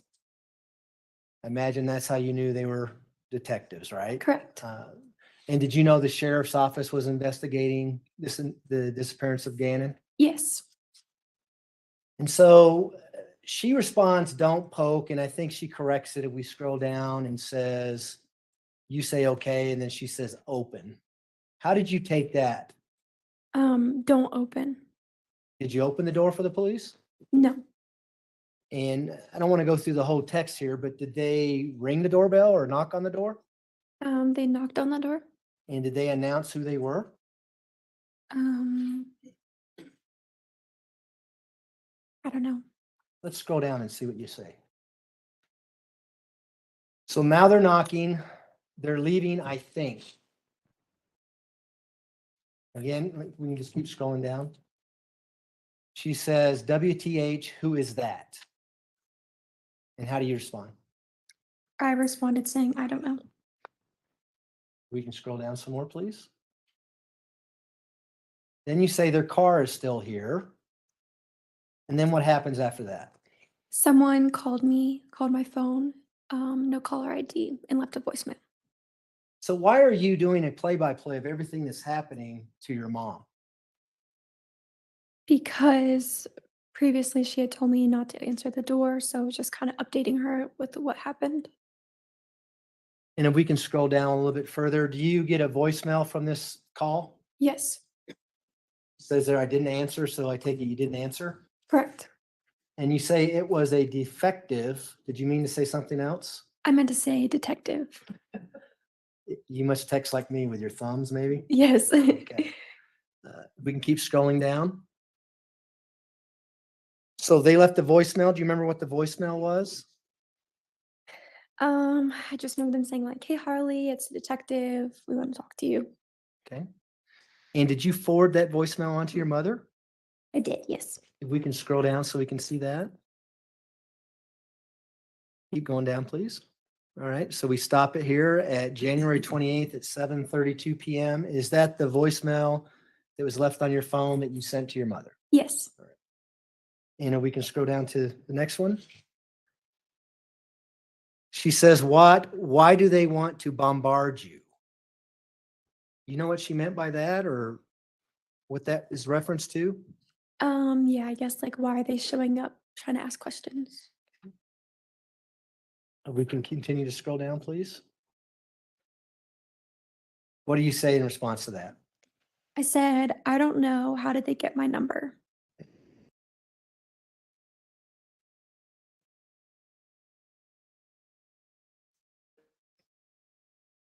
How long were they out there? Do you remember? The police. They were out there for a little while. It wasn't like a quick like here and go. Okay. And so at 7:37 PM, do you remember calling your mother and having a conversation with her? Yes. And do you remember about how long that conversation was? No. Right. If the records indicate it was 10 minutes and 15 seconds, would that be about accurate? Yes. What did you guys talk about? Do you remember? I remember she just said like don't open the door, like you're a minor. They can't talk to you because you're a minor. And did you follow what your mom was saying? Yes. Did you keep an eye on them? Were you looking out the windows to see if they were still out there during this time period? Yes. And did you actually try to call your mom back on a couple of occasions during this time period? Probably, yeah. Did she answer? I don't remember. Do you remember actually having a FaceTime conversation with her at 9:55 PM on January 28th? No. Does that sound like something you might do if the police are outside and you're wanting to figure out what to do? Yes. Okay. And so what did you eventually do about 10 o'clock PM that night? Yeah, so sorry, now that I'm reading the messages, it's refreshing me, but she had called me and told me to leave the house. Um, she tried to get me to leave Lena there, and I told her I didn't want to, and I feel comfortable doing that. So she told me to bring Lena to one of her friend's house, and that if I left and the detectives were there, to not tell them where I was going. So I take it was just you and Lena in the house when the police were outside? Correct? Yes. And the police get there at 7:21 PM, is that right, based on the text messaging? Yes. And at 10 o'clock, are they still there when you try to leave with Lena? Yes. Tell the jury about that. What happens? So I opened the garage and they just came out from the side, right from the garage. And they were like, "Hey, Harley, like, where are you going?" And my mom told me to say I was going to like Starbucks or something. So just listened to what she said and told them that. Did you cooperate with them? Um, yes, they asked me questions and I answered it, and then um, I feel like they kept asking me more questions, and I was just like, I don't want to talk. And why didn't you want to talk? Because at this point, I'm like, I don't know what's going on. Everything's just so like up and down. I'm just so confused. If we can fast forward to 10:03 PM in the text string.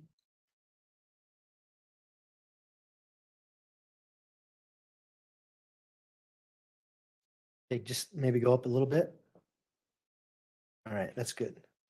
So are you there in your book or do you need to look at the TV to see where we're at? Yes, I'm here. So January 28th at 10:02:50, I think it's 6 seconds maybe.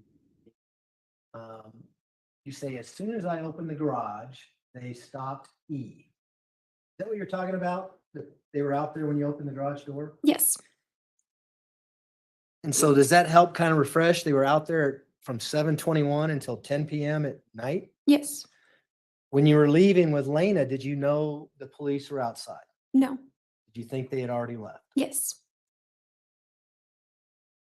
If we can scroll down now, please.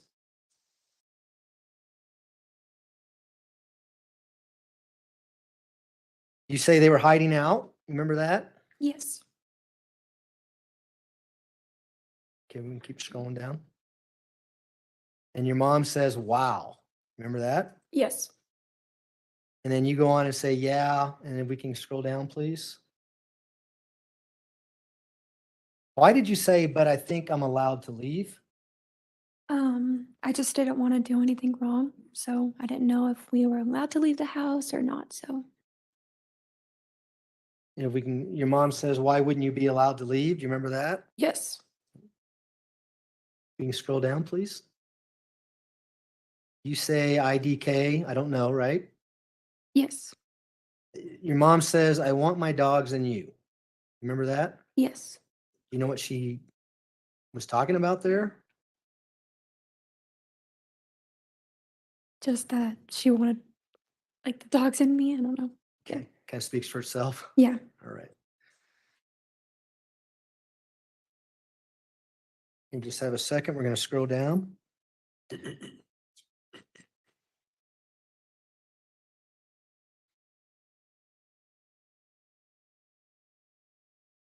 you remember telling your mom during this text string, that I told them I'm not going anywhere or saying anything? Yes. And why did you tell your mom that? Because that's what she told me to say. Okay. You can go down just a little bit. Keep going.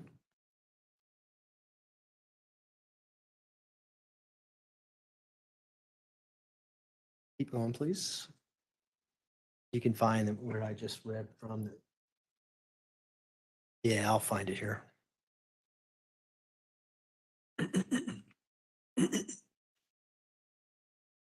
Okay, there it is. So at January 28th at 10:04 p.m., this is you telling your mom, I told them I'm not going anywhere or saying anything. And you said no. Saying that. Yes. Remember how your mom responded? You can scroll down. She said, just keep saying that.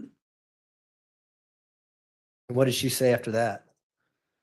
Tell me what that guy says. Do you know who she was referring to when she said that? The guy at the door. If we can scroll down, please. One more, please. Now at 10:05 p.m., your mom asked you, has any other family asked where I was? As like our family.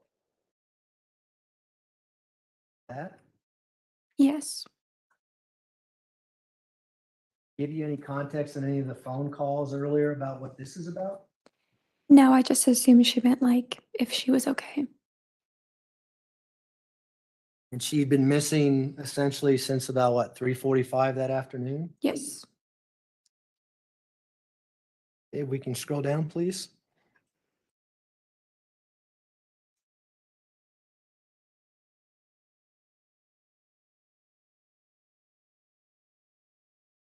We can keep going down to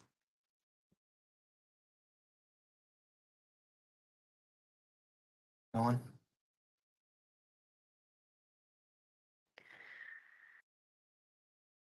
As we're scrolling through this, were you still giving her a play-by-play as to what the police were doing in the house and things like that? Yes. At January 28th at 10:07 p.m., do you remember your mom saying, I have to get an attorney fast? Yes.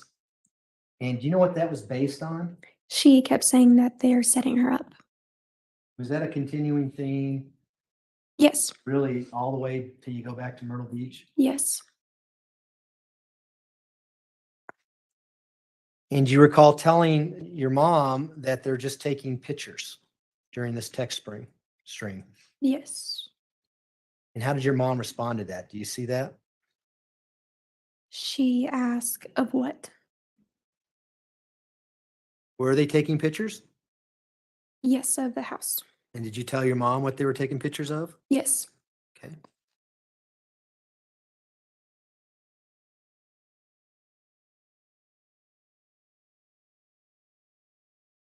If we can scroll down to 10:11, please.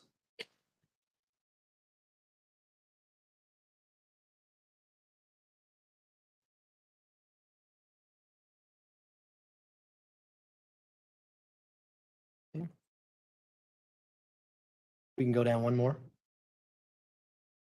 All right, right there. Well, let's go back up. I'm sorry. My computer's out.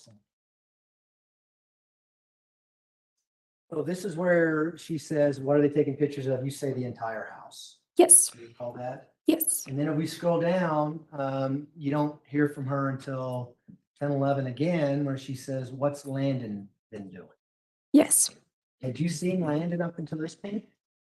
No, I put she's not here.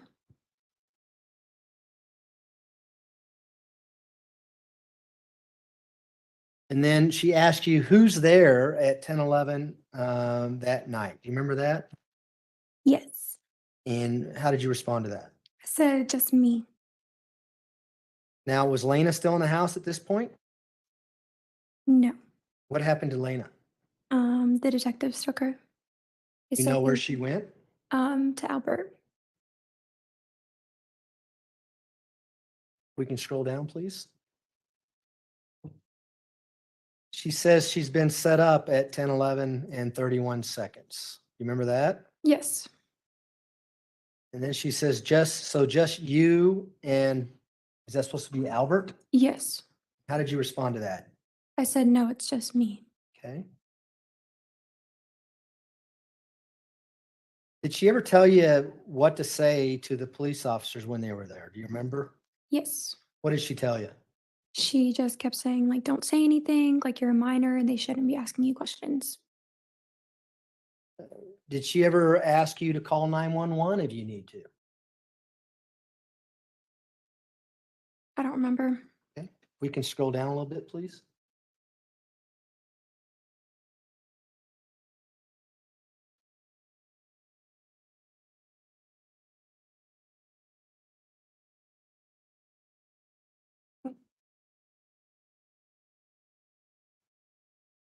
You see that in there yet, Ms. Yes. Hunt? Mhm. What exactly is said there and what time is it?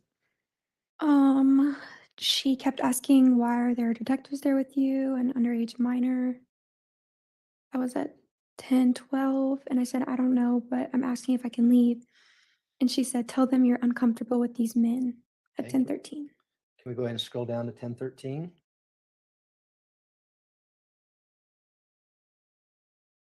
And did you ever tell them that? I just said, I don't feel comfortable answering questions. Did they stop asking you questions? Yes. And was there a female officer there?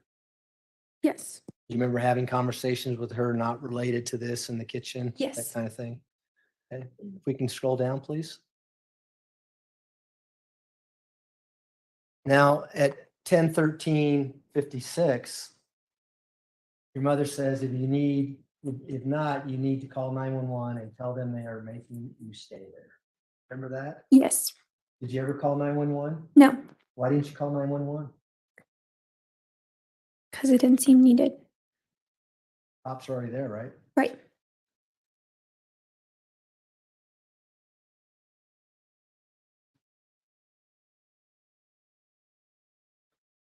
I want to fast forward to 10:23 p.m. Do you remember having a FaceTime conversation with your mom?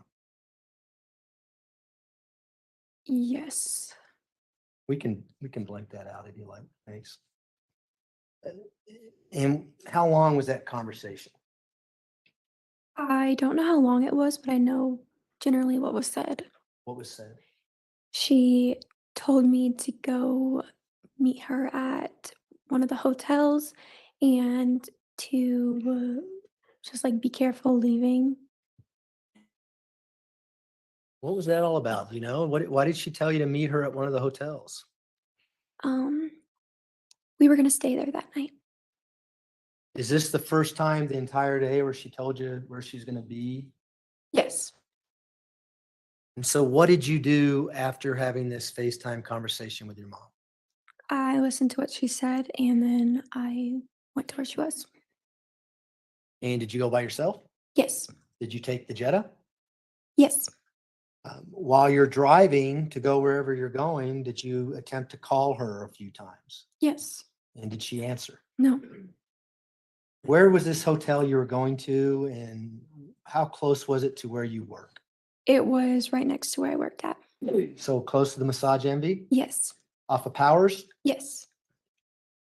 Did she say why you're staying in a hotel room that night? She said that she didn't want to be in the house with Albert and Landon and his family. Why did she need you to leave the house? Did she tell you? She didn't want me there with them. Okay. And so did you pack a bag?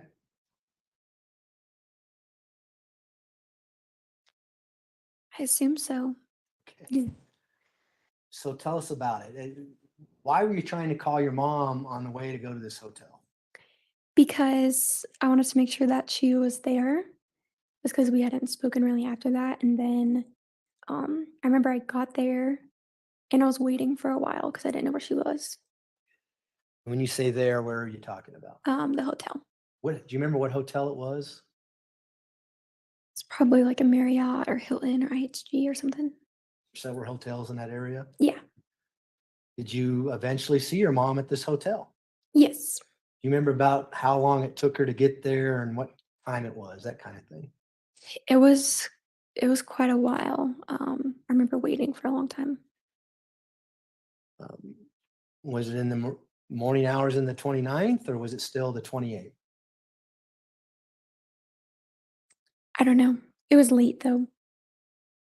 It seemed like you were sitting in your car a long time in a parking lot waiting for her. Yes. Okay. What vehicle was she driving when she eventually showed up? For Volkswagen. The Tiguan? Yes. When's the last time you saw that Tiguan? It was that night. How about prior to that night? When did you see it on the 28th at all? Um,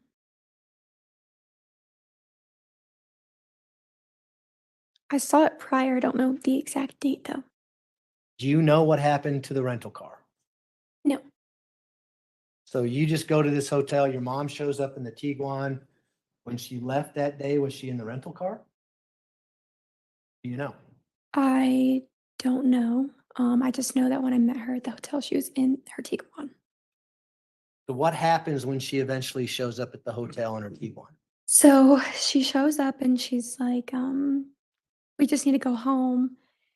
She leaves her car there and then we drive back to the house in my car. Did she tell you why she's leaving her car at the hotel? No, she was just like, we can ride together. Did you ever get out of your car to go to her car and look and see if there's anything in it, that kind of thing? No, Did you ever get close enough to her car to smell anything? no. Did you ever ask her, what are you doing, Mom? Why are you leaving your car here if we're going to go home? No, she just kept saying like she was just kept being like paranoid, I guess you can say. Did she tell you why she was being paranoid? There's a couple of different stories, yeah. I was told that they brought Albert and her in different rooms and tried to say like the other person did this to see how they would react, and that's why she felt like she was being set up. Do you even know if she ever went to the police station to be interviewed No. at this point? You know, the next day is when she went to the police station to be interviewed.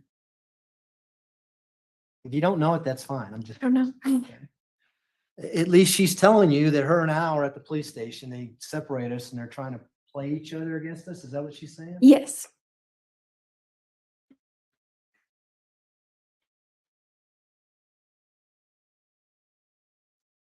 Did you guys go straight home from there? Yes. If the phone records indicate that you were still trying to FaceTime with your mom at 11:26 and 11:31 p.m. on the 28th, would that mean that you hadn't seen your mom yet? Yes. And so what happens when you get home? I remember going home. I stay in my bedroom.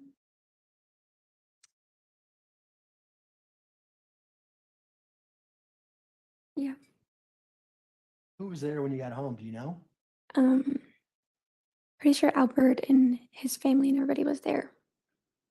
Was Landon there? Yes, I think. I'm not sure. And if you looked at your text messages, People's Exhibit 705 that's in front of you, do you see a string of text messages on January 29th, 2000 from 1:36 a.m. to about 1:40 a.m. in there? Yes. Is your mom in the house when these text messages are going on? Yes. She upstairs and you're downstairs, or what's going on? Yeah, she's upstairs. I'm downstairs. And what is she asking you about? I guess they had the police had like gone through her clothes and everything, and there was stuff everywhere. And asking me if my room was the same way.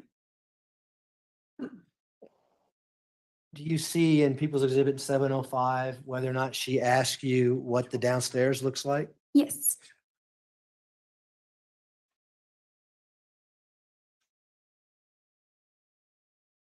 Am I saying 705? I meant to say 205. Said 7:05. I apologize, Your Honor. It's Exhibit 205.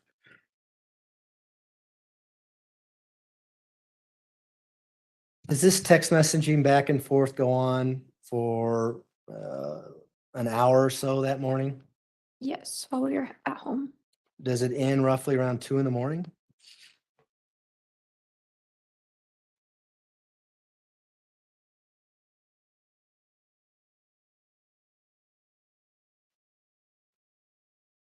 Yes. So I'm assuming you eventually went to sleep, right? Yes. Do you remember about what time you got up? Mm,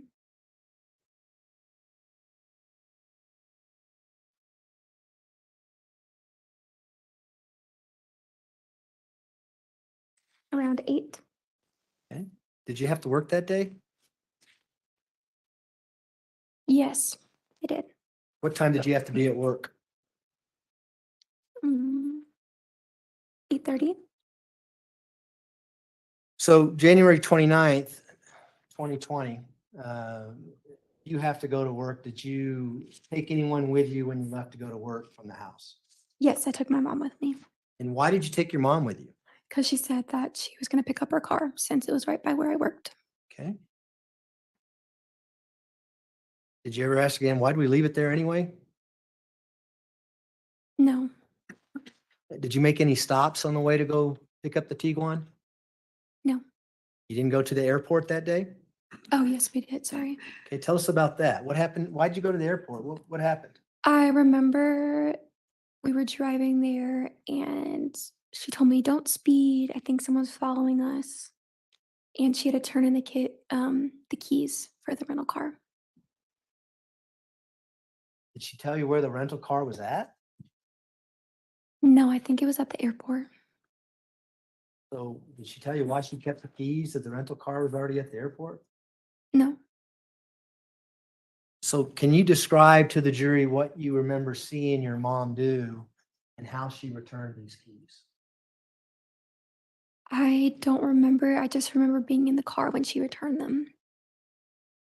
Did she go inside the airport? I don't remember if she went in or left the keys in the car. Well, did you see the rental car when you went to the airport? If she left the keys in them, then yes. Okay. Well, how long were you there? Was this something that happened fairly quickly or did it take some time? Yes, it was quick. You didn't see her talk to anyone from Avis or did you? No. So what happens after she gets done with the keys? We drive to my work. Did she get back in your car then? Yes. Did you park your car anywhere or are you still just kind of in the drive-through at the airport of theirs? Yeah, I was just sitting there waiting. And so what'd you talk about as you're going to take her to your car or her car, excuse me? She just told me not to speed because somebody was following us. And when we got to my work, she sat in my car for a little while and I went inside to work. How close was it to the hotel where the Tiguan was at, your work? It was close, across the street. Did she tell you what her game plan was? I mean, as she sat in your car? No, she just said that she needed a minute and she sat in the car and then she came inside to give me my keys and left. Did you see her looking around the parking lot or looking to see anything? No, Earlier, you alluded to that she kept telling you not to speed. Did you say that she thought she was being followed or something like that? yes, Did she tell you who she thought was following her? the police.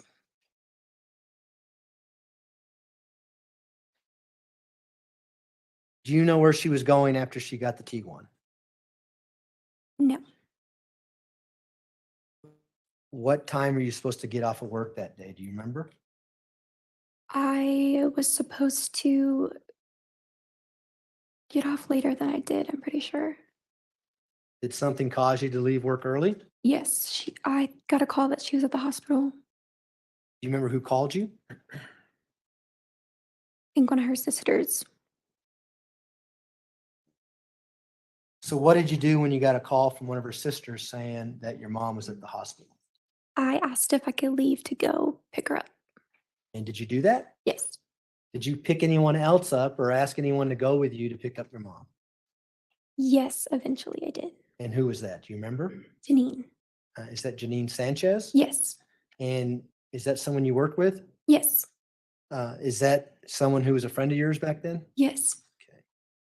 Why'd you ask her to go with you? I remember I tried to go there at first and they wouldn't let me go in because I was a minor.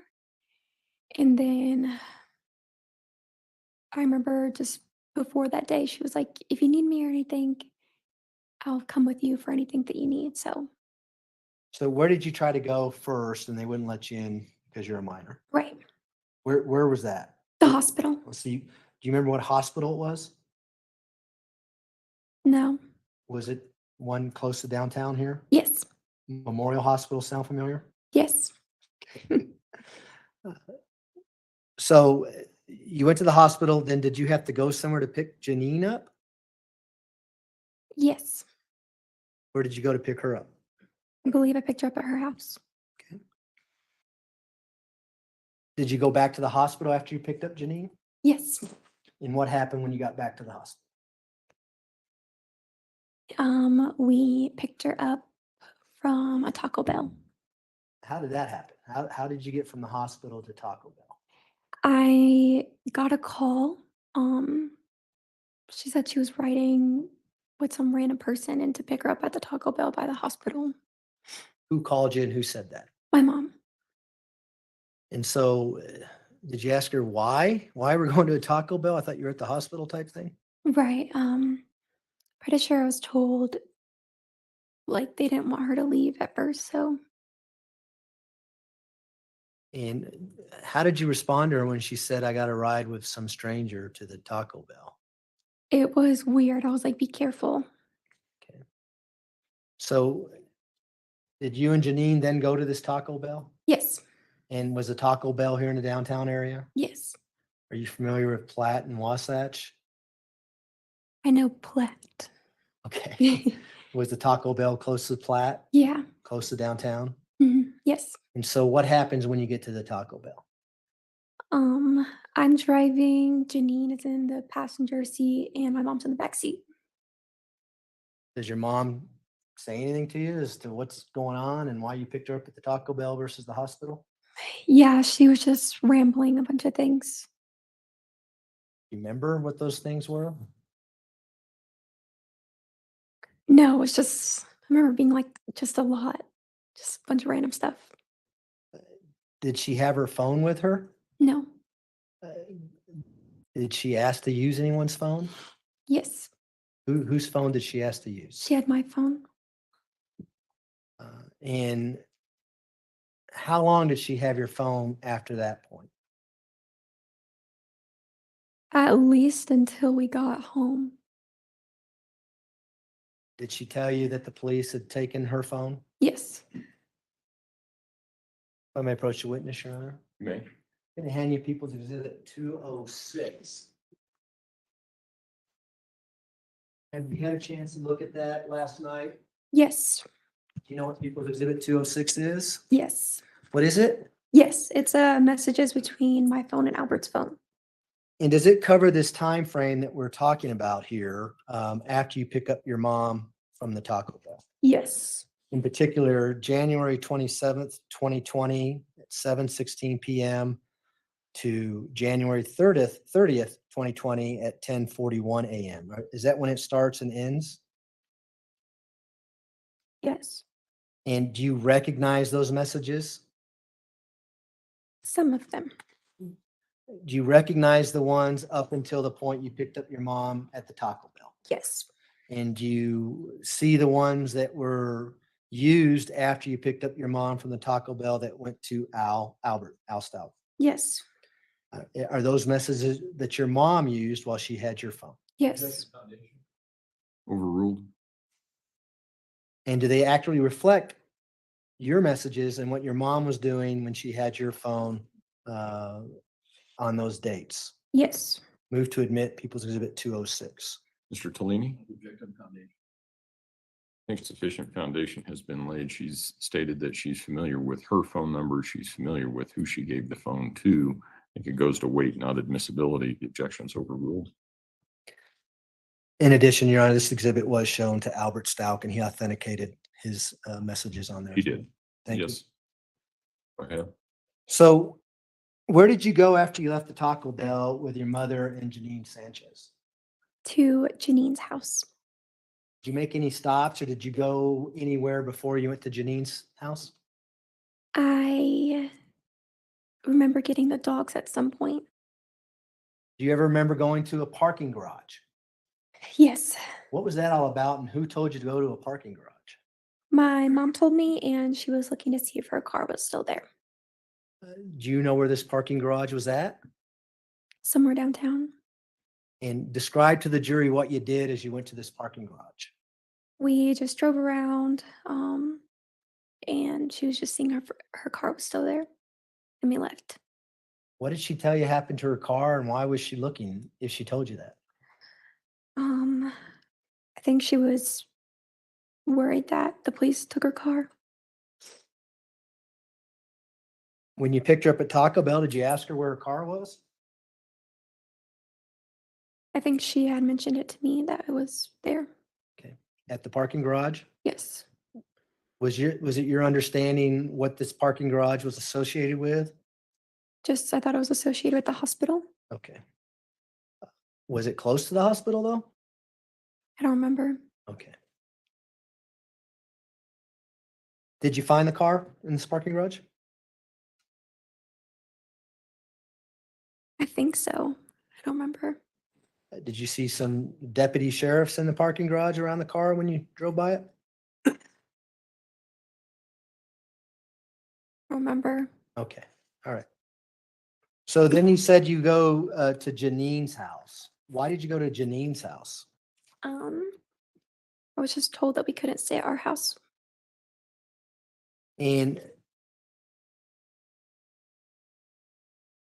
were you planning on staying there prior to picking up your mom? Yes. Remember her telling me because I remember talking to her in conversation saying I don't know if we can stay at our house.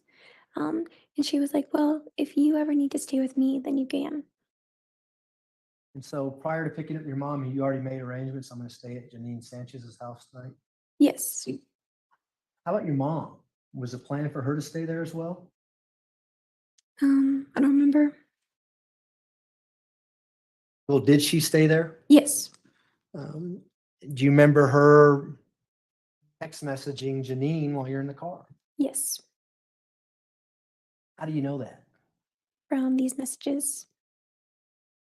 And so that's not you texting Janine. What does the text message say?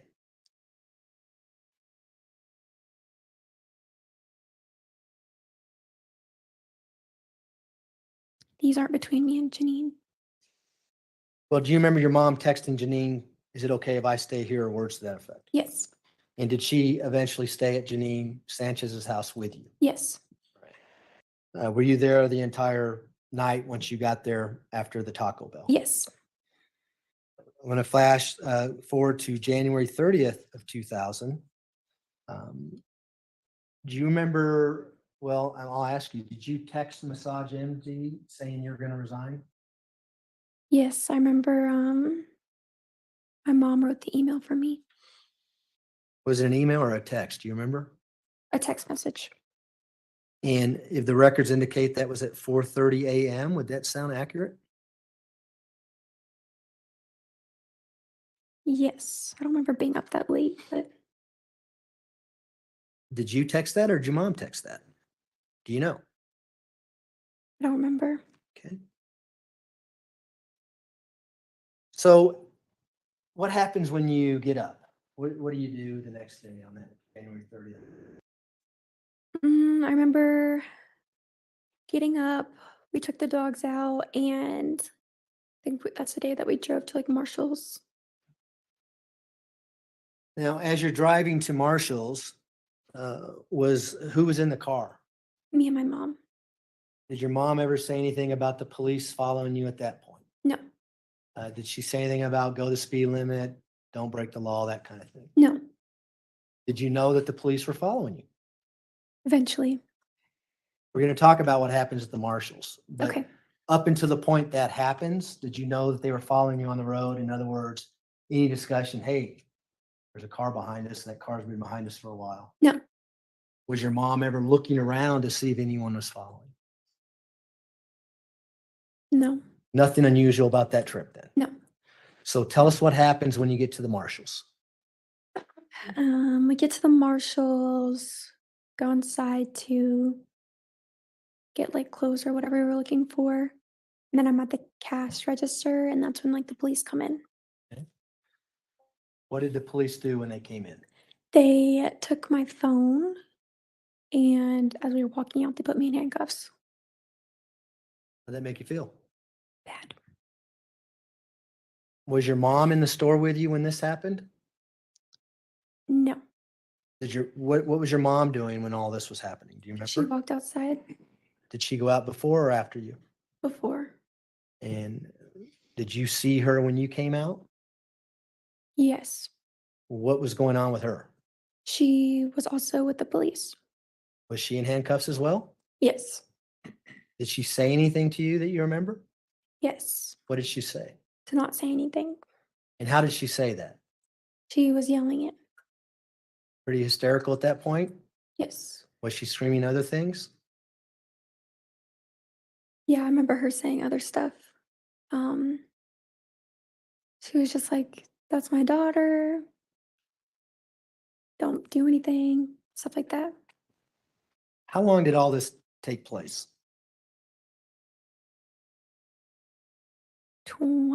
25 minutes. Probably seemed like a long time. Yeah. Um, did they eventually take the handcuffs off and let you go? Yes. Same thing with your mother? Yes. Did they take your car and your phone? Yes. Would you recognize your phone if you saw it again? Yes. Probably wondering what I got in my hand here, huh? If I may approach you, Hunter, we're gonna hand you what's marked as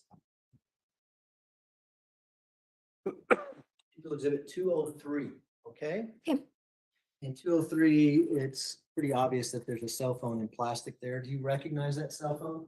Yes. You just take it out and look at it. And whose cell phone is that? This is mine. And is it in the same general condition as was when the police took it from you on January 30th, 2020 at the Marshalls? Yes. Move to admit People's Exhibit 203. Mr. Exhibit 203 will be admitted. So what was the game plan after they took your car and your phone? What were you and your mom gonna do? Yeah, we were supposed to meet my family. And at that point, we didn't have a phone to contact them to let them know where we were. So we walked down to a store that was in that plaza to use the phone to call them. Now, prior to all this happening at Marshall's, did you know that you had family members flying in? Yes. And did you know what family members were coming? Yes. And what family members were coming? It was my grandma, my uncle, and my aunt. And what are their names? Deborah, Dakota, and Brenda. Is it Deborah Locklear? Yes. And who's Deborah Locklear? My grandma. And Dakota Lowry? Yes. Who's Dakota Lowry? My uncle. And Brenda, is it pronounced awkward? Acquired. What is it? Acquired. Okay, acquired. I'm Yep. sorry. And who is Brenda acquired? My aunt. Okay. And so did they eventually come and pick you up there? Yes. Where did you go after you were picked up at the Marshalls?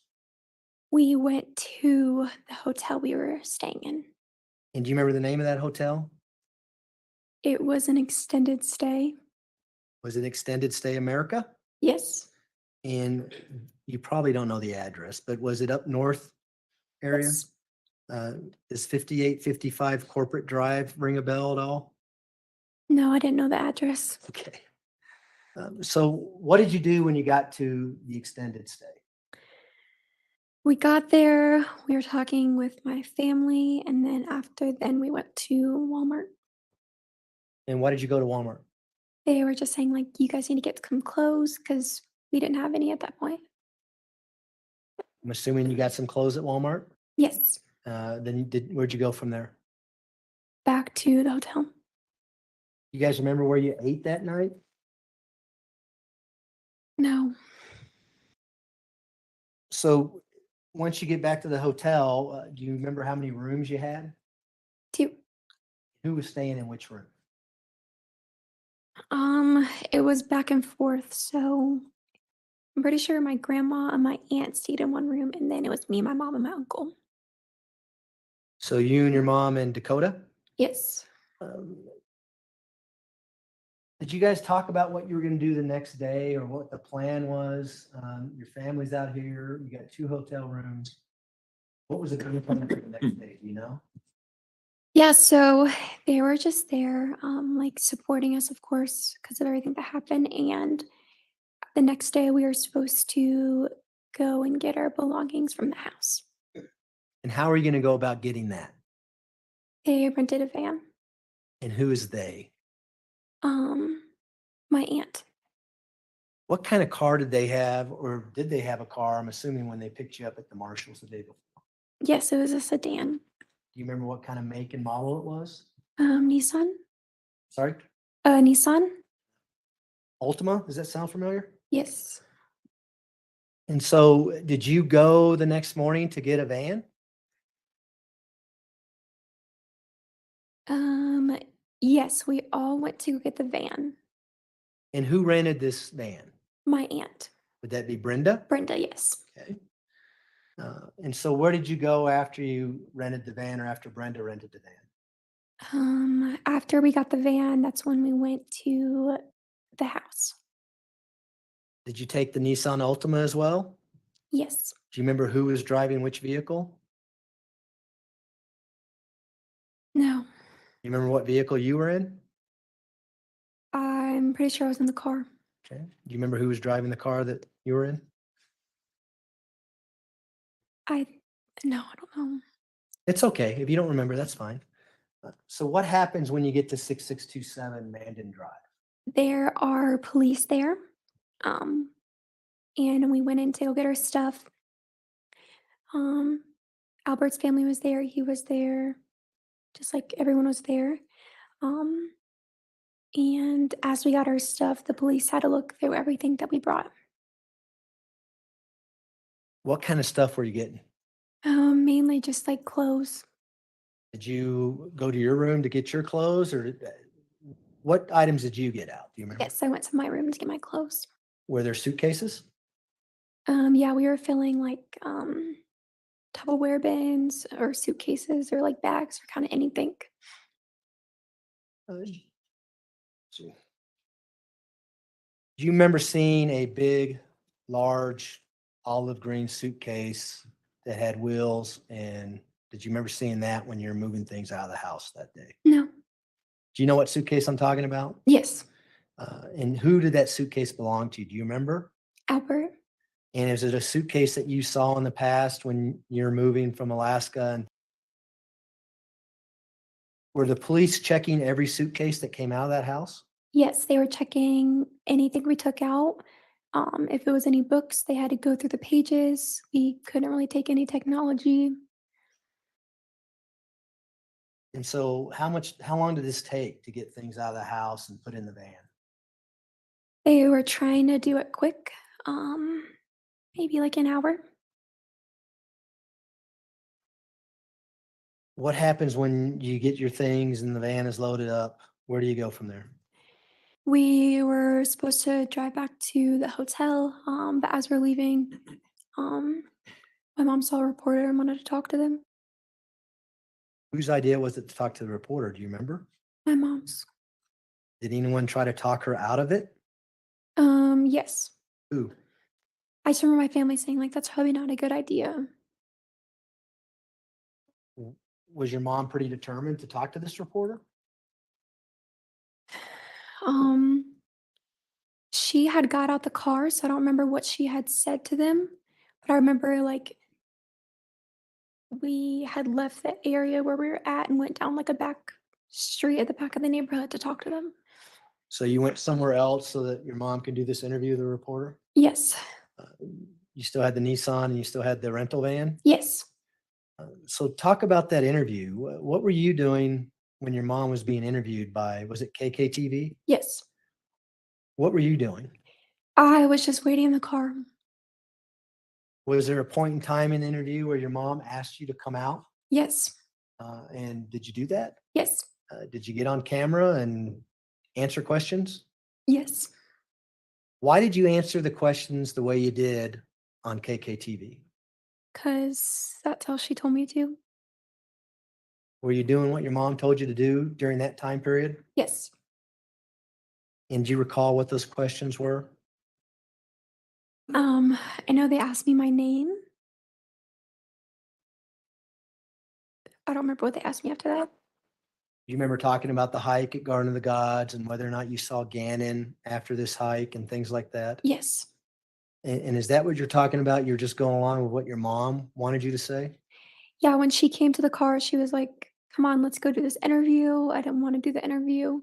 Um, and I was like, I don't know what I'm like supposed to say because I was told that we weren't allowed to talk about the fire. So I was like, "Am I allowed to talk about the fire?" So yeah. And you said you saw him, right? After the hike. Yes. And you did see him, as you testified earlier. That's when he was in the bedroom and you got home from work late at night and you didn't know if he was asleep or awake, but you Yes. saw him in bed. Yes. Okay. What did you do after this interview? We left and went to the hotel. Both cars? Yes. Van and car? Yes. What happens when you get back to the hotel? We get back.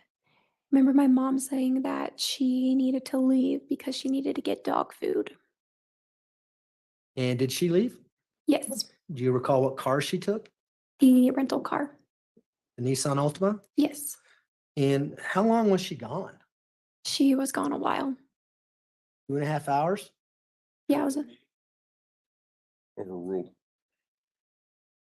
Did it seem like it was that long, 2.5 hours? a long time, yes. Did she tell you where she was going to this pet store, what location it was and things like that?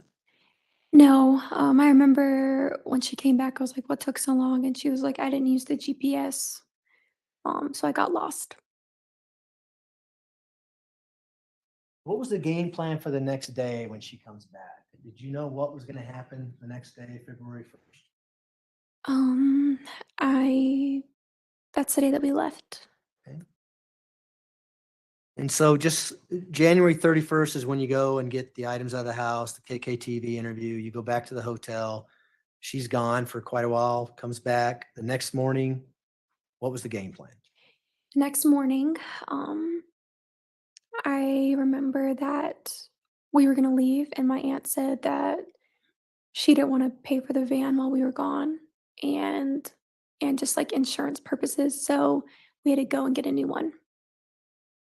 And when you say we, who are you talking about? Um, like they just had to go get a new one. Do you recall who went and got a new van? I don't remember if I went with them or not. Did eventually your mom show up in a different van and at the hotel? Yes. And would that be in the morning of February 1st, 2020? Yes. Did you have any idea what was going to happen when she came back with the van, a new van, and on February 1st, 2020? I just knew that we were leaving. I didn't know where we were going. Did you ask your mom where we're going? Yeah, the destination changed multiple times. Tell us about that. We were leaving. I remember she just kept saying, like, where do you want to live? And I was just confused.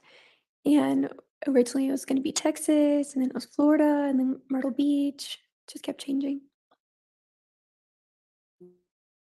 When your mom came in this new van, did you see what was in the back of the van? No. Did you ask about where our stuff is? Because assuming all your bags and things were in the first van that Brenda, is it acquired? Acquired. Acquired. I'm struggling with that name. They were in there when you moved them. Do you know how they got from one van to another, or if they even got transferred? Yes, my mom and my uncle moved them. How do you know that? I just remember that morning it was cold outside and I was in the hotel and they had moved stuff. And so was this a pretty quick deal? I mean, did your mom literally come back, pick you up, and then you hit the road? Is that what happens?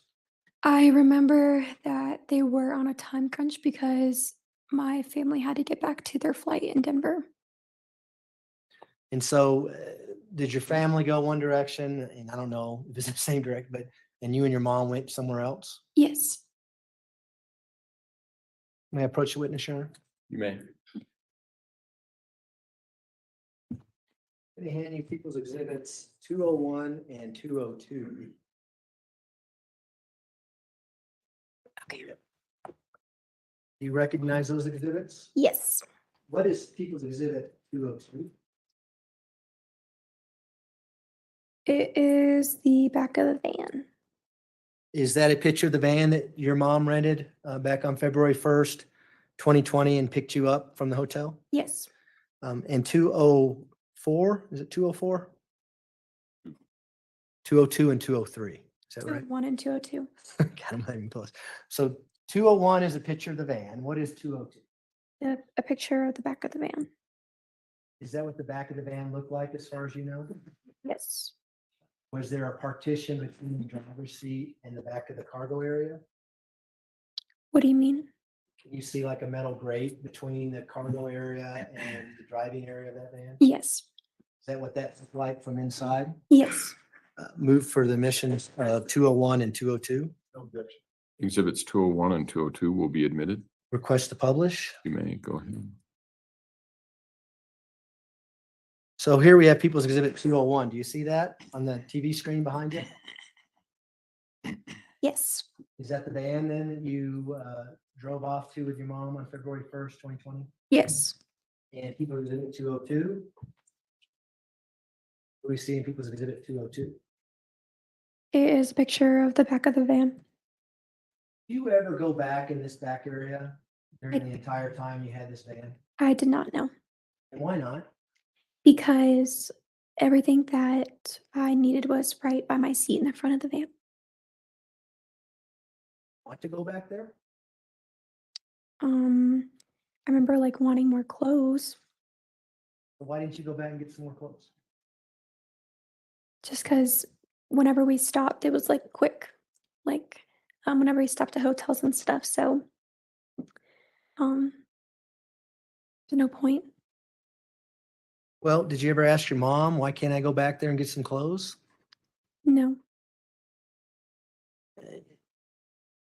Did your dogs ever go back there? No. Did you have your dogs with you? I guess I should ask first. Yes, we did. Can we go to People's Exhibit 303 that's already been admitted?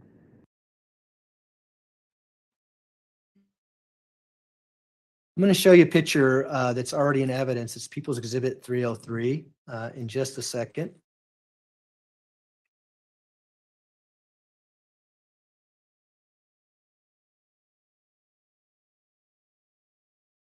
Okay, 303 is up on the TV screen now.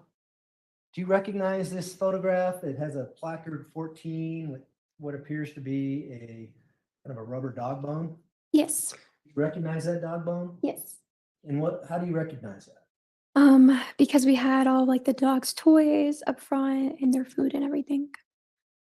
They were playing with it on the drive. Did you leave that in the van after you turned it in?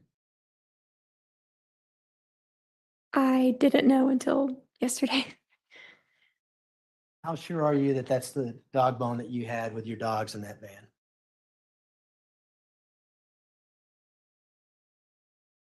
It looks familiar, like it, cause like they were puppies, so we got like the little bones. So yeah. Okay. All right, great. We can take that down. So what are you talking about as you're leaving in this budget van from the hotel room? Do you ask your mom where you're going? What's the game plan, that kind of thing? Yeah, so I did. That's when she was asking me like, where do you want to live? And the destination just kept like changing. And she was just talking about like starting a new life. What about Albert and Lena and Shannon? Did you ever talk about leaving them? And No, she just kept saying that, Albert went against her and doesn't believe her. So that's why she wanted to leave. and it's something like that happened in the past where you and your mom left Albert and the kids on the road somewhere leaving? Yes. Tell the jury about that. There were multiple times that she would just get like angry or frustrated and ask me to like pack up all my clothes and we'd get in the car. One time specifically from Colorado, we drove all the way through Kansas and then she would always like be like, okay, we just need to go home because her and Albert would talk it out and then we'd go home. Did you think that was going to happen on this trip? Yes. Did that happen on this trip? No. At what point did you realize that was not going to happen on this trip? Once we were close to Myrtle Beach. So all the way across country up to Myrtle Beach, you're thinking, we're going to go back to Colorado, everything's going to be fine, they're going to get back together. Yes. Do you remember when this trip to Kansas happened that you ended up turning around and going back? It was during the time that we lived in Colorado. I don't know the exact month. No. Sometime during 2019 then? Yes. Do you remember stopping at a Love's truck stop in Pueblo, Colorado to get gas? Yes. Do you remember about what time it was? No. Do you remember stopping at a Walmart in Trinidad on your way in the budget van? Yes. And do you know why you stopped at the Walmart in Trinidad? To get a phone. And did you guys get a phone? Yes. Who went in and got the phone? My mom. Up until this point, as she's driving, was she obeying the laws and stopping at stoplights, stopping at stop signs, that kind of thing as she's driving? Yes. Did she know where she was going? Did she ever tell you, I'm lost, I don't know what we're doing here? No. Where did you think you were going as you left the Walmart in Trinidad? Texas. Why Texas? I just remember her saying like, Texas is a good place to live. Up until this point, did you notice anything unusual in the back of the van? No. Did you smell anything in the back of the van? No. You talked about Gannon and where Gannon might be driving down through Trinidad, southern Colorado. No, she was on the phone a lot talking to people about everything. What was she talking about? I remember one conversation was about a video that was going to be surfaced. And she said it was going to prove her innocence. Just going over like everything that happened. Who is your mom concerned about during these phone conversations? Sustained, I think you can ask her what she said. Sure. During these phone conversations, did you hear your mother talking about? Did I what? I'm Did you sorry. hear your mother talking on the phone to someone on the other side? Yes. Did you hear what she was saying? Yes. Who was she talking about with regards to what's going on with Gannon being missing and things like that? Her sister. Was she talking about her sister or was she talking to her sister about herself? Talking to her sister about herself. And what were the kind of things she was saying? Um, she just kept saying like she was set up, that this video that's gonna surface will show that Gannon came home. Just things along that line. Now, as you're sitting in that van listening to these conversations, did you ever ask your mom, what are we doing? Why are we leaving? Gannon's missing. Why aren't we out looking for him? That kind of stuff. No, I didn't really question her a lot. Why didn't you question your mom? I would be told that, like I'm being like disrespectful or like talking back. And what would happen if you were being disrespectful or talking back to your mom? Sometimes she would like backhand me Where would she backhand you at? to my face. Is that why you just didn't say anything and you sat in the van and went wherever she was driving? Yes. Overruled.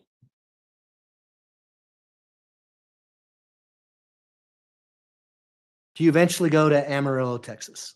Yes. And do you recall staying the night in Amarillo, Texas? Yes. And do you remember what hotel you stayed at in Amarillo, Texas? No. Did you stay at a Candlewood Suites? Sounds familiar. Yes. And do you remember watching some videos of you and the dogs walking in a Candlewood Suites in Amarillo, Texas? Yes. Okay. You know, we can take a break now and then get into the videos, or I can keep going, whatever you prefer. Council approach, please.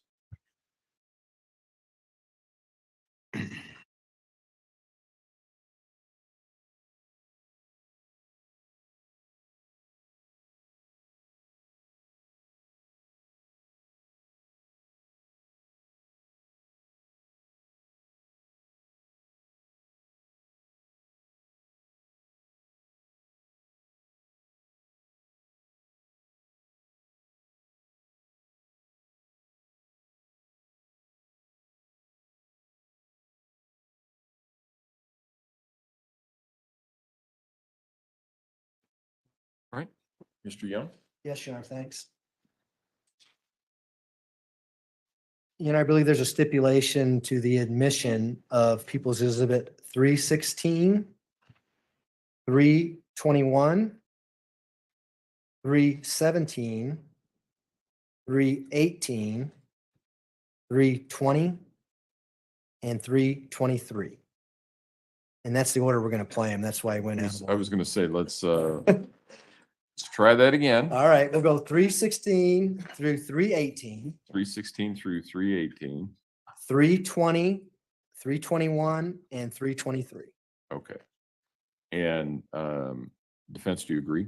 I do. All right, exhibits 316 through 318, 320, 321, and 323 will be admitted. Thank you, Judge. And before we play those, Ms. Hunt, did you hear your mom making these reservations as you were driving, particularly the one in Amarillo at the Candlewood Suites? Yes.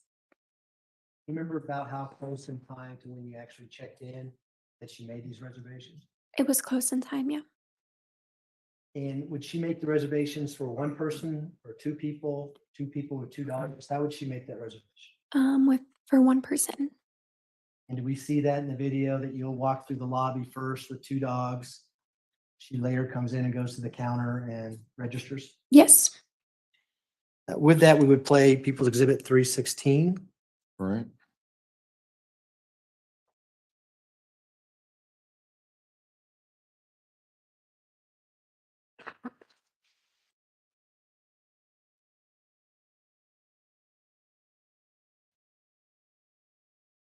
Before we hit play, is that you with the dogs right there that we see in the still image? Yes. Go ahead and hit play, please.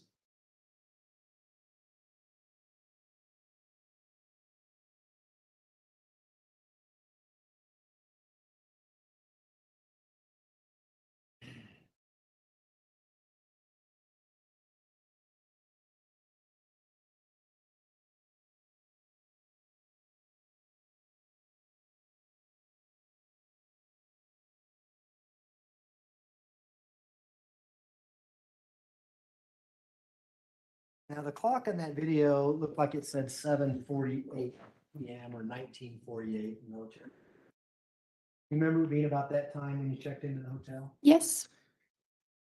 We can now play People's Exhibit 321.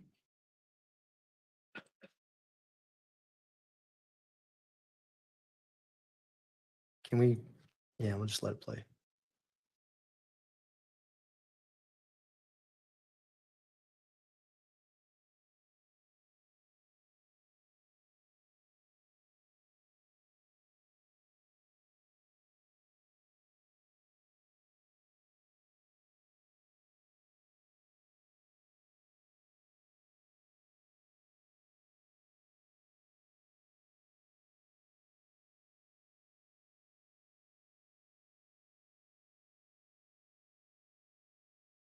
Now, that video stopped at 7:47. Is that a continuation of you walking through the lobby, going back to the elevators? Yes. That speaks for itself, but is that what happens here? Yes. And where were you gonna go? Why'd you go to the elevators? Do you know?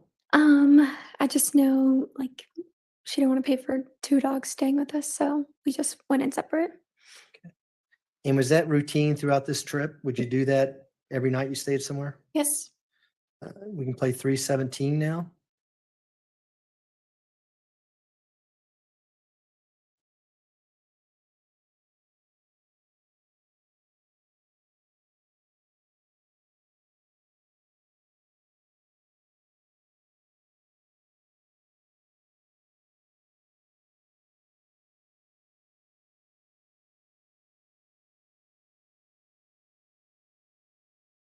Is that your mom there we see at the counter? Yes.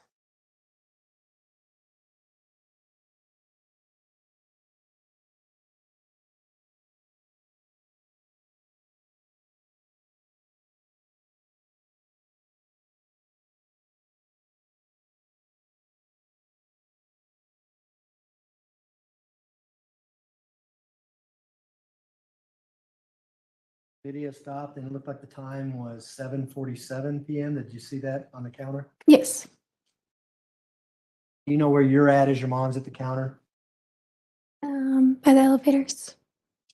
We can go ahead and play People's Exhibit 318.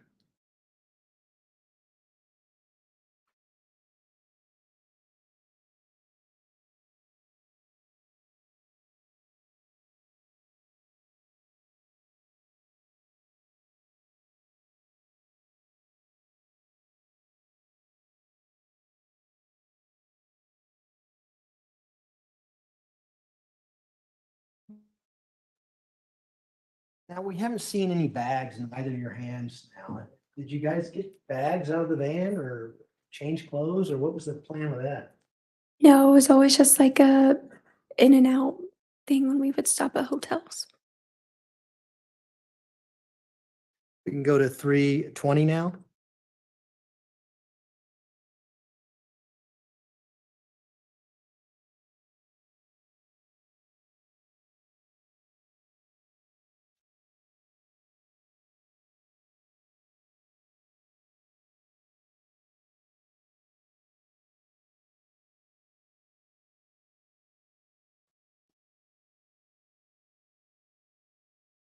Okay, 320 has been played. It looked like it was 7:50 when that stopped. Is that right? Yes. So we can go to 323 now.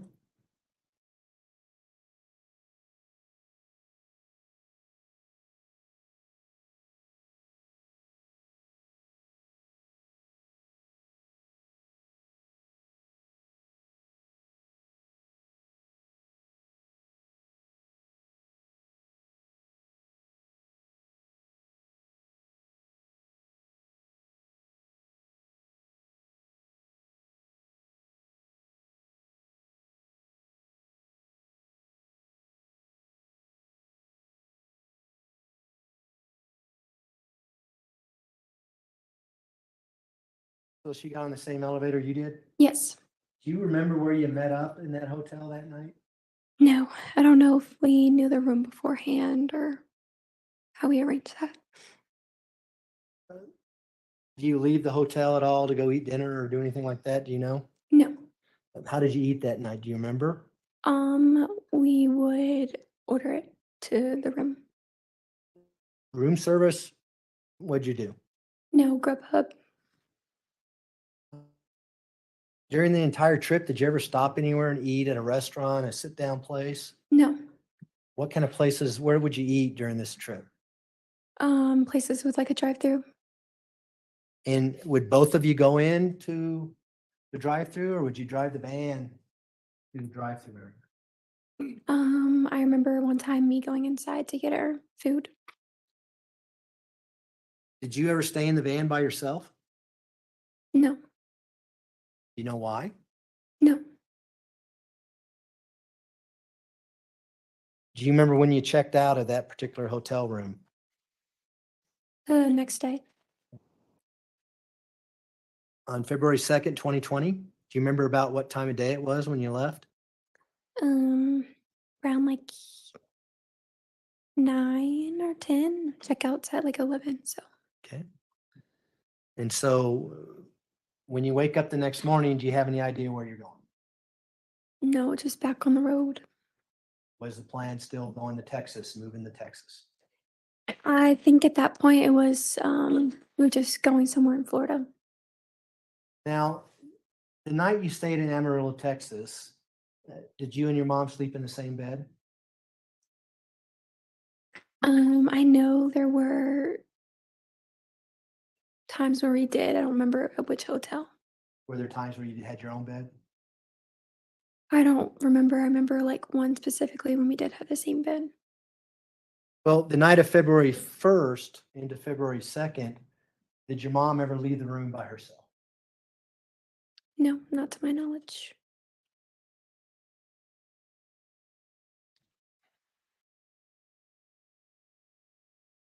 February 2nd, do you remember driving all the way to Decatur, Texas on that date? Yes. And do you remember staying at Candlewood Suites in Decatur, Texas? Yes. Did your mom do the same thing? Would she call in advance, make a reservation? Would you go in with the dogs first? She comes in later. Yes. As she's making these reservations, do you recall her using any kind of corporate rate or saying that she's with a corporation, things like that? Yes. What would she say? I believe it's called Ford Motors. Where would that come from? Do you know? My aunt. So your mom knew that she can get a cheaper rate by saying Ford, or do you know that? Yes. Based on where your aunt worked? I believe it was her husband.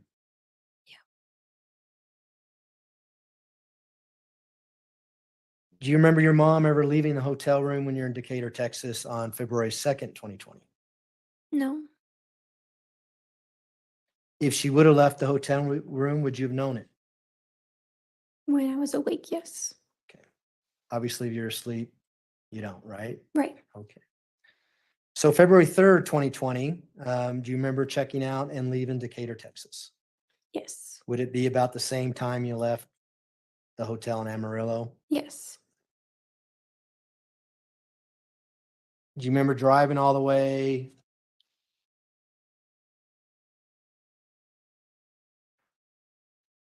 to Pensacola, Florida? Yes. Long drive, right? Yes.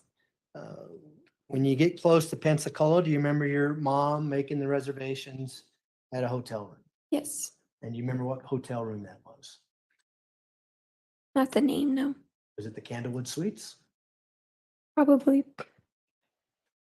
Same process. She's with the Ford Motor Company, corporate discount, one person. Would you walk in first? She walks in later? Yes. You remember that happening? Yes. At this point, I'd like to publish People's Exhibit 181, which is already in evidence.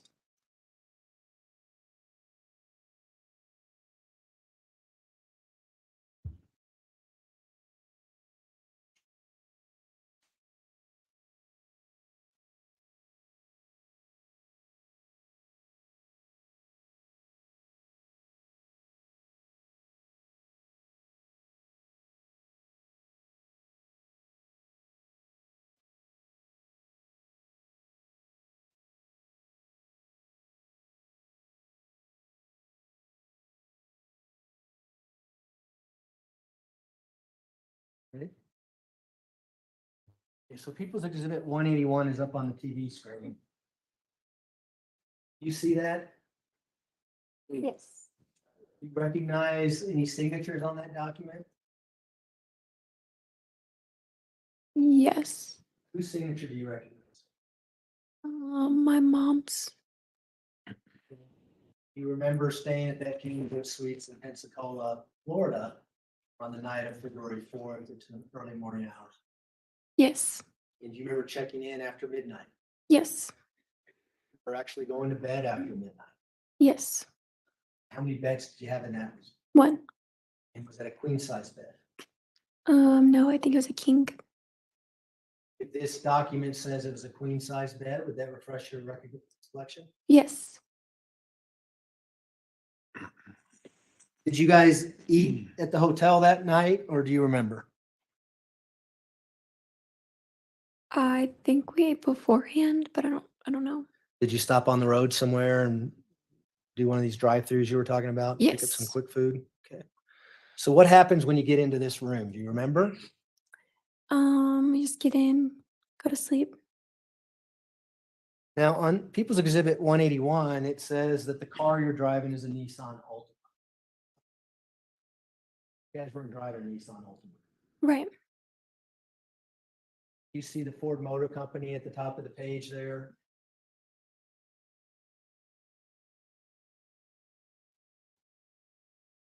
The middle of this motion here is it seemed Oh, yes. that consistent with what you've been talking about, how she would use corporate reductions to stay in these hotel rooms? Yes. So after midnight on February 4th, 2020, did your mom ever leave that room? Not that I know of, no. Were you sleeping the entire time, or were you awake during times that night? And we're talking 12:30 in the morning on. I was asleep. Earlier, you indicated you're kind of a hard sleeper. Would you know if your mom left that room or not? No.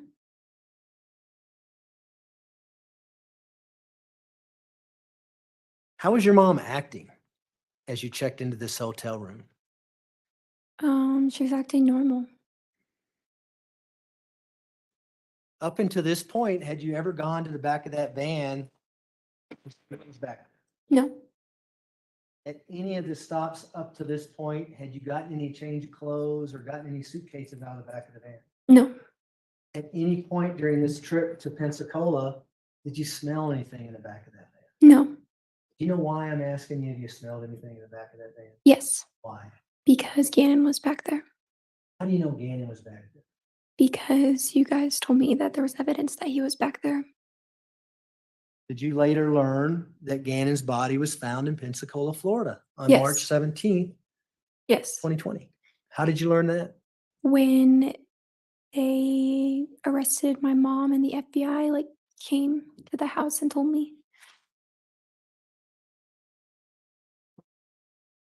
So what happens when you wake up morning hours of February 4th, 2020? What's going on in the room? Tell us about when you checked out and things like that. Yeah, it was just like all the other days we just check out. Afterwards, we go grab breakfast and then we go to Orlando. Why are you going to Orlando?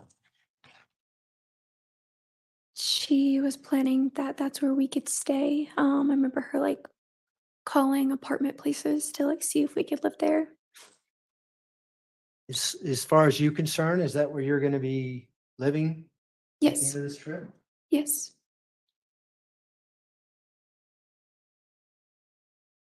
Miss Son, I want to ask you a direct question, okay? Okay. Did you help your mother throw that suitcase over a bridge in Pensacola, Florida No, I did not. on February 4th, 2020? No, I did not.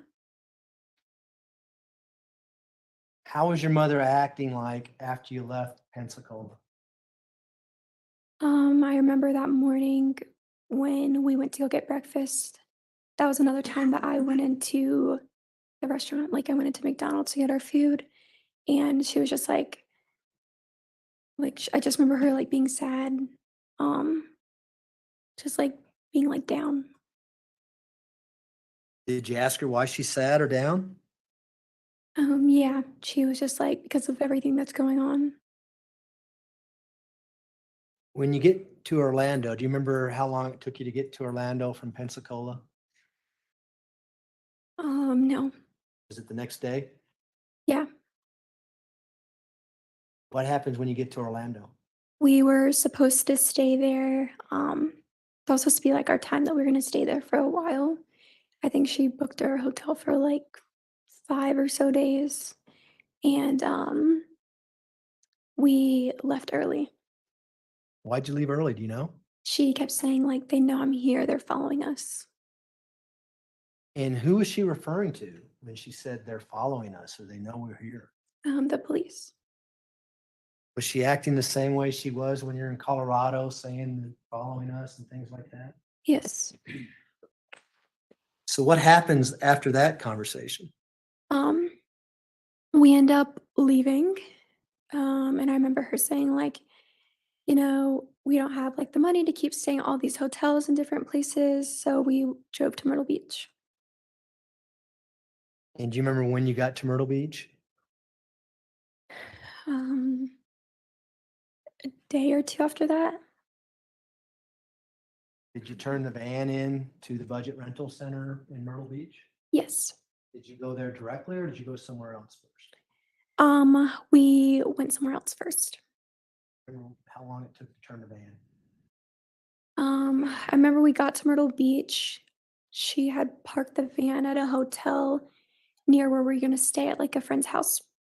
Okay. Do you know why she did that or did you ask her why she did that?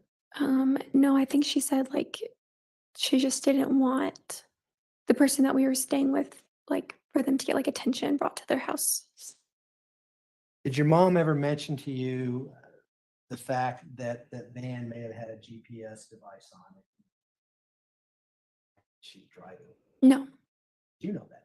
no, You know that now? yes.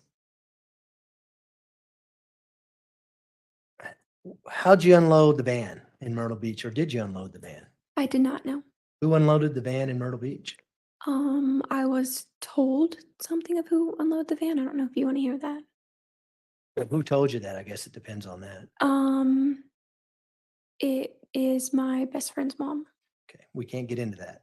We can get into things your mom tells you, but not others, okay? Okay. Um,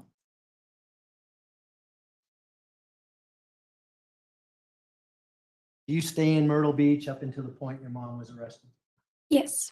Tell the jury about your mom's arrest. I was scheduled to go in to meet with my recruiter that morning. And she brought me there. She waited in the car that we had there.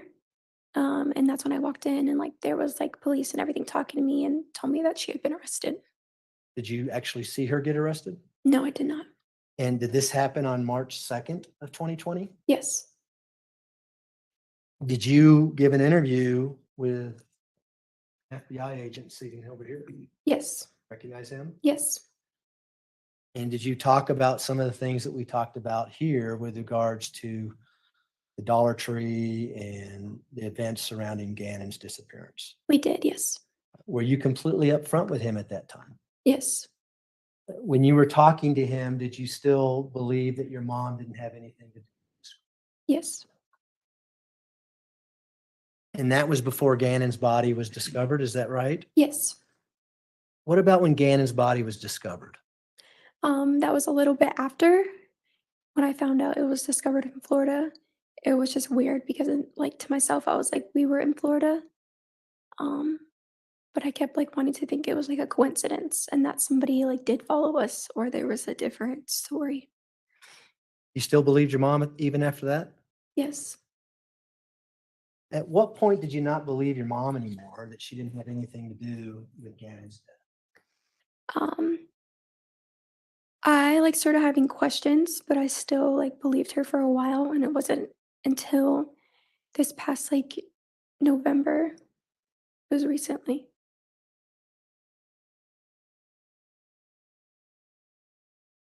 What are your thoughts about your mom pleading not guilty by reason of insanity? I didn't know what it meant at first. Yeah. Did you learn what that meant in November?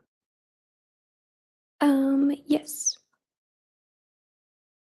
I want to talk about your life with your mom since the day you were born, as far back as you can remember, okay? Okay. Had you been with her 24/7? Yes.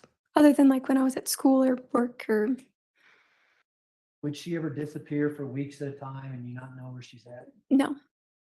Had you always known where she was at up until we talked about the Life 360 app? But had you always known where your mom was at for a given time? Yes. Had you ever gone to Australia with your mom? No. Have you ever gone to Saudi Arabia with your mom? No. Has your mom ever gone to Australia or Saudi Arabia without you? No. Would you know that if she did? Yes. Had you ever seen your mom change personalities into someone she isn't? No. What do you mean by that? Do you know what I'm talking about? Yes. Has she ever not remembered who you were? No. Have you ever seen her not remember who Al Stauch was? No. Have you ever seen her not remember who Gannon was? No. Lena. No.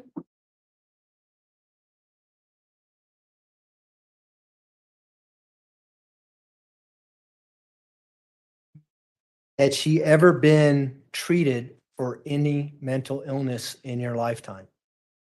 No. Would you know that if she was treated? Yes. Would you know if she ever went to a psychiatric hospital and was in an inpatient program and couldn't leave because of some kind of mental illness? Yes. Had that ever happened? No.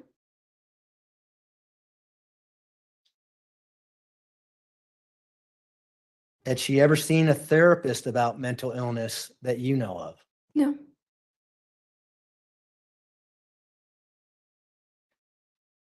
During the entire time, especially in January 27th of 2020, all the way up till you go to Myrtle Beach in this van, your mother have the capacity to know right from wrong. Yes.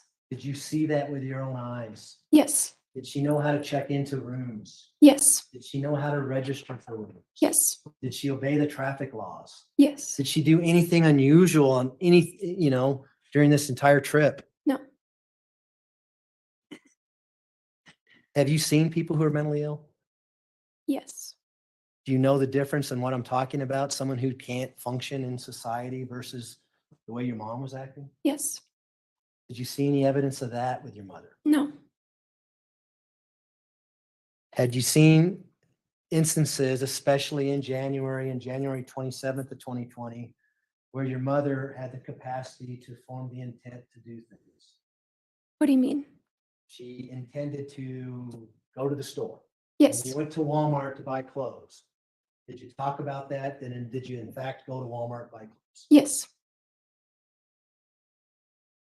Did you have an opportunity to see her to have the capacity to form judgment, to use judgment and reflection, and to make decisions? What do you mean? Was she able to decide things? Oh, yes. Was she able to rent this rental van on her own, take you and drive Texas, all the way to Florida, up to Myrtle Beach?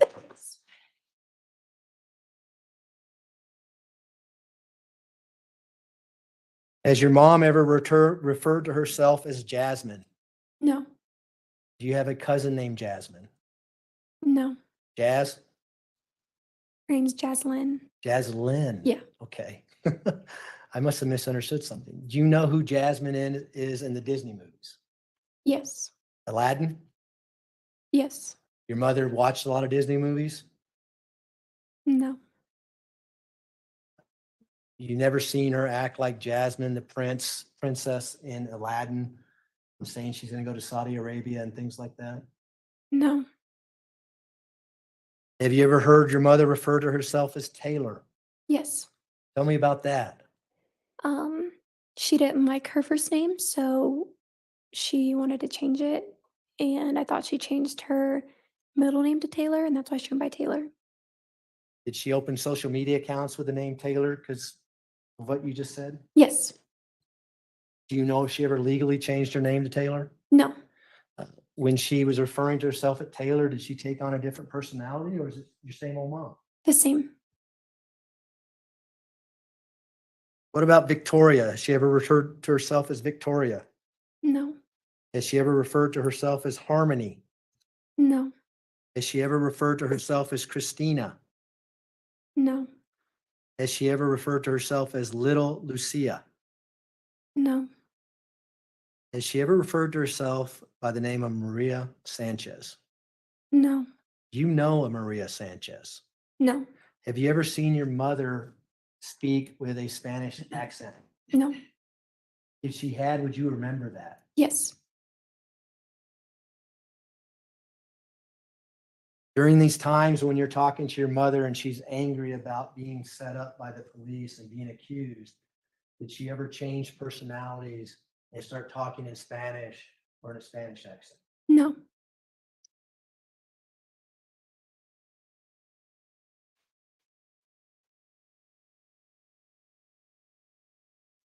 Harley, at one point last year, were you concerned that you might be charged with a crime based on the trip to Florida? Yes. What crime was it that you were aware of that you might be charged with? That I would be like an accessory. That's really the first degree murder, right? Yes.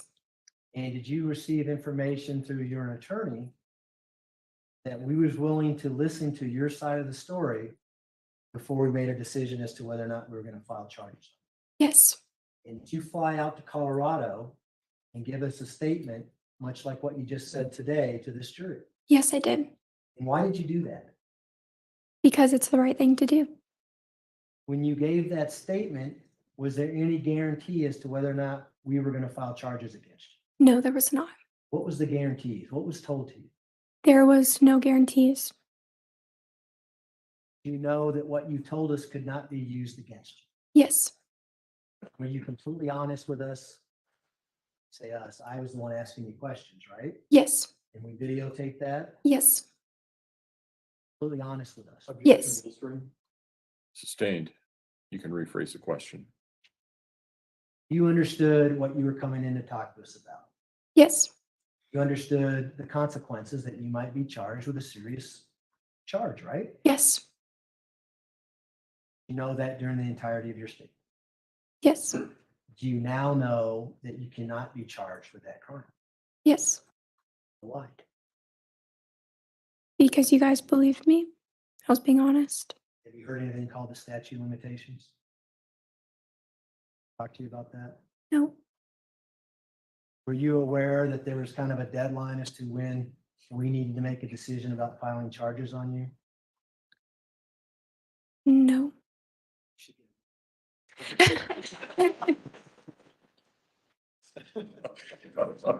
So we don't need to go any further than that, but at this time, you know you cannot be charged with that, right? Correct. But it wasn't part of the agreement that you signed back on August 17th of 2020. Do you remember? Correct. And do you remember signing the agreement? Yes. If I may approach, Your Honor. You may. This is People's Exhibit 324. Here, you can use those scissors, I'll open it for you.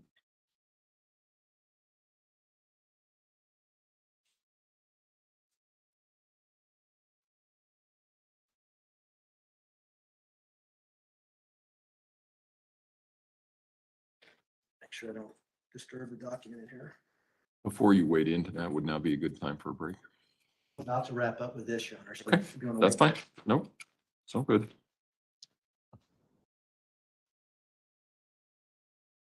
Okay, for the record, I'm pulling out the contents of People's Exhibit 324.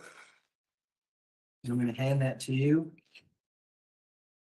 It looks like this is a 2-page document. Do you recognize that? Yes. And can you put those on that table? Yes. What is that? This is what I signed after my interview. Is that the proffer agreement that you signed back in August of 2020 prior to doing your interview with our office? Yes. And is that the same as it was back in August when you signed? Yes. Move to admit People's Exhibit 320. Exhibit 324 will be admitted. Go ahead.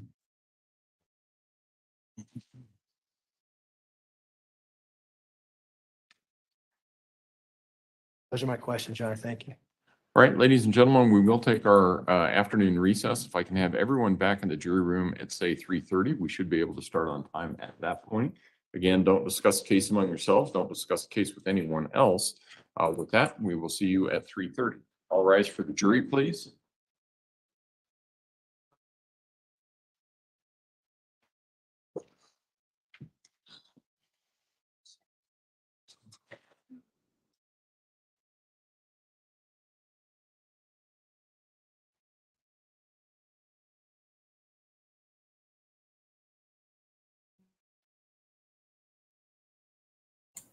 No, if they're gonna say anything about her flipping the bird, it'll be here.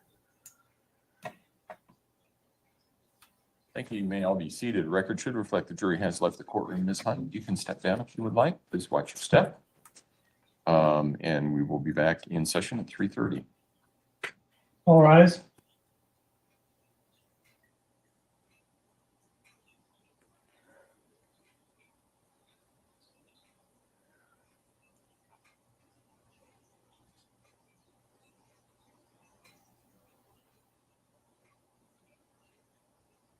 So there we go. They still have not said nothing about her flipping the bird.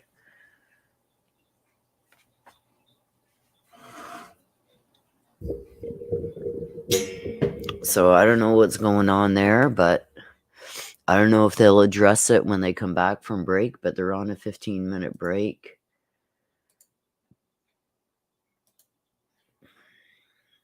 And somebody yell at me if I forget to take that off the screen when they come back. Yeah, check your email, Judge.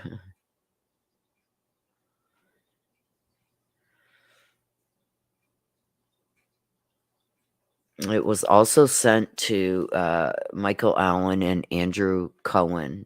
I believe Andrew Cohen is, let me just see. I believe he's an FBI agent that's there. Let me just look and see. Yeah, Andrew Cohen is an FBI agent.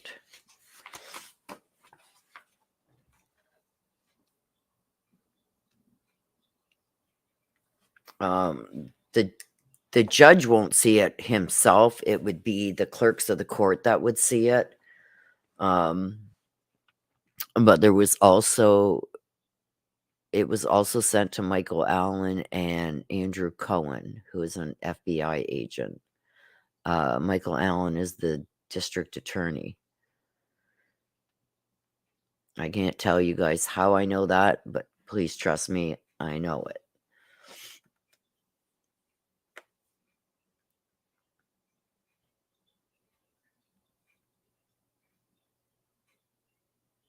Yeah, Cross, I don't know how Cross is going to be if she's going to try and say that this was her daughter that did this. If she does, that's pretty sick.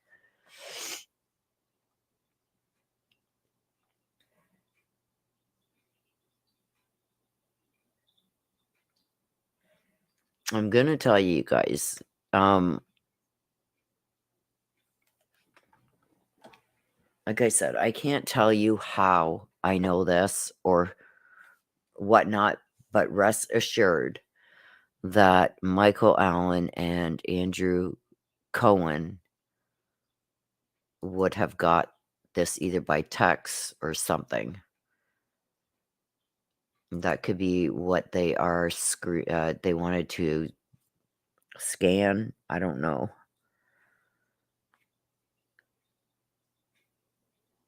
The judge doesn't read his emails. The clerks of the court do. And then they pass it to the judge if it's appropriate.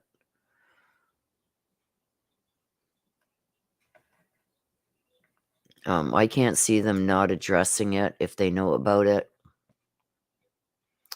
because the judge had already warned her.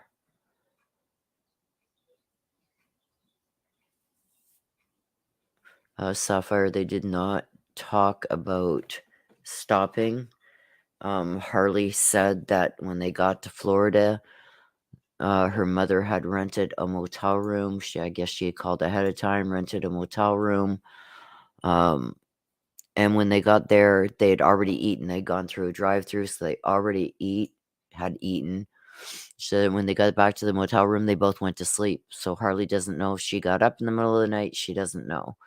But what the funny thing is when they get to Florida, she tells them that she has a Nissan, but she asks for a Ford discount. It's like, what? Wait, what?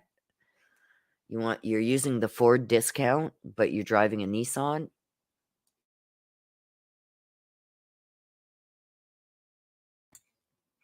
Just odd to me that, and I think the lady who checked them in said that they didn't go out and check. She gave a license plate number and said it belonged to a Nissan. And they didn't go out and check. They just took her word for it.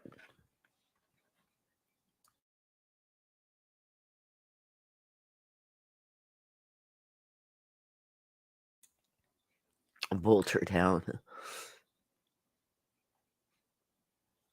The DA has rested their case, so, and they've already had that person that checked them in out up on the stand, so I can't see it coming up. It's just odd that it wasn't. The lady that checked them in said that that's what Letecia wrote on the sign-in thing to get the room, that she was driving a Nissan and she gave a license plate number. They did not go out and check to see if that was a Nissan with that license plate number. I've rented many motels and they've never gone out to check my car either. You have to here in Canada, Chanel. They ask you for your car and license plate number.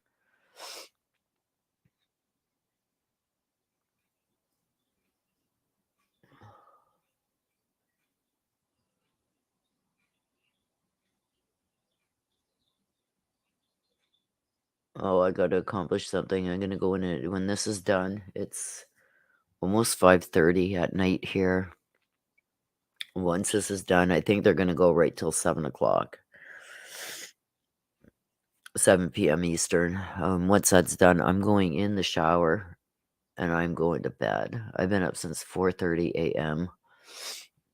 I can't no more. Oh, I believe Harley was scared, but Harley did a little mess up there. She said the question posed to her was, when did you find out that Gannon was in the back of that van? And she said, when they came and arrested my mother. Well, how did you find out when they came and arrested your mother that Gannon was in the back of the van? Because Gannon wasn't found for another 2 weeks. She was arrested on March 2nd. Gannon wasn't found until the 17th. So that part, and it was very specific. When did you find out that Gannon had been in the back of that moving van? And she said, when they came and arrested my mother. Roll it back, you guys. I can't rewind because I'm the host, but you guys can rewind. Okay, Mitch, I wish you could send me a butler too. Yeah, and the nighttime it even gets worse. Like everybody knows that when you're sick, it gets worse at night. But I bought one of those. Initially, why I bought this is because I sit up in my bed a lot and read or go over things or whatever. So, and my pillows always would go squishy on me and whatever. So I bought a platform that would fit in because I got a 4-poster bed. So what I did is I took out the lats that held the box spring and mattress. I took them out and I bought an adjustable platform to go inside of my bed frame and then put my mattress right on that. And I'm telling you, it's been a lifesaver.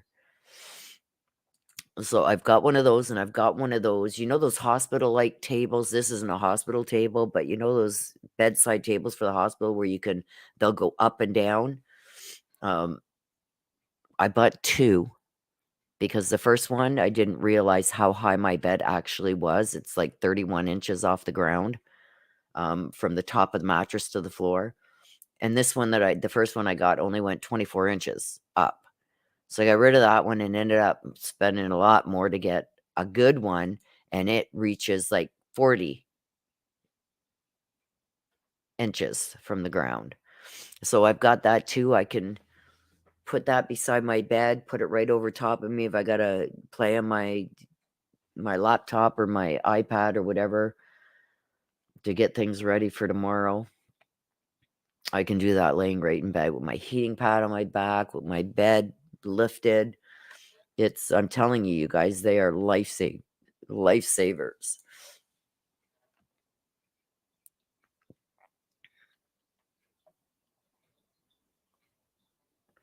A warm bath with eucalyptus sold a nice hot shower, Isabel. I'm not big on baths, but my shower, I got the big, huge square. It's a 12-inch by 12-inch rain shower head with other ones that go on the wall. So, oh my God, it's going to feel so good.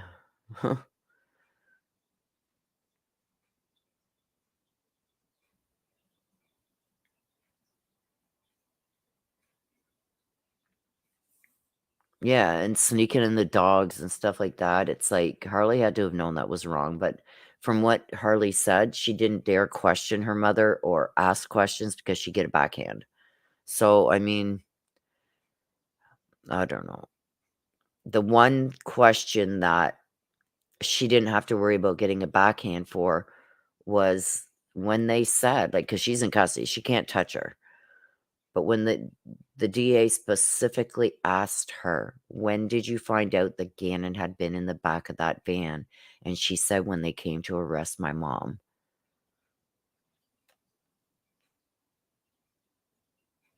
Yeah, see, Pamela Wolf said the same thing.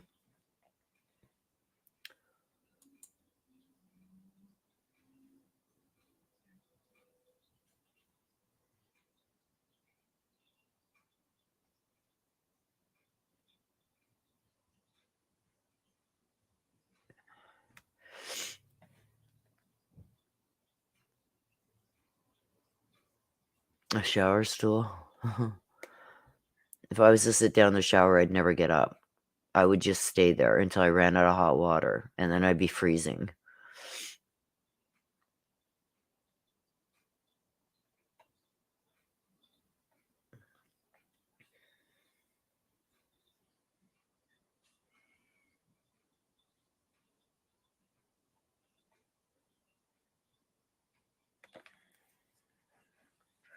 Seem to have. Well, Harley did say that she had everything she needed in her bag in the front initially, and then she said something about I'm toning out some parts, you guys, because I'm fighting to even keep my head up here.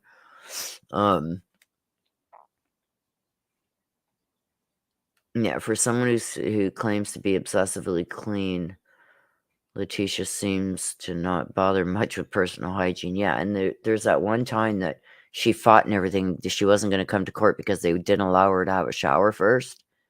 She was all about her personal hygiene then, but now that she's in court, it's like, ugh.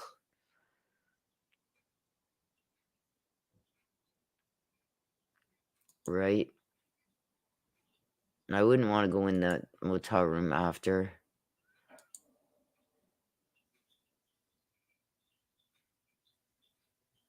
Oh, Vicks shower tabs. I don't think we have them in Canada yet.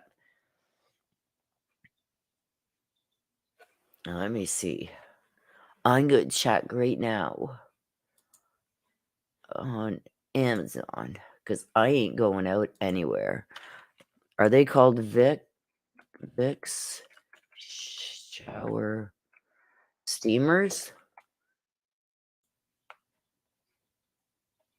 Oh, check that out. 1-day delivery. Come on. 1 day tomorrow. Okay, I gotta make this bigger. Okay, let me see. Shower steamers. Oh no, I don't want. I want the Vicks.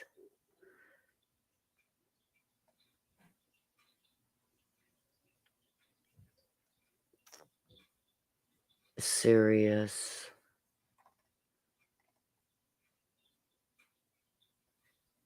They got the aromatherapy one, but the Vicks ones are sold out. Dang it. I never knew there was such a thing. Wife is fired. She said she'd handle this for me while I drove, and she didn't. Oh, shy, stop it. She did good. She did good. She didn't time anybody out by accident, so she did good. Shower steamers. Oh, I want the Vicks.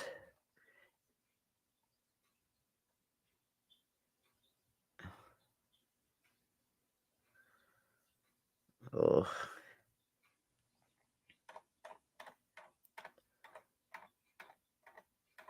Don't.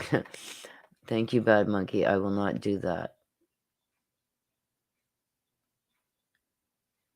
Yeah, they've got menthol. They've got lavender.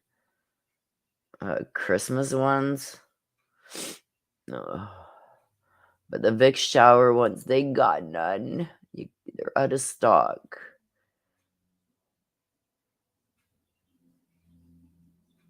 Son. Okay, 2 other buying options. Let's see that.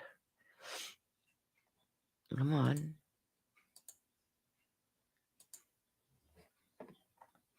See all buying options.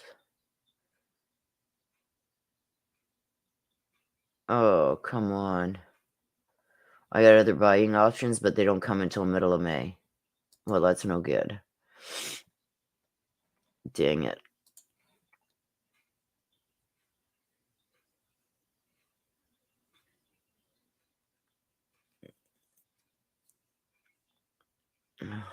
Sorry, you guys. I'll be back in chat in a second.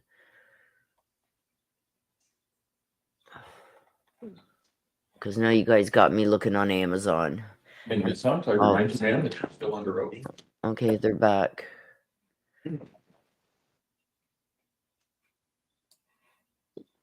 Oh, I gotta move everything over. Hang on. Come on, Judge, address it. So we just need to, is there anything we need to address before we bring the jury in? Prosecution? No, you are. Defense? No, sir. Okay, Nope. let's bring them.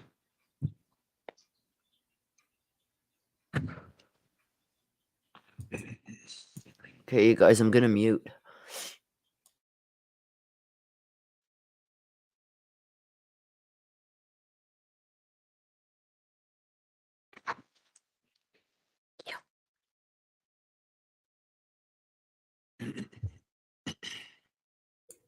Oh, thank God you guys can't hear me hacking over here. I'm gonna have to keep my windows closed tonight because my neighbors will probably start throwing tomatoes at my house. If I have my window open, hacking and coughing all night.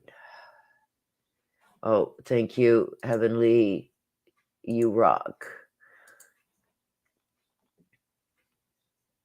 Thank you, my dear, for reminding me. I told you I'd forget.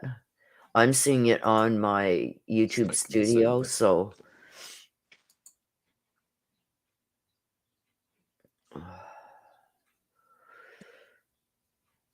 I hope this doesn't get bad, you guys. Oh gosh, I gotta mute. I was just about to start hacking and coughing, you guys. Okay, so I'm gonna mute before I start hacking and coughing. All rise for the jury, please.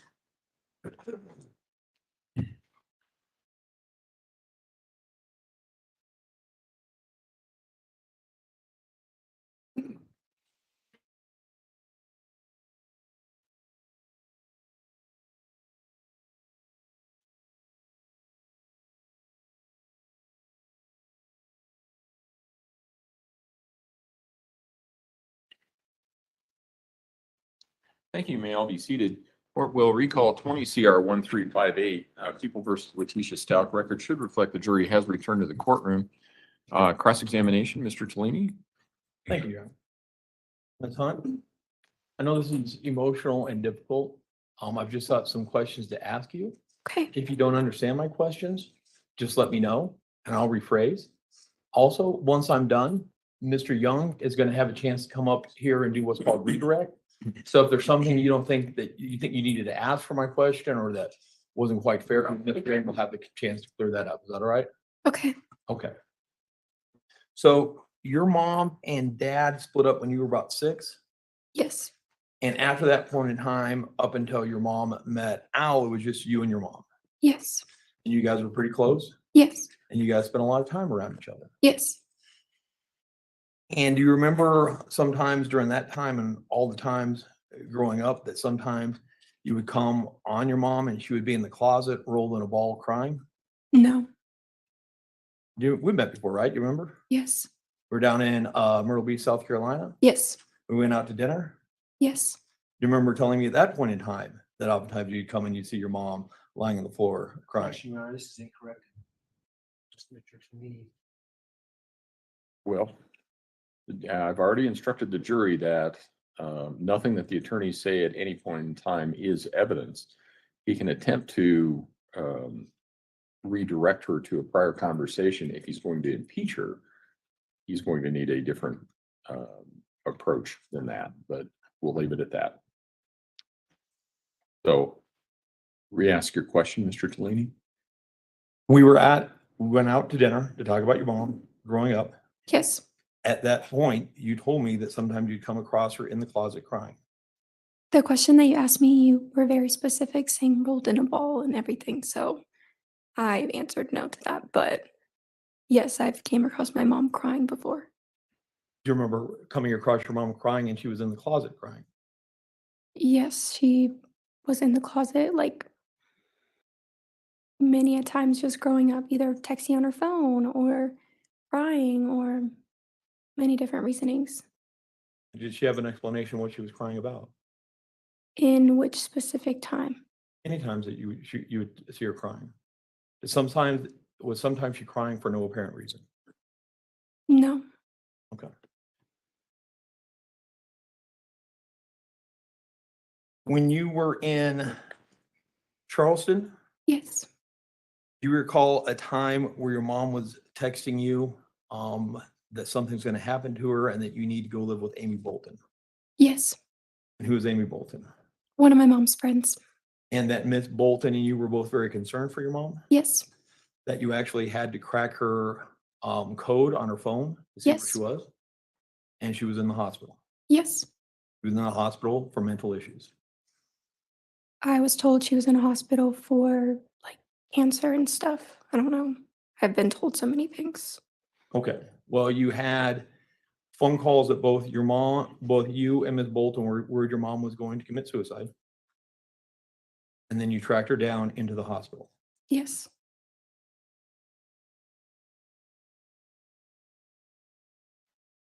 There was also a time, you're about 15, you had a Jeep. Remember that Jeep? Yes. Your mom took the Jeep one time and wrecked it. Yes. Your mom told you she wrecked it because she thought she saw your dead father sitting beside her. No. No? I remember her wrecking the car. I didn't get a clear like reason why it happened. I thought she swerved off the road for something, but not because of my dead dad. You don't recall her saying she thought she saw a chance? No. There were also times growing up that you lived significant stretches of times with Dee Dee. Yes. Why? One was when we lived in Charleston because I wanted to go to my old school as well, just because things weren't normal when we lived in Charleston. What do you mean things weren't normal? Like nobody was happy. It's just, Your mom wasn't happy when she was living in Charleston? nobody was happy when we lived in Charleston. Okay.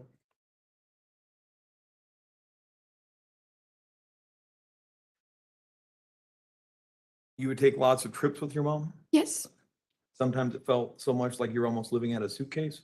Yes.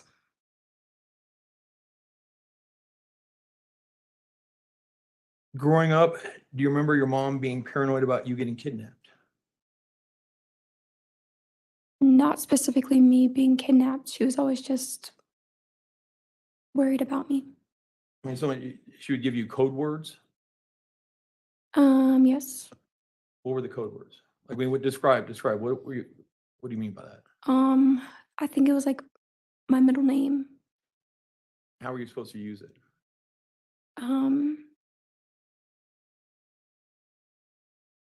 She would say it so that I would know that it was her talking to me. Okay. Did you say why this would be necessary?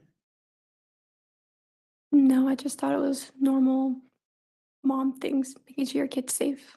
Okay, and you guys would also have safe places that you would meet up if necessary, No, like the Chick-fil-A parking lot?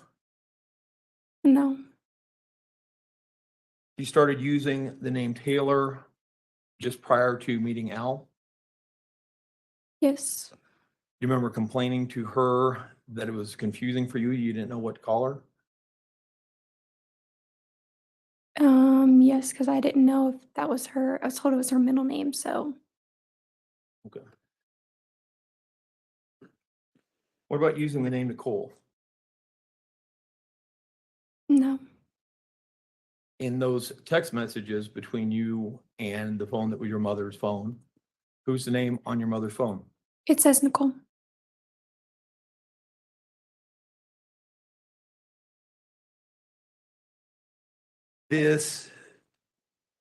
When you and your mom went off to Kansas City, were you given much warning? Did she say what was about or where you guys were going? I just knew that she wasn't happy with her marriage, so we were leaving. She wanted to go do one of like flight attendant or something. Where were you guys going? I think we were going back to South Carolina. Okay. How much notice did she give you between when, hey, get in the car? Like, how much time did you have to pack? Was it a day? How much planning on this went on? Yeah, I did have to pack. I don't know if it was the day of or the day before. But had there been any talk before she said start packing, we're leaving? Say, hey, what do you think about this? This is what I'm thinking about doing, anything like that? Or does this appear very sudden? Yes. Appear very sudden? No, she would just be like, I'm not happy. What do you think about moving here? Okay. Around the fall of 2019, do you remember your mom also becoming paranoid regarding an alleged hit and run accident? A what? A hit and run that you may have been in? Yes. And she thought people were constantly following her. I remember her saying that she was like accused of a hit or run and she talked to someone about it, like a police officer, and they said it wasn't her. It didn't end up being her. Okay, but do you remember her also thinking people were following her because of that? I don't remember. Like in a black sedan? I don't remember. Okay. You remember her quitting her teaching job because of mental health? When was this? In winter of 2019. I remember her saying she's going to become a flight attendant and going to training instead of teaching. When you guys, I'm going to shift back, and so, sorry, back when you guys would go to Alaska, you guys would go for a couple weeks up to a month at a time, Yes. and your mom did not like Alaska? Yes. You remember a time that your mom came down and said that this was going to be the last dinner with you and her, Yes. and that it was too late, she'd already taken them? Yes. And did that to you imply that she was contemplating suicide? Yes. And then the next day she acted like nothing happened? Yes. Was that unusual? That was the second time that she had done that. So Charleston and then. Okay. Did she ever discuss either of those things with you, No. like afterwards? No. explain what was going on? No.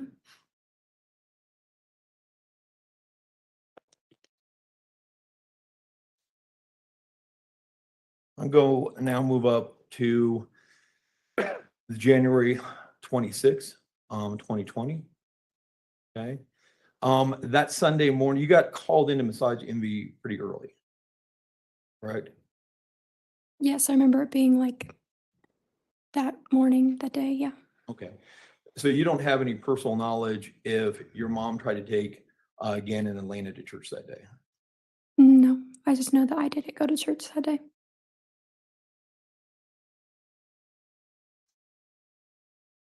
And then you got home and your mom was telling you about the fire and everything like that? Yes. And you could smell from that, you could smell that there was burning Yes. that occurred down in the basement? You testified early or this morning that when you came home and you were talking with your mom, that your mom was scared. Yes. What was she scared of? She said that she was scared of like Gannon because he was acting weird. Okay.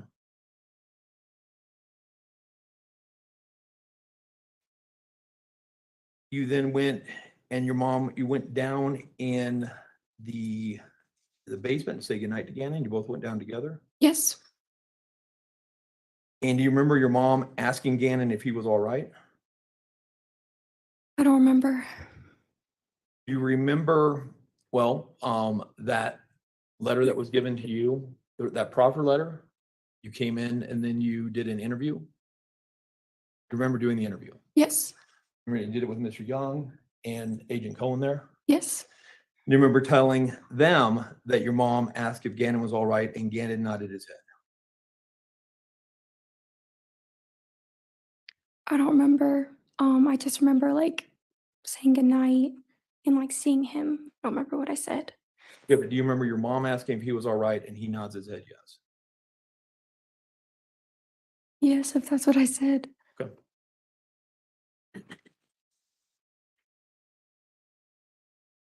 And then you left that morning for work around 8 because you had to be there by 8:30?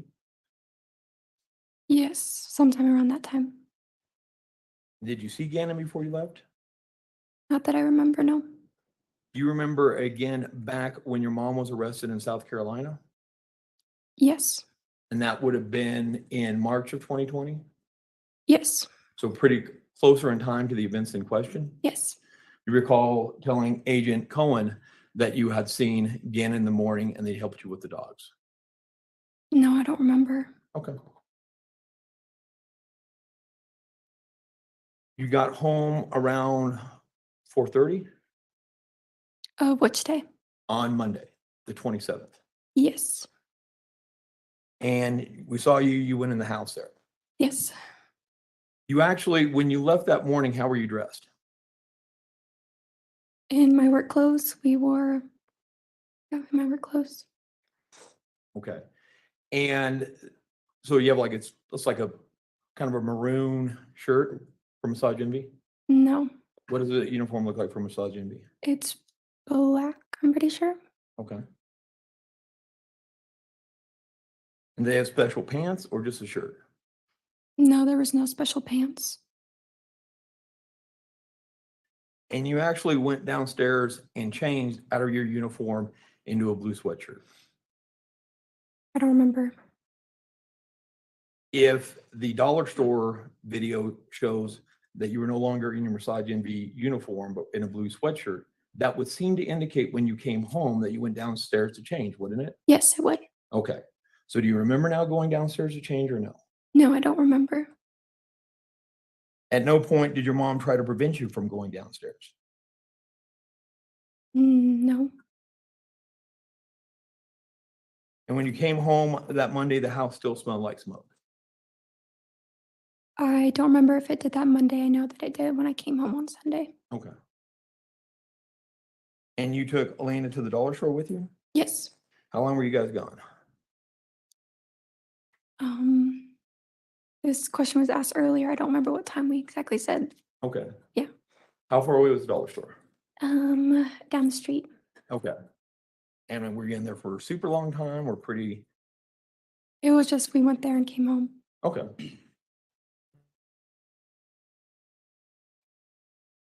And then when you came home, well, let me ask you this. Did you get home from the dollar store before 6? No, I don't remember what time I got home. Okay. When you got home, was your mom already concerned because Gannon wasn't home yet? I just remember like time being approached and he wasn't there. Okay. And then I kind of understood that initially you guys all go out to look for Gannon and then your mom comes home and stays home. Is that correct? Yes. Okay, so initially your mom, you and Lane are all going to kind of some different friend's house to see if he's there. Yes. How long does that take? They lived in the neighborhood, so we were just driving around the neighborhood. So I don't know the exact time, but it didn't take forever. Do you know, had your mom called the police before you guys went and started looking for Gannon? No, I don't think she did. Okay, so after you guys go, look, can't find Gannon, that's when she then calls the police. I remember her calling Albert. So it was like after then. So Okay. And it takes a long time for the police to come. yes.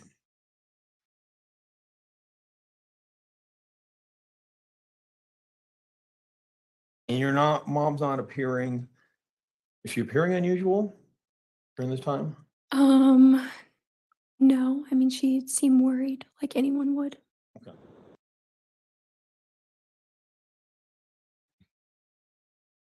And so you've known your mom your entire life. Yes. You guys have grown up very close. Yes. And at this point in time, while you're observing her, she seems legitimately worried for Gannon. Yes.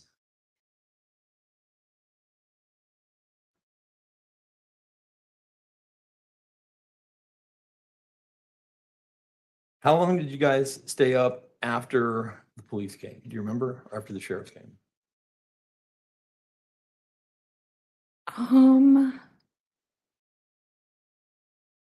No, I don't remember. Okay.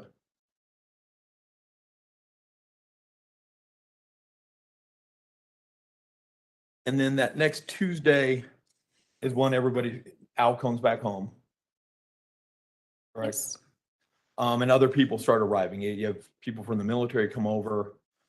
People are expressing concern. People are bringing food. Yes. People are trying to set up searches for Gannon. Yes. It's a lot of traffic in and out of the house. Yes.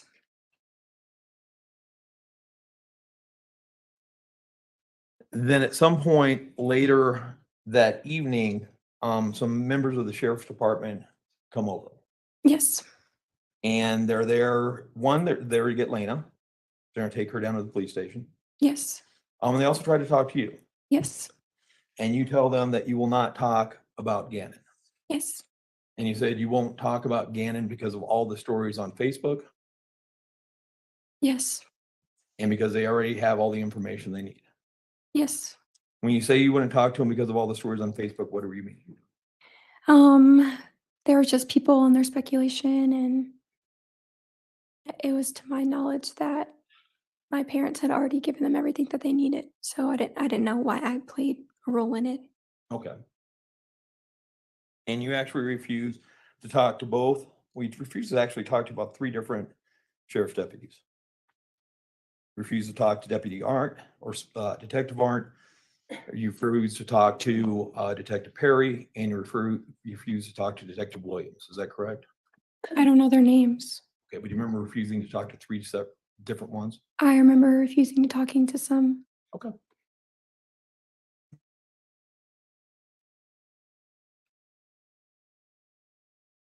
You said that going on to the next day, when you picked your mom up from the hospital, that she was talking weird. What did you mean by that? What do you mean? You said that you picked her up from the hospital and stuff was just coming out of her mouth. What did you mean? Just saying stuff from what happened at the hospital, just saying like events that took place. And maybe I misunderstood. I gathered that you found the way that she was talking when you picked her up from the hospital odd. Is that incorrect? Odd as in like, it was just like a bunch of like ramble at once. Like, it was just going on and on. Like vomiting up words? Yes. Okay. You know what tangential thoughts are? What did you say? Tangent thoughts? Tangential, where people is where a person jumps between subject matter to subject matter to subject matter with not necessarily a logical connection. Was that how she was speaking? No, because it just all related to Gannon being missing and people accusing her, and so they all correlated in some way. Okay. But you found the manner in which he was presenting you that information was different than normal. Yes. Okay.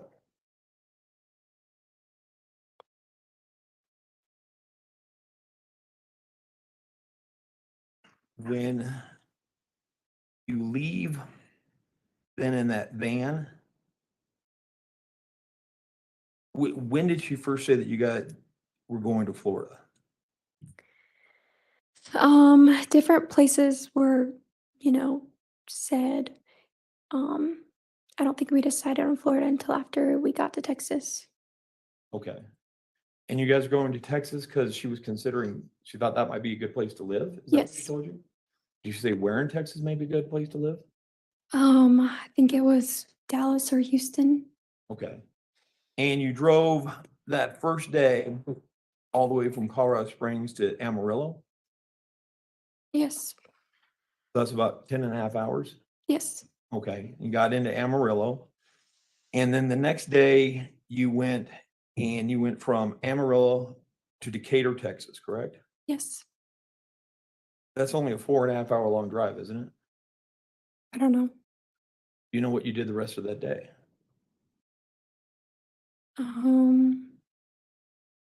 No. You talked about your mom making reservations at these different hotels. Yes. She was actually making those reservations with an app, wasn't she? I remember some of her reservations were through a call. I remember them calling because she needed to get her IHG number.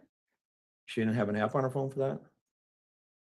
I don't remember if the phone that she had was a smartphone. Okay.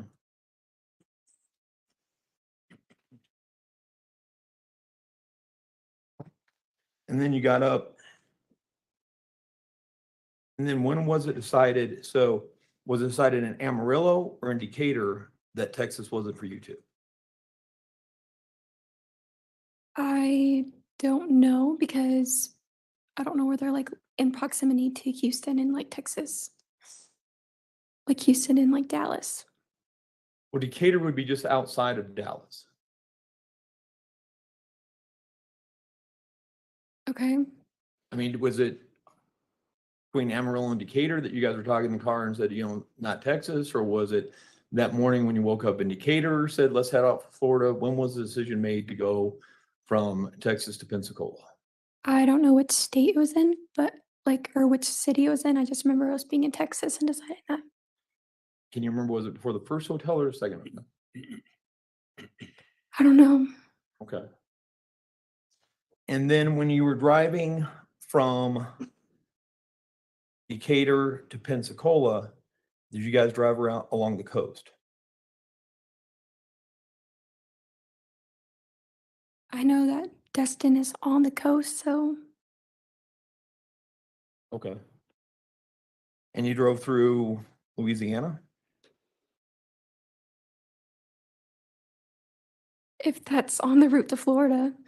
Do you remember driving through long stretches of the country that were marshy and swampy with nothing else around?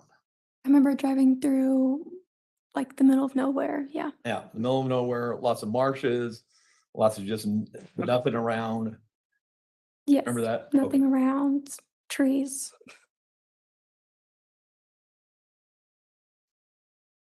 And so you get to Pensacola and you check in the hotel. And that night you guys actually slept in the same bed. Yes. Okay.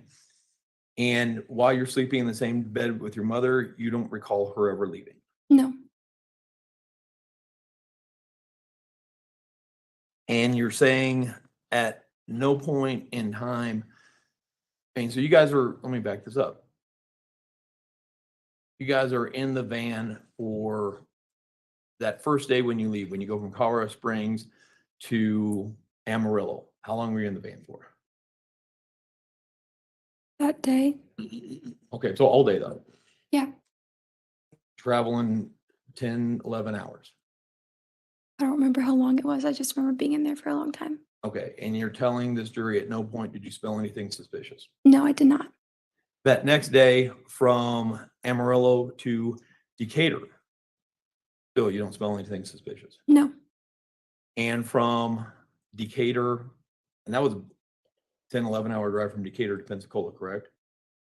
I don't remember how long it was. But you're in the van pretty much also. Yeah. It's you and your mom, Yes. the dogs, Yes. and you don't smell anything suspicious. No. And you can, I mean, there's that gate there, but you can still look back in that gate and see stuff back behind you. Yeah, I mean, there's no lights or anything, so. I know, but sometimes you're driving during the day. Right, but you can't really see through it. It's just, there's no lights back there. It's not Okay. really shining through. But you never look back and you're saying you couldn't see anything when you look back in that van? Didn't really have a reason to look back there. You didn't look back the whole time, all 3 days? You never looked back in that van? No. No? Okay.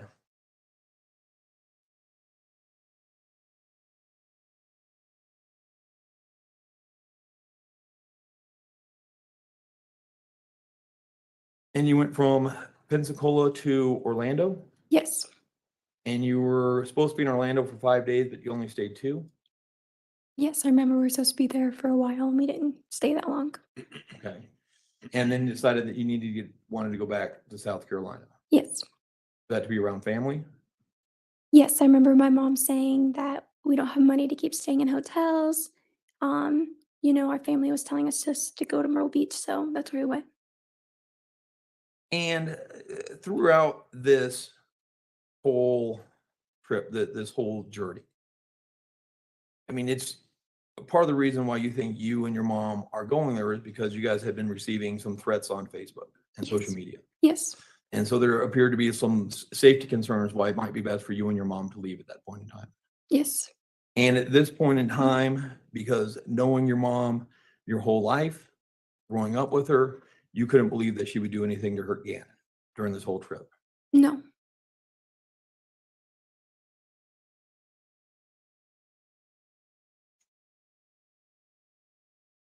Then how long were you then in South Carolina before the FBI came to arrest your mom?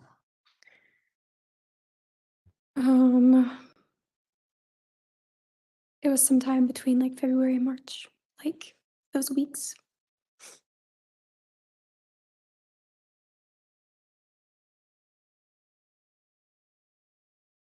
And you're saying the FBI told you that Gannon had been found down in Florida when they arrested your mom? No, that was when I don't think they found his body until after she was arrested. Okay. Then how'd you find that out? That's when the FBI came to my house multiple times. Okay. And at some point, Edie and Amy Bolton hire you an attorney? Yes. That's Julian Rosiel. Yes.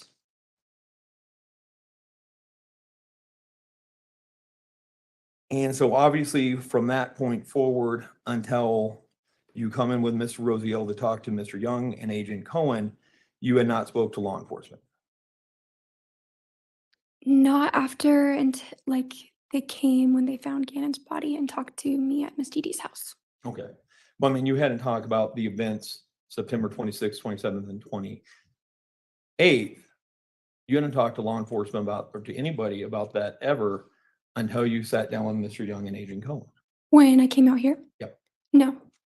I met with you guys before I met with them. Yeah, but we didn't discuss those events. We discussed your mom growing up. Okay, yes.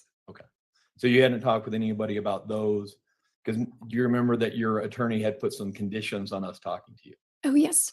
Okay. And there were things that your attorney was allowing us to ask you and other things that he was not allowing us to ask you. Yes. Okay. And so the first time you had really discussed your actions, your mom's actions over the 26th, 27th, and 28th was with Mr. Young and Agent Cohen almost 3 years later. Um, yes, I remember with my attorney though, previously I had to write like a personal statement that he wrote for me to send to them.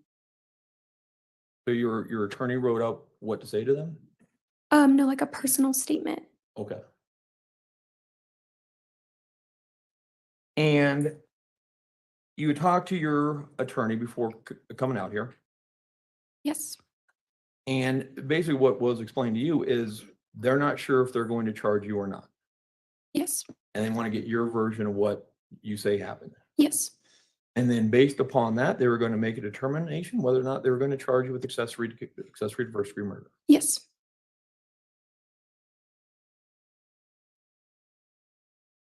And at that point in time, you had already seen the probable cause affidavit. Yes. And so, and this, you followed this case in the media. Yeah, at some point in time I had to stop looking what the media said.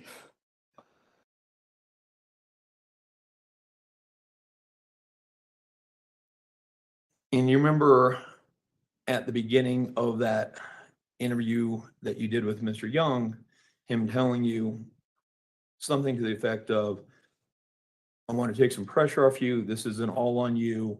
Your mother's pled not guilty by reason of insanity. So that's pretty much like an admission that you did it.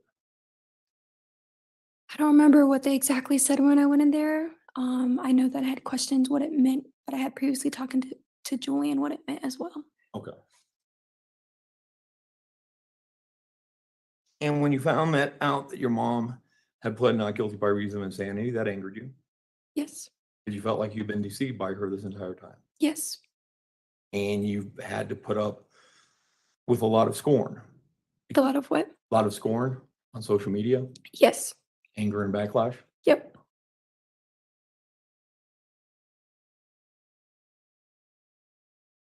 And so the decision on whether or not to charge you is going to be based upon what you, or at least not all of it, but to a degree, on what you told Mr. Young and Agent Cohen. Can you rephrase what you said? You knew when you were going in to do that interview with them that whether or not you got charged was going to be based in part upon what you told them. Yes.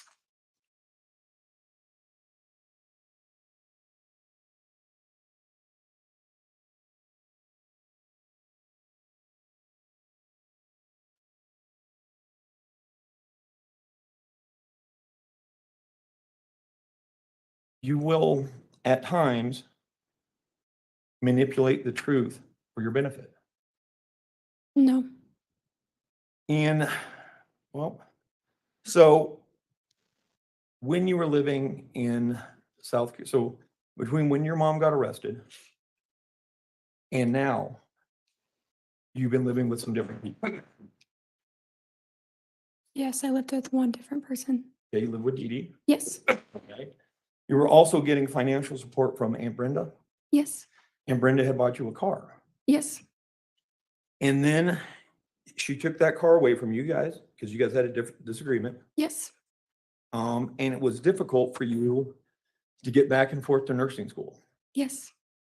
And so in January of 2023, you set up a GoFundMe page. Yes. And on that GoFundMe page, you say, "Hi, my name is Harley. For those of you who don't know my story, I lost both my parents a few years ago when I was 17 years old." Yes. That statement seems to imply that both your parents died when you were 17. I don't think it does. No. Okay. Well, your dad had died a long time before that. Yes. Okay. And you didn't lose your mom. Your mom was just in prison, in jail in Colorado. I lost her. Okay. But you don't think that that's at all misleading to get people to give you money?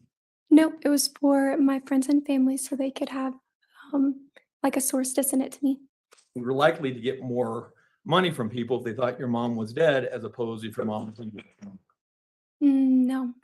You also put in there that you've been having to provide for yourself a place to stay, transportation, and the college and the necessities of everyday livelihood.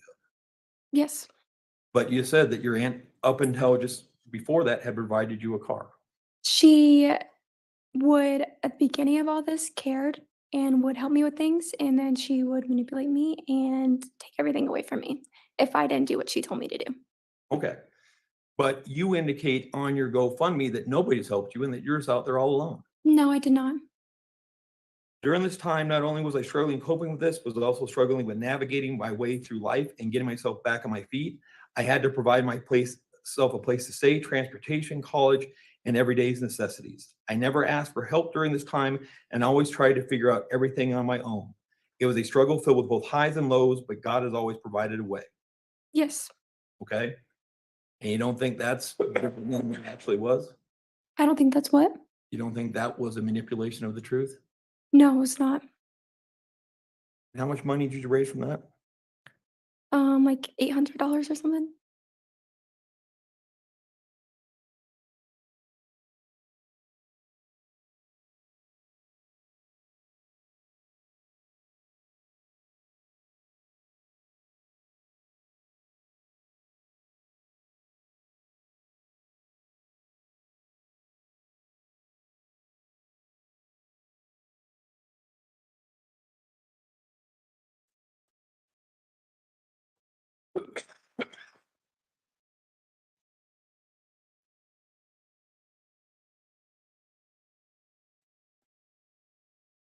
No further questions. Redirect? Yeah, Mr. Young? thanks.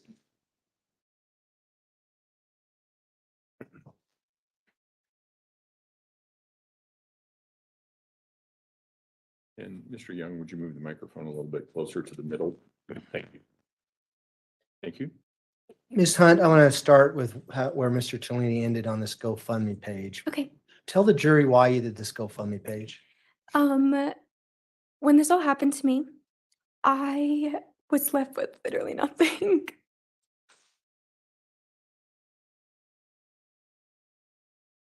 You would think that if my mom knew that she would do this, she would do something to, like, you know, prepare her daughter or set her daughter up to not have parents or financial help.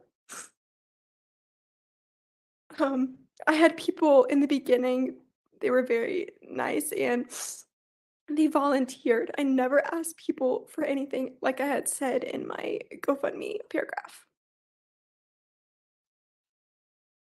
And It's like I was like thrown out into the world with nothing. there's some Kleenexes to your left there, Ms. Hunt, if you'd like to use those. Are you doing okay? Yeah, I'm fine. Let me ask you this. You indicated on cross-examination that it was August of 2022 that your Aunt Brenda cut you off? I think it was September or August, yeah, somewhere around then. So was it after you came to Colorado to give this statement for a proffer and told us what you told this jury today? Yeah, it was after. Did she find out about it? Is that why she cut you off? Foundation. I can You rephrase. can rephrase, right? Do you know why she cut you off? There was just multiple like reasonings that didn't really make sense. She just didn't agree with, you know, um, like with the insurance of the car and things like that. Needless to say, it was after you gave your statement is when she took your car back and stopped providing you with funds. Yes, And you're in college, you're in nursing school, right? yes, Were you working at the time? yes. Now, when you made the post about losing both parents, what did you mean?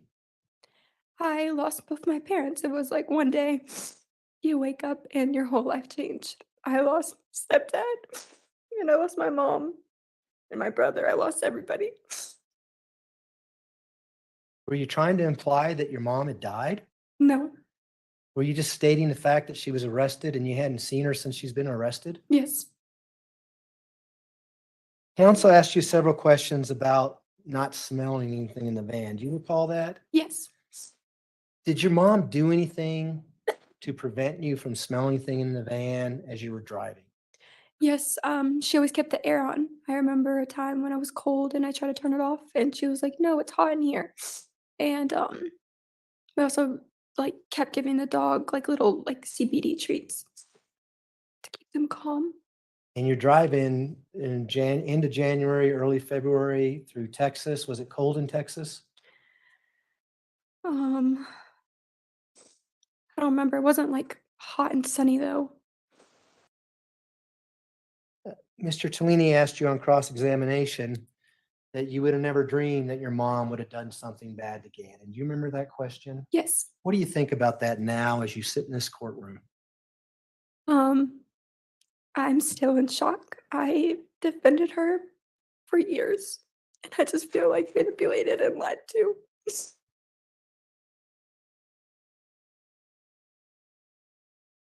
And when we started out your testimony this morning, you talked about learning about how your father actually died. Do you remember that? Yes. Is that what we're talking about? The manipulation that's been going on for years is finally coming to your realization? Yes. And do you remember when you were talking to us back in August, uh, the questions I was asking you about why we were considering filing charges on you? Yes. Do you remember me asking you, what would you explain to a jury about driving cross country with a body in a suitcase in the back of that van? What would you tell the jury? Do you remember that question? Yes. Tell this jury whether or not you knew that Gannon's body was back in that van and why. The thought just never came across my mind. I just never thought my mom would do that. I didn't see her to be the person to do that. So I never even like questioned it. Like it just never came up. And what would happen if you did question it? She would just say like, "Don't question me," um, like saying it was back talking her.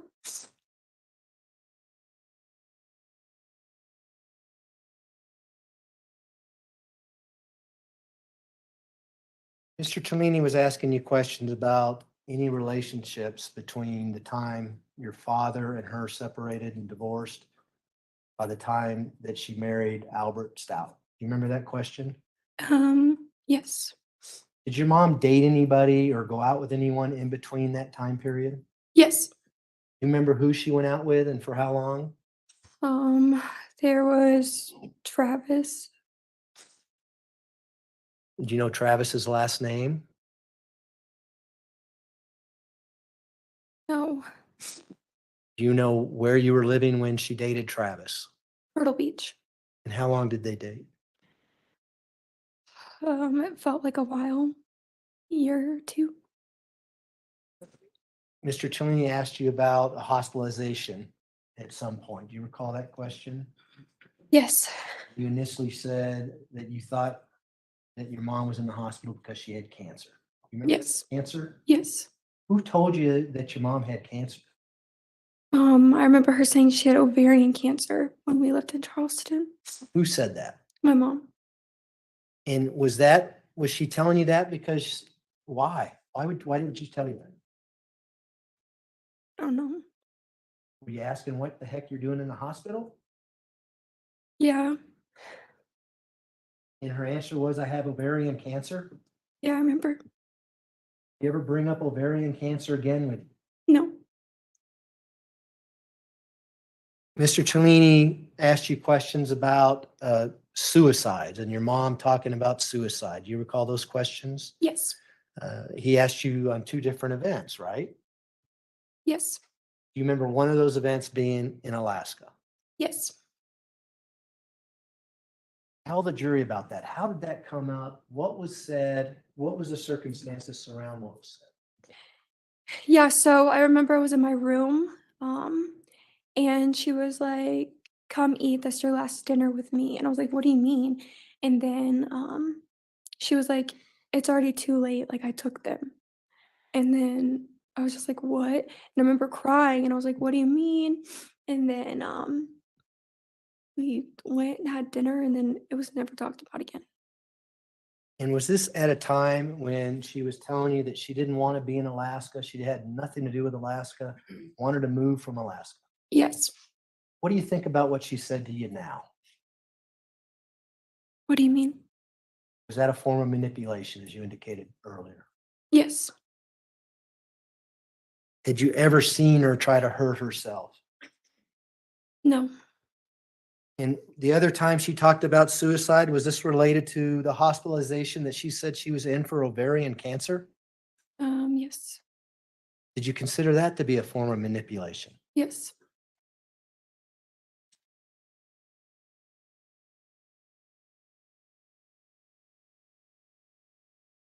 Mr. Cellini asked you questions about the cell phone and the cell phone text messages that are entered in People's Exhibit 205. Do you remember reading those? And it says, for her phone, it says maybe Nicole. Yes. For yours, it says daughter. Do you remember that? Yes. Do you know why that says maybe Nicole? No, I do not. Do you know whether or not your mom actually programmed her name into the phone? No, I do not. Okay. Are you familiar with iPhones and what comes up if you don't program it with your name in there and things? Do you mean like when you have to set the iPhone up? Yeah. Oh, yes. So what happens if you never set the iPhone up with your name in there? You can't use it. Well, would your name come up? Yes. Or would it be something maybe? Would it be maybe somebody? Sustained. Okay. I'm not sure that this is the right witness for that. Do you know why that her phone said maybe Nicole in text messages? No. Sustained.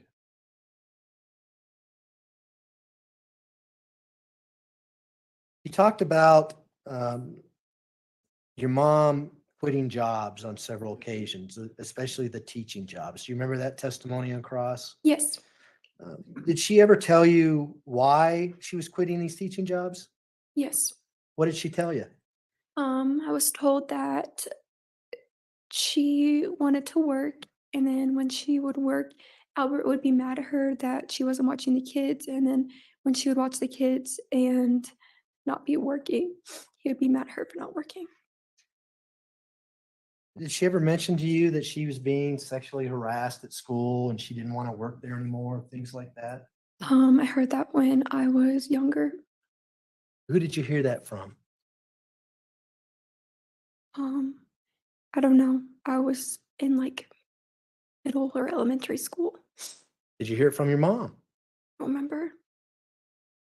Is that a common theme with your mom when she doesn't want to be somewhere? Something happens that is causing her to quit her job and move somewhere else. It happened in Alaska. Mr. Cellini asked you about January 26, 2020 in the morning and whether or not anyone went to church. Do you remember that question? Yes. Did you not in fact go to work in the afternoon around 2 o'clock in the afternoon that day? Sorry, I'm like forgetting times. There's been so many times. Yes. Let me ask you this. Would your mom drive a vehicle to church? Yes. And would it be either Albert's truck or her Tiguan that she drove to church? Yes. Would that be on one of the ring videos in the neighborhood? If they actually went to church that day, you'd see the vehicles leaving and going to church. Yes.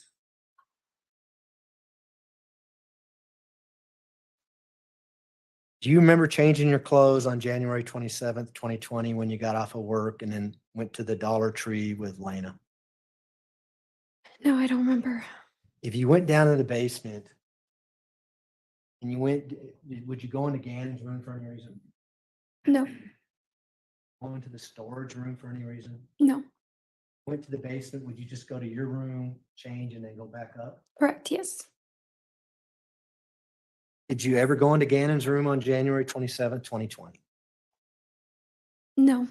Did you ever go into the storage room on that day? No.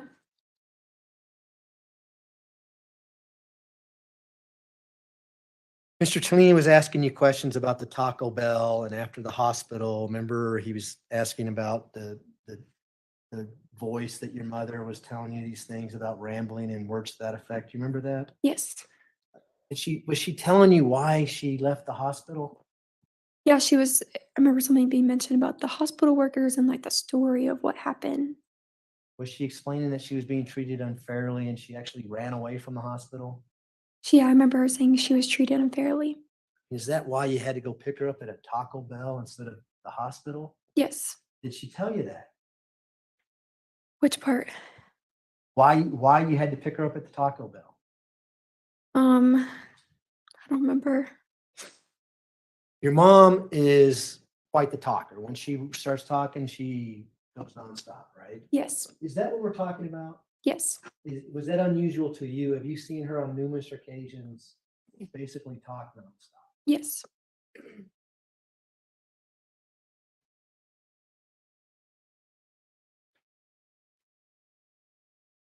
Did you ever, whether it's January 27th or January 28th or January 29th, clean up any blood at 6627 Mandan Drive?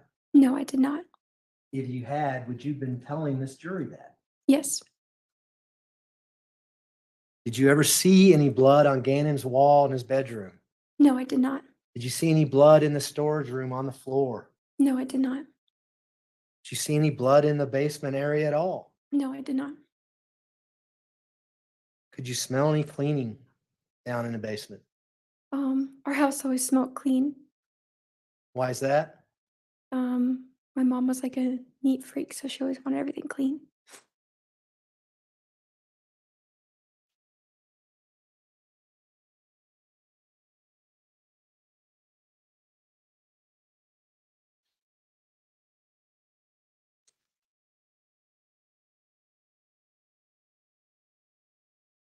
If you would have known Gannon's body was in the back of that van and you were talking to Agent Owen back here, would you have told him that? Yes. You would have known that he was in that van when the FBI came out to South Carolina to talk to you about Gannon's body being found on March 17th, 2020. Would you have told him that? Yes. Do you know now that Gannon's body was in that van as you drove across the country? Yes.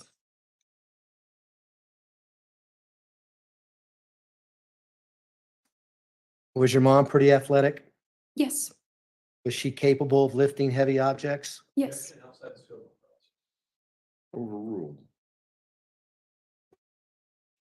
Do you know how much Gannon weighed? He was little, so he didn't weigh a lot.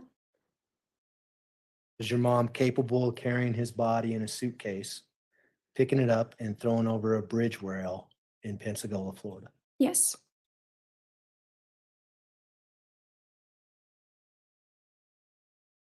Is that easy for you to say?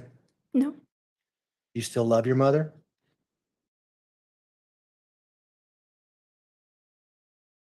I'll strike that, Your Honor. I have no further questions. Do any of the jurors have any questions for me, son? Looks like we have a couple. Mr. Young, if you would retrieve those in council approach, please.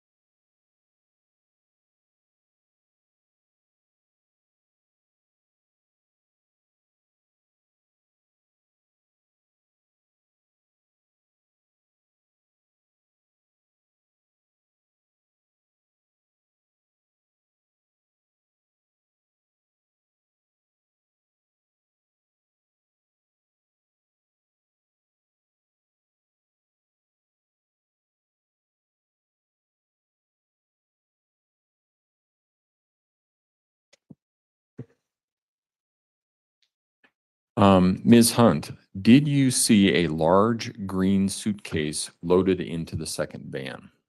No.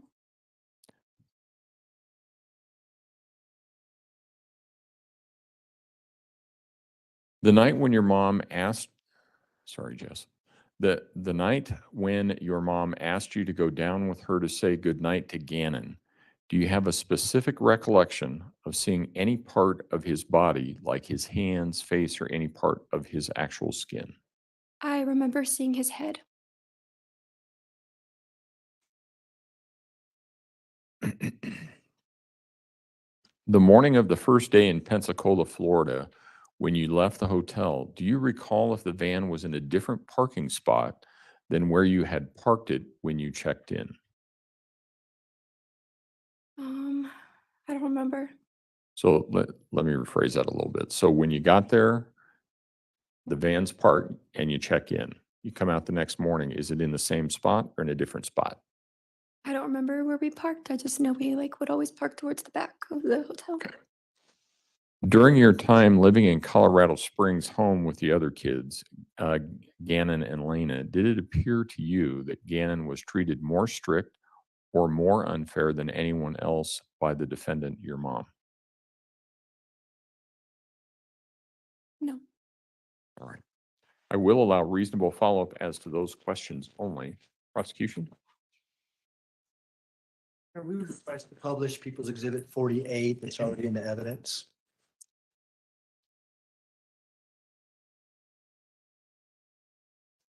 Ms. Hunt, if you can look at the TV screen, this is People's Exhibit 48. Do you recognize the suitcase that we see in that exhibit? Yes. How do you recognize that suitcase? I remember it from moving from Alaska or anytime we would move. Had you ever seen that during the time periods that we've been talking about? January 27th, January 28th, January 29th, all the way up to February 4th. No. Those are my questions. Defense? All right. All right. Thank you, Ms. Hunt. You may step down. Watch your step.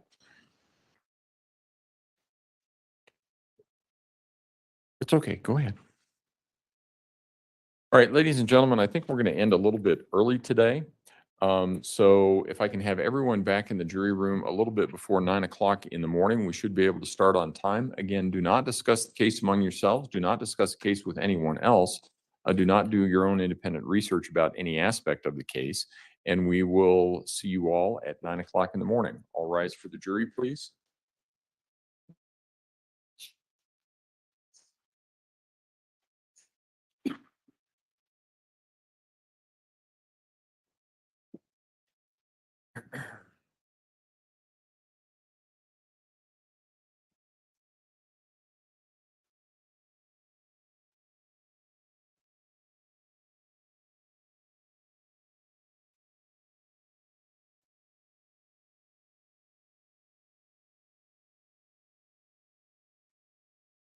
Thank you. You may all be seated. Record should reflect the jury has left the courtroom. Is there anything we need to take up outside the presence of the jury at this point in time? Prosecution? No, Your Honor. Defense? No, sir. Okay, we'll see everybody in the morning then. Thank you. Thank you. All rise.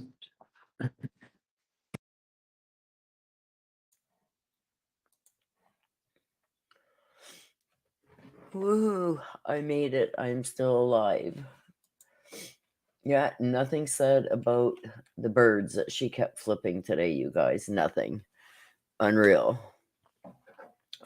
But her antics won't stop. It'll happen again and again.